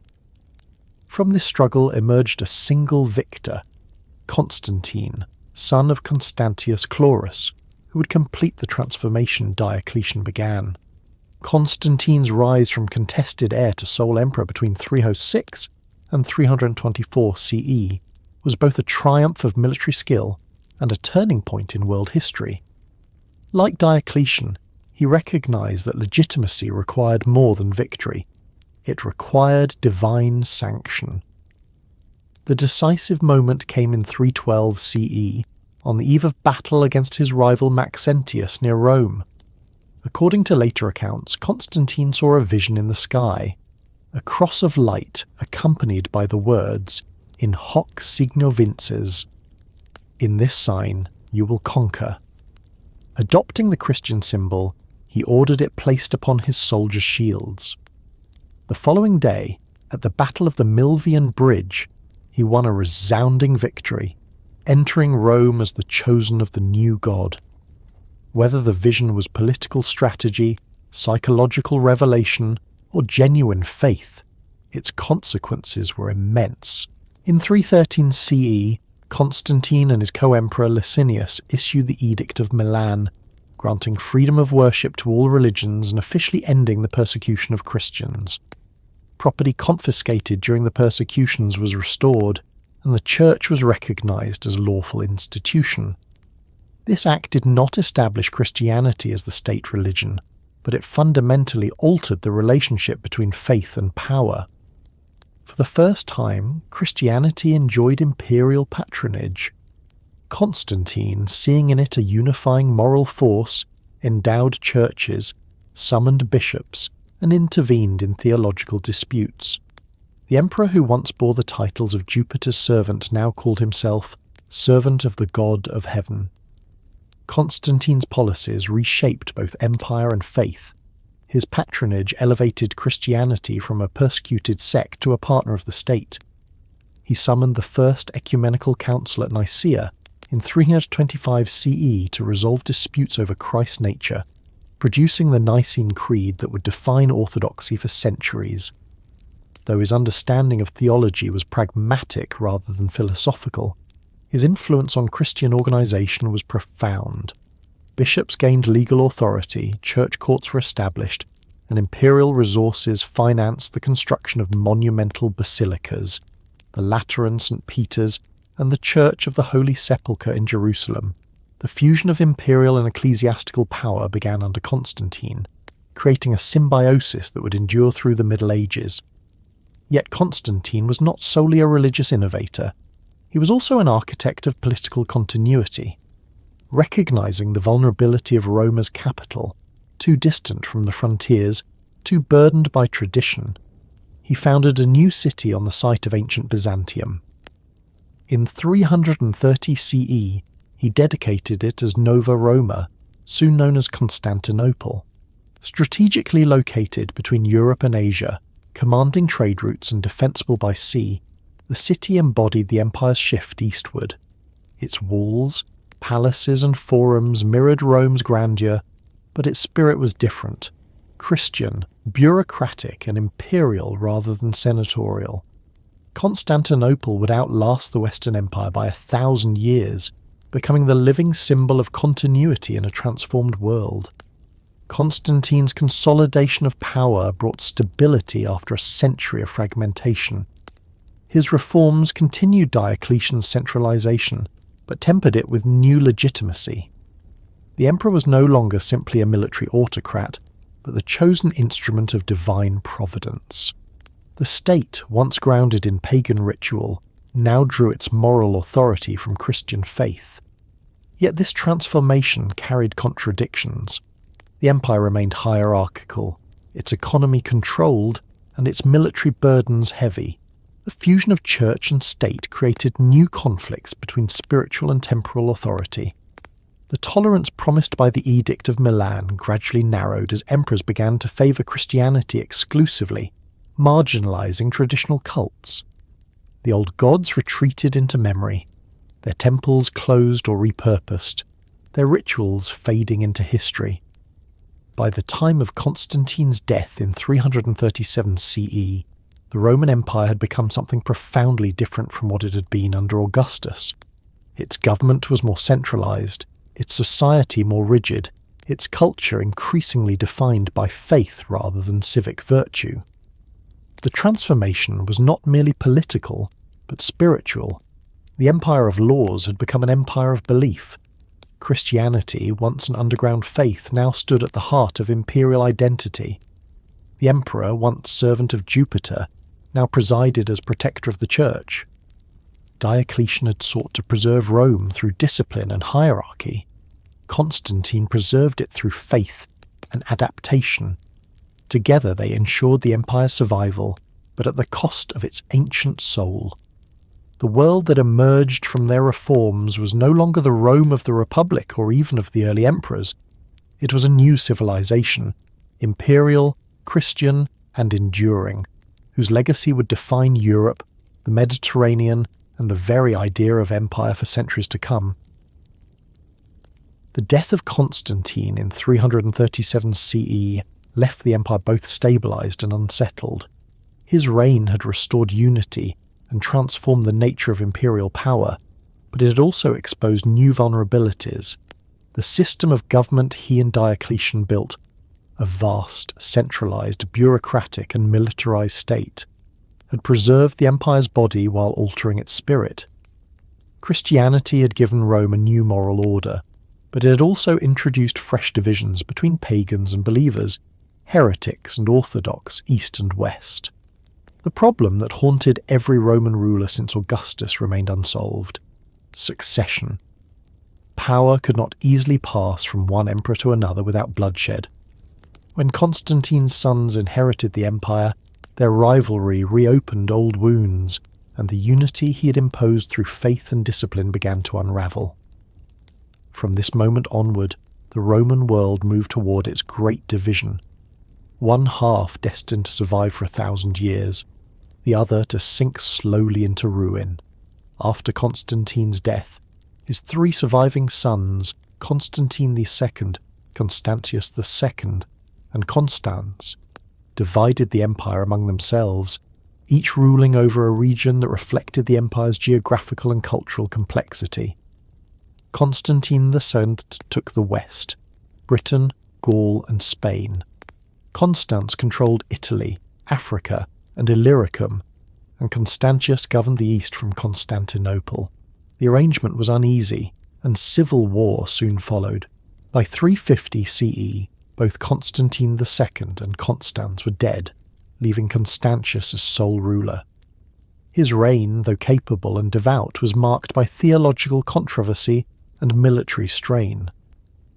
The Arian controversy, which divided Christians over the nature of Christ, consumed his attention as much as frontier defence. The emperor, seeing himself as guardian of orthodoxy, intervened repeatedly in church councils, revealing how inseparable politics and theology had become. Yet even as doctrine fractured the church, the empire's physical frontiers came under relentless pressure. The 4th century brought new migrations and invasions that tested Rome's resilience. Along the Rhine and Danube, Germanic tribes pressed against the borders, driven by population growth, climate change, and the westward movement of steppe peoples. The Goths, divided into Ostrogoths and Visigoths, had established powerful confederations beyond the Danube, influenced by contact with the empire but not under its control. In Persia, the Sasanian dynasty remained a formidable foe, launching campaigns that threatened Syria and Armenia. Constantius II and his successors fought continuously to maintain balance on multiple fronts, but the resources of the empire were stretched thin. The population had declined, taxation had become oppressive, and the legions, though still disciplined, were overextended. The accession of Julian, known later as the Apostate, in 361 CE, briefly revived the image of the philosopher-emperor. Nephew of Constantine, Julian was a scholar, writer, and soldier, a man of intellect and energy, who sought to restore the moral vigour of the old Roman traditions. He rejected the growing dominance of Christianity and attempted to revive pagan philosophy and ritual as a unifying cultural force. His reign was brief but emblematic of the empire's identity crisis. To many, his efforts represented nostalgia for a vanished world.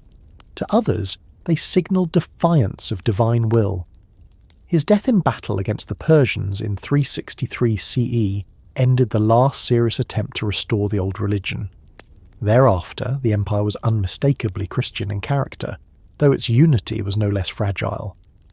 Under Theodosius the Younger, who came to power in 379 CE, the final consolidation of Christianity within the state occurred. Theodosius made Nicene Christianity the official religion of the empire through the Edict of Thessalonica in 380 CE, outlawing pagan sacrifice and dissolving ancient temples. The old gods of Rome, Jupiter, Mars, Venus, were reduced to myth, their cults suppressed or absorbed into Christian symbolism. The Vestal Virgins disbanded, and the sacred fire of Vesta, which had burned for 1,000 years, was extinguished. The empire had entered a new spiritual age, yet beneath this transformation, its political and military fabric continued to fray. Theodosius faced a reality his predecessors could no longer deny. The empire was too vast, too complex, and too internally divided to be governed effectively from a single centre. Upon his death in 395 CE, he divided authority between his two sons, Arcadius in the east and Honorius in the west, formalising the separation that had long been implicit. The Eastern Empire, with its capital at Constantinople, inherited wealth, defensible borders, and administrative cohesion. The Western Empire, centred in Italy and Gaul, inherited decay. Its economy was weaker, its cities declining, and its frontiers exposed. The division was not intended as permanent. Both halves considered themselves parts of one empire under God. But in practice, their destinies began to diverge. The East adapted. With its rich provinces, Egypt, Syria, and Asia Minor, it maintained fiscal stability. Its bureaucracy, fluent in Greek and seasoned by centuries of urban life, sustained order even amid crisis. Constantinople, magnificently fortified, became the new Rome in both spirit and function. The West, however, struggled to sustain itself. The flow of grain and revenue dwindled, and the Senate of Rome, though still venerable, was powerless. The Western emperors, often mere figureheads, depended on generals and barbarian federates for survival. The Roman army, once the disciplined instrument of conquest, was now a patchwork of mercenaries, local militias, and federati, barbarian troops settled within imperial territory in exchange for service.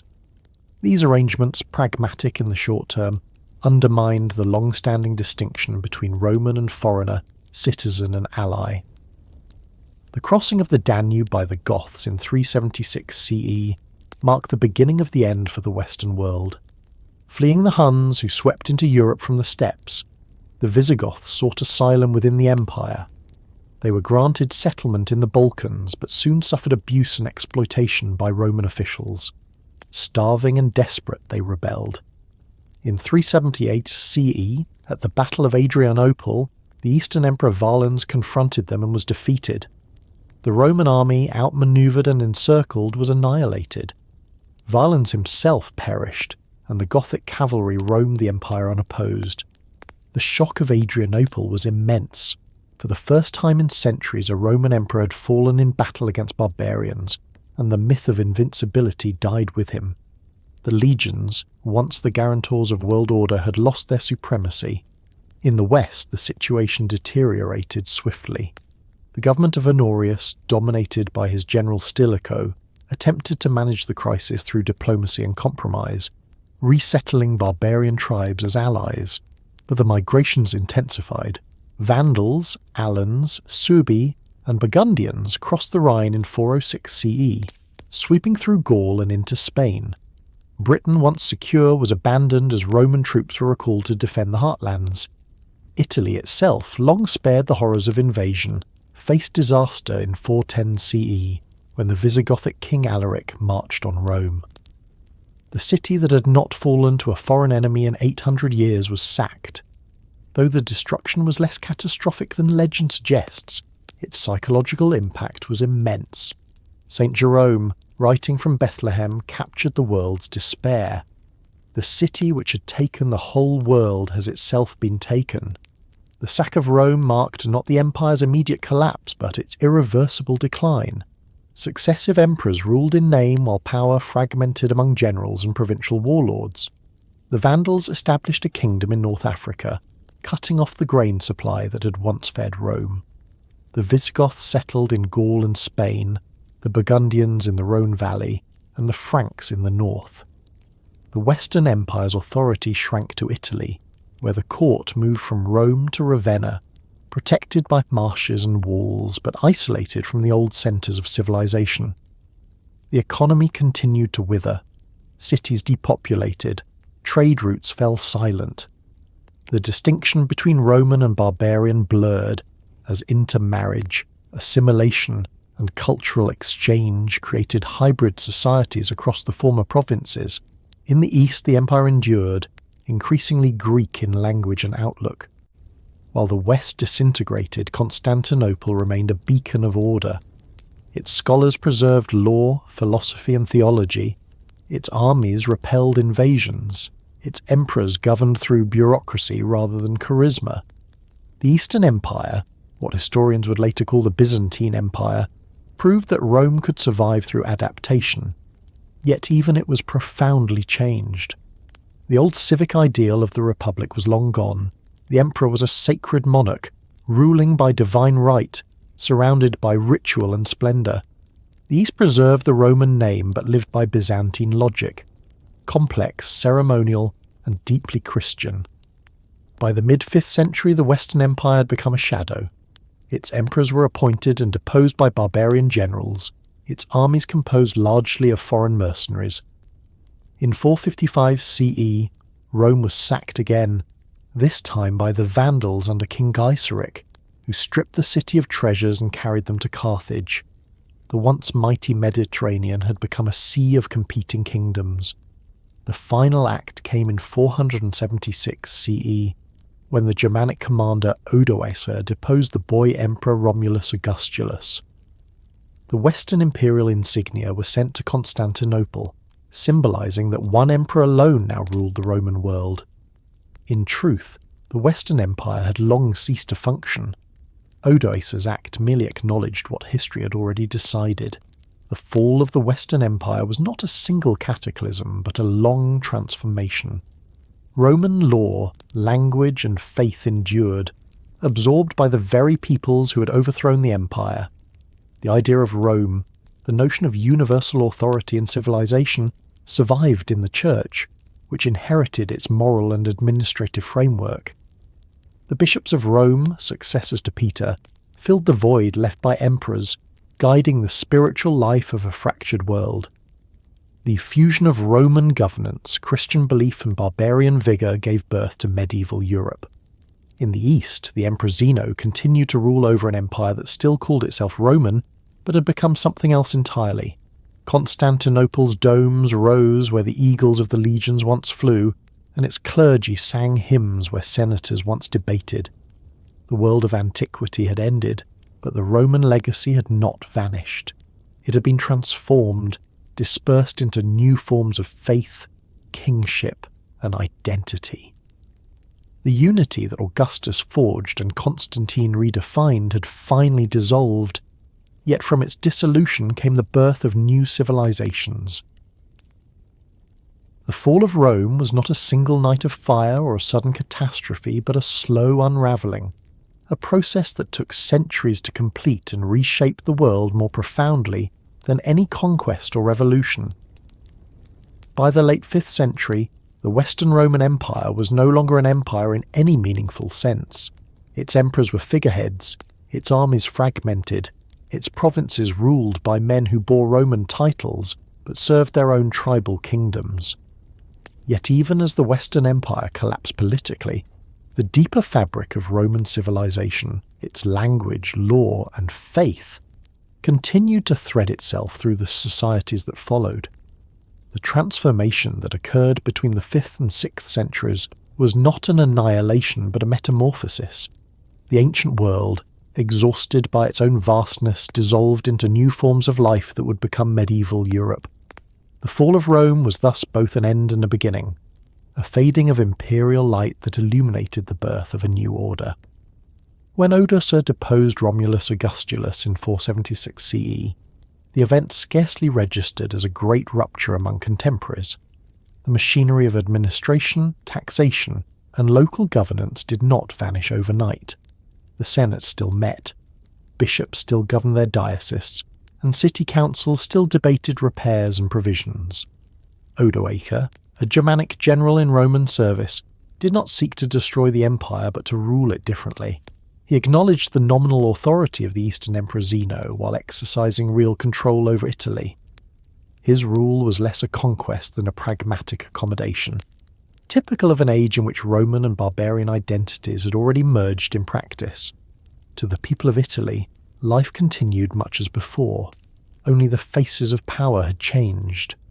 The empire's fall was experienced not as apocalypse, but as gradual estrangement, an old world fading into something unfamiliar. Yet behind this surface continuity, profound changes were reshaping every aspect of life. The intricate network of trade that once bound the Mediterranean began to fragment. Sea routes that had carried grain, oil, and goods between Africa, Egypt, and Europe grew perilous as piracy and regional warfare spread. The Vandals' control of North Africa severed Rome's ancient lifeline of grain shipments, forcing Italy into dependency on local agriculture. Urban centres, once sustained by imperial administration and commerce, began to shrink. The marble forums and baths of provincial capitals fell into disrepair, their stones reused to build fortresses and churches. The Roman city, once the symbol of civilization itself, gave way to fortified hill towns and rural estates. The world was becoming more local, more self-contained, and more uncertain. The collapse of central authority meant that protection and order could no longer be guaranteed by the state. Power reverted to the hands of regional magnates, bishops, and military commanders. In this vacuum, the Church emerged as the most stable institution of the age. Its hierarchy, rooted in Roman administration and supported by a network of bishops, monasteries, and charitable foundations, offered a form of continuity amid political chaos. The Bishop of Rome, or Pope, inherited not only spiritual authority, but the administrative legacy of the empire. The Church preserved literacy, law, and the idea of universal order, serving as a bridge between the ancient and medieval worlds.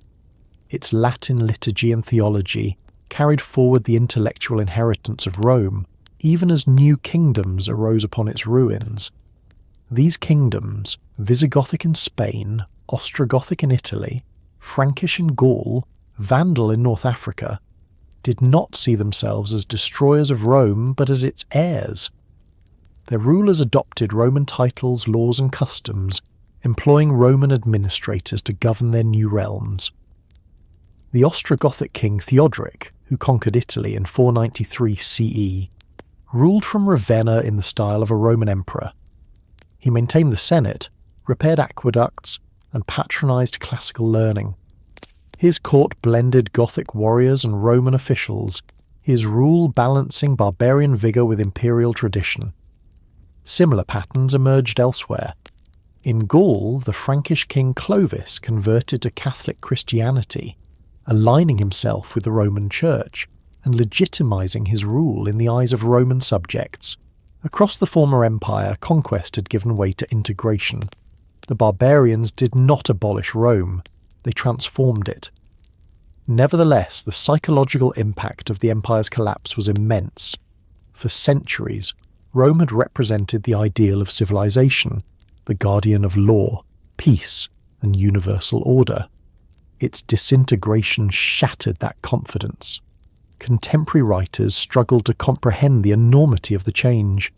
St. Augustine, writing after the sack of Rome in 410 CE, composed the City of God, arguing that the fall of earthly Rome did not signal the end of divine providence. The true city, he declared, was the heavenly one, eternal and incorruptible. His vision offered consolation and reorientation. History was no longer the story of empire but of salvation. This shift in perspective defined the coming age. The Christian worldview replaced the civic ideals of antiquity, making faith, rather than citizenship, the measure of belonging. While the West descended into fragmentation, the Eastern Empire endured.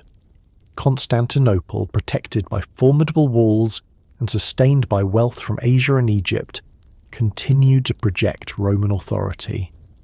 Under Justinian III in the 6th century, the East even sought to reclaim the lost provinces of the West. His generals Belisarius and Narses reconquered North Africa, Italy, and parts of Spain, briefly restoring imperial unity. The reconquests, however, drained the treasury and depopulated the countryside, leaving the empire vulnerable. Yet Justinian's reign achieved what would prove more enduring than military triumph: the codification of Roman law. The Corpus Juris Civilis, compiled under his authority, distilled centuries of legal thought into a coherent system that would shape European jurisprudence for a millennium. In it, the logic and order of Roman civilization survived, long after the legions had vanished. Culturally, the ancient world did not disappear but transformed. The classical education of rhetoric and philosophy evolved within Christian monasteries and episcopal schools. Latin remained the language of learning and administration in the West, while Greek continued to dominate the East. Artistic expression, once focused on naturalism and proportion, became increasingly symbolic, serving spiritual rather than civic ideals. Mosaics of Christ and the saints replaced statues of emperors and gods. Temples were converted into churches, and basilicas once used for commerce and law became houses of worship. The visual world of Rome shifted from the celebration of earthly power to the contemplation of divine truth. Economically and socially, the world grew simpler and harder. The great estates that had survived since the late Empire evolved into the manners of medieval Europe, self-sufficient and hierarchical. Peasants bound to the land worked under the protection of local lords who offered safety in exchange for service, a pattern that echoed the late imperial reforms binding workers to their professions. The class of free citizens that had once defined Roman society gradually disappeared, replaced by a network of obligations rooted in land and loyalty. Trade diminished but did not vanish. The Mediterranean still connected distant regions, now through new actors, Byzantine merchants, Syrian traders, and in time, Arab fleets that would inherit the sea once ruled by Rome.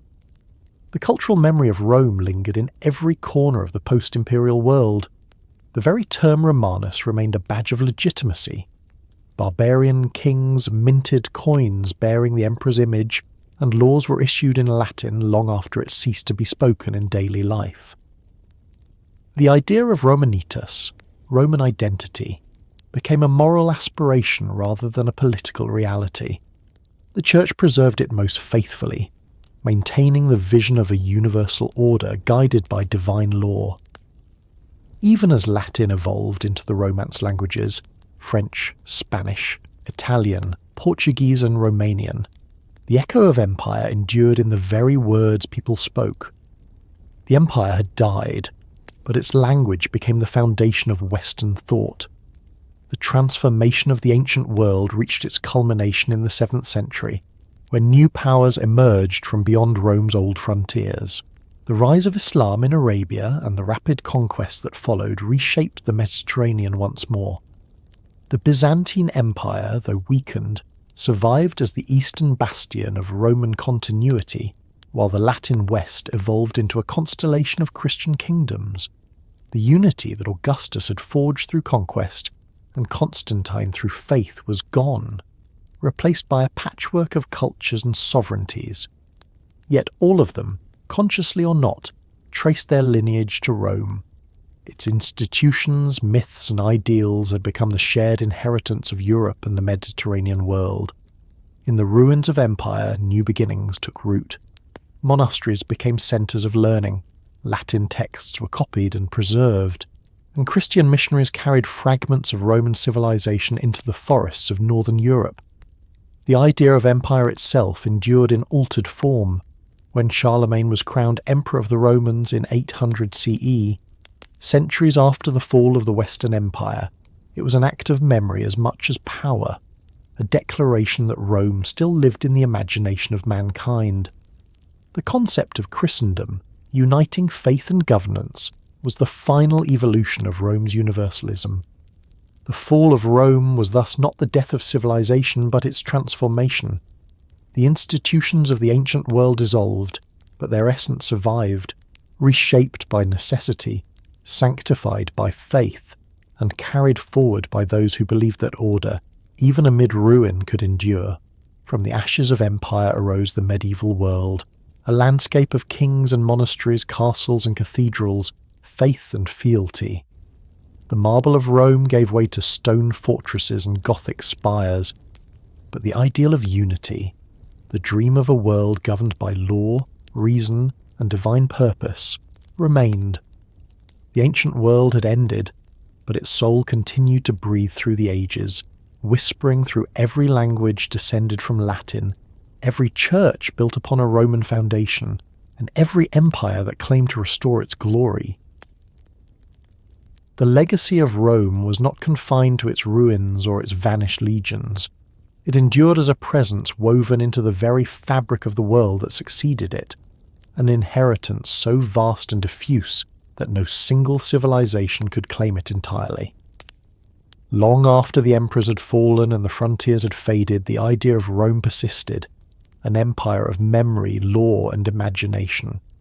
It lived in the languages people spoke, the laws they obeyed, the churches they built, and the very notion that order could be universal and enduring. Rome had ceased to exist as a state, but it had become something greater, a concept that transcended geography and time. Its essence survived not through conquest, but through continuity. To understand the legacy of Rome is to trace how its vision of civilization continued to shape humanity long after the city of marble had given way to the centuries of stone and faith that followed. In the centuries after the fall of the Western Empire, Rome's memory became both a guide and a ghost. For those who ruled the remnants of its world, legitimacy depended on claiming connection to its past. The Gothic kings who governed Italy, the Frankish rulers of Gaul, and the Byzantine emperors in Constantinople all styled themselves as inheritors of Roman authority. They used its symbols, minted coins with Latin inscriptions, and maintained the old titles of consuls and patricians. Even as Latin evolved into new tongues, the idea of Romanitas, the quality of being Roman, retained moral weight. It signified civilization itself, the measure of law, discipline, and divine order against which all other powers were judged. The Eastern Empire, centred in Constantinople, continued to call itself Basileia Romaion, the Empire of the Romans. To its citizens they were not Byzantines, as later historians would name them, but Romans living in a Christian world.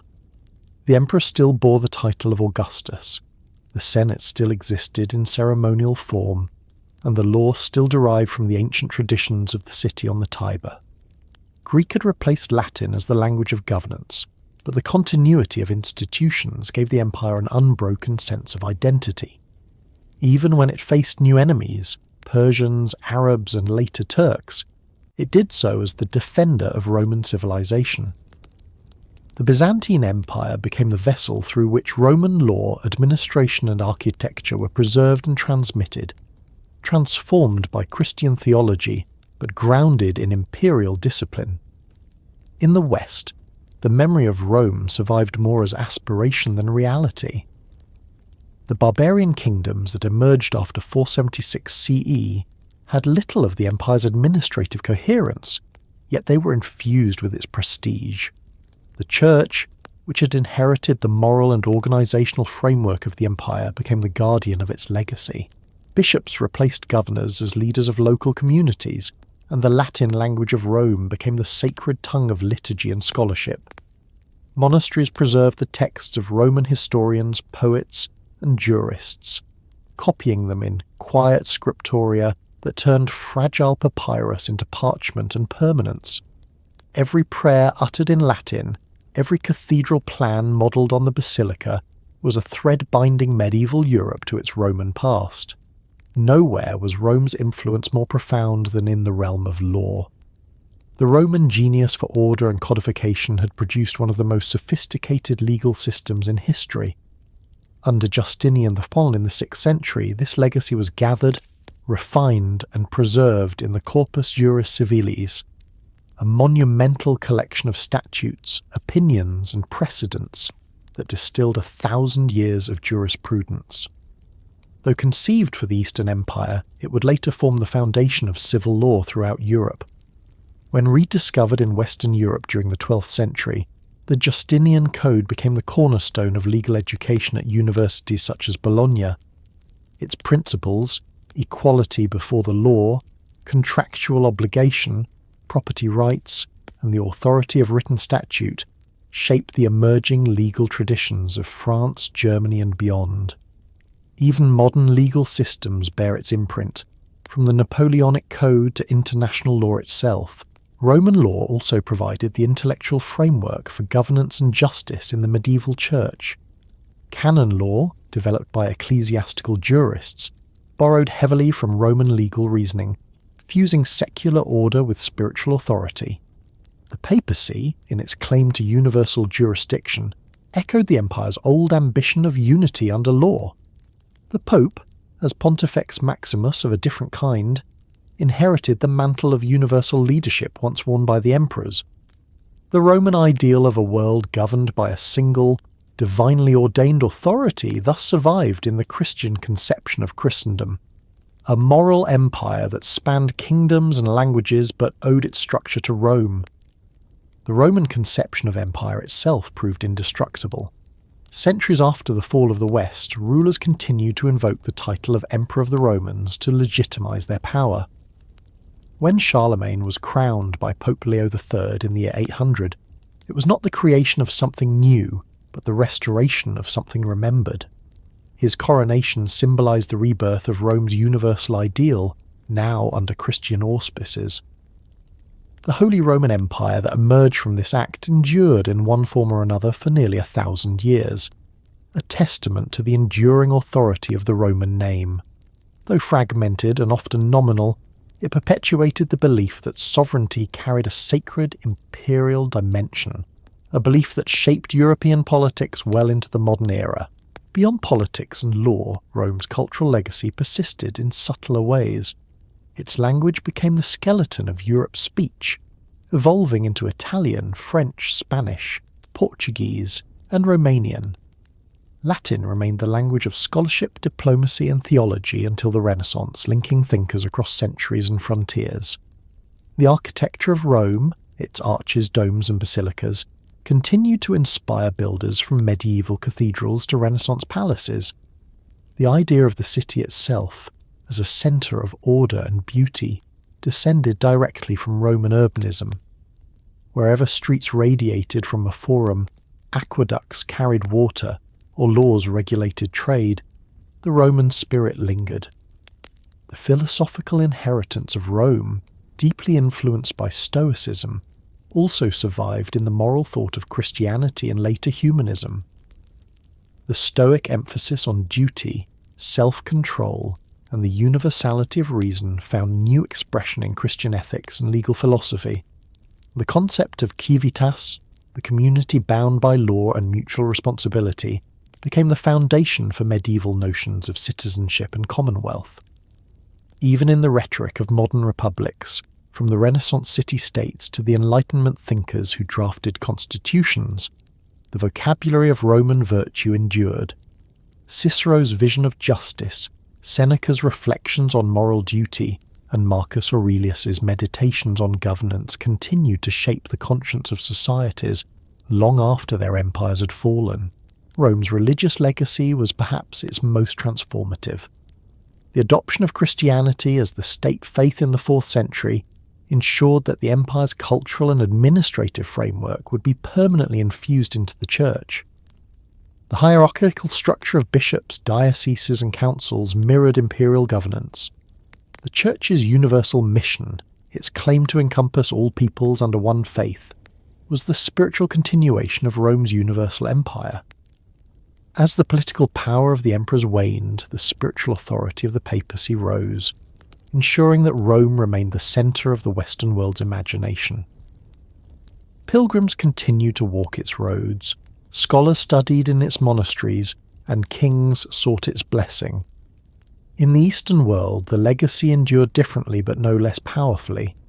The Byzantine synthesis of Greek philosophy, Roman law, and Christian theology would in turn influence Islamic civilization, and later the Renaissance rediscovery of antiquity.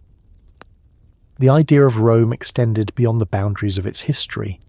In every age, it became a mirror in which later civilizations saw their own ambitions reflected. For medieval emperors, it symbolized divine order. For Renaissance humanists, the perfection of art and learning. For modern republics, the model of civic virtue and legal rationality. The dream of Rome, the belief in a universal civilization governed by law and reason, outlasted every empire that claimed its mantle. The very word imperium retained a moral resonance, suggesting not domination but responsibility, not merely power but order. Yet Rome's legacy was not only one of glory, but of caution. Its rise and fall stood as a lesson about the fragility of greatness, the dangers of excess, and the limits of human ambition. Historians and philosophers from Augustine to Gibbon returned to its story to ask why a civilization so mighty could decline. Their answers differed: moral decay, economic exhaustion, overexpansion, but all recognized that Rome's fate contained truths that transcended its time. It had shown how law could tame power and how faith could outlive empire, how the idea of unity could survive even when its institutions failed. By the dawn of the modern world, Rome had become both memory and myth. Its ruins inspired poets, its laws guided jurists, its example haunted rulers. The Renaissance revived its art and literature, while the Enlightenment rediscovered its republican ideals. In the language of diplomacy, in the architecture of capitals, and in the design of parliaments and constitutions, Rome continued to speak. Its empire was gone, but its idea remained, an invisible empire stretching across time, built not on conquest but on memory. The legacy of Rome endures not as nostalgia for lost grandeur, but as the foundation upon which the West still stands. Its roads lie beneath modern highways, its principles shape international law, its symbols adorn our institutions. From the Dome of St. Peter's to the Capitol in Washington, from the Latin in universities to the Roman numerals that still mark time, the presence of Rome persists. It lives wherever order aspires to justice, wherever law seeks universality, wherever civilization believes in its own capacity to endure. Rome did not die, it transformed, becoming a thread that runs through the fabric of all history, a reminder that the greatest empires are those whose influence survives long after their walls have fallen.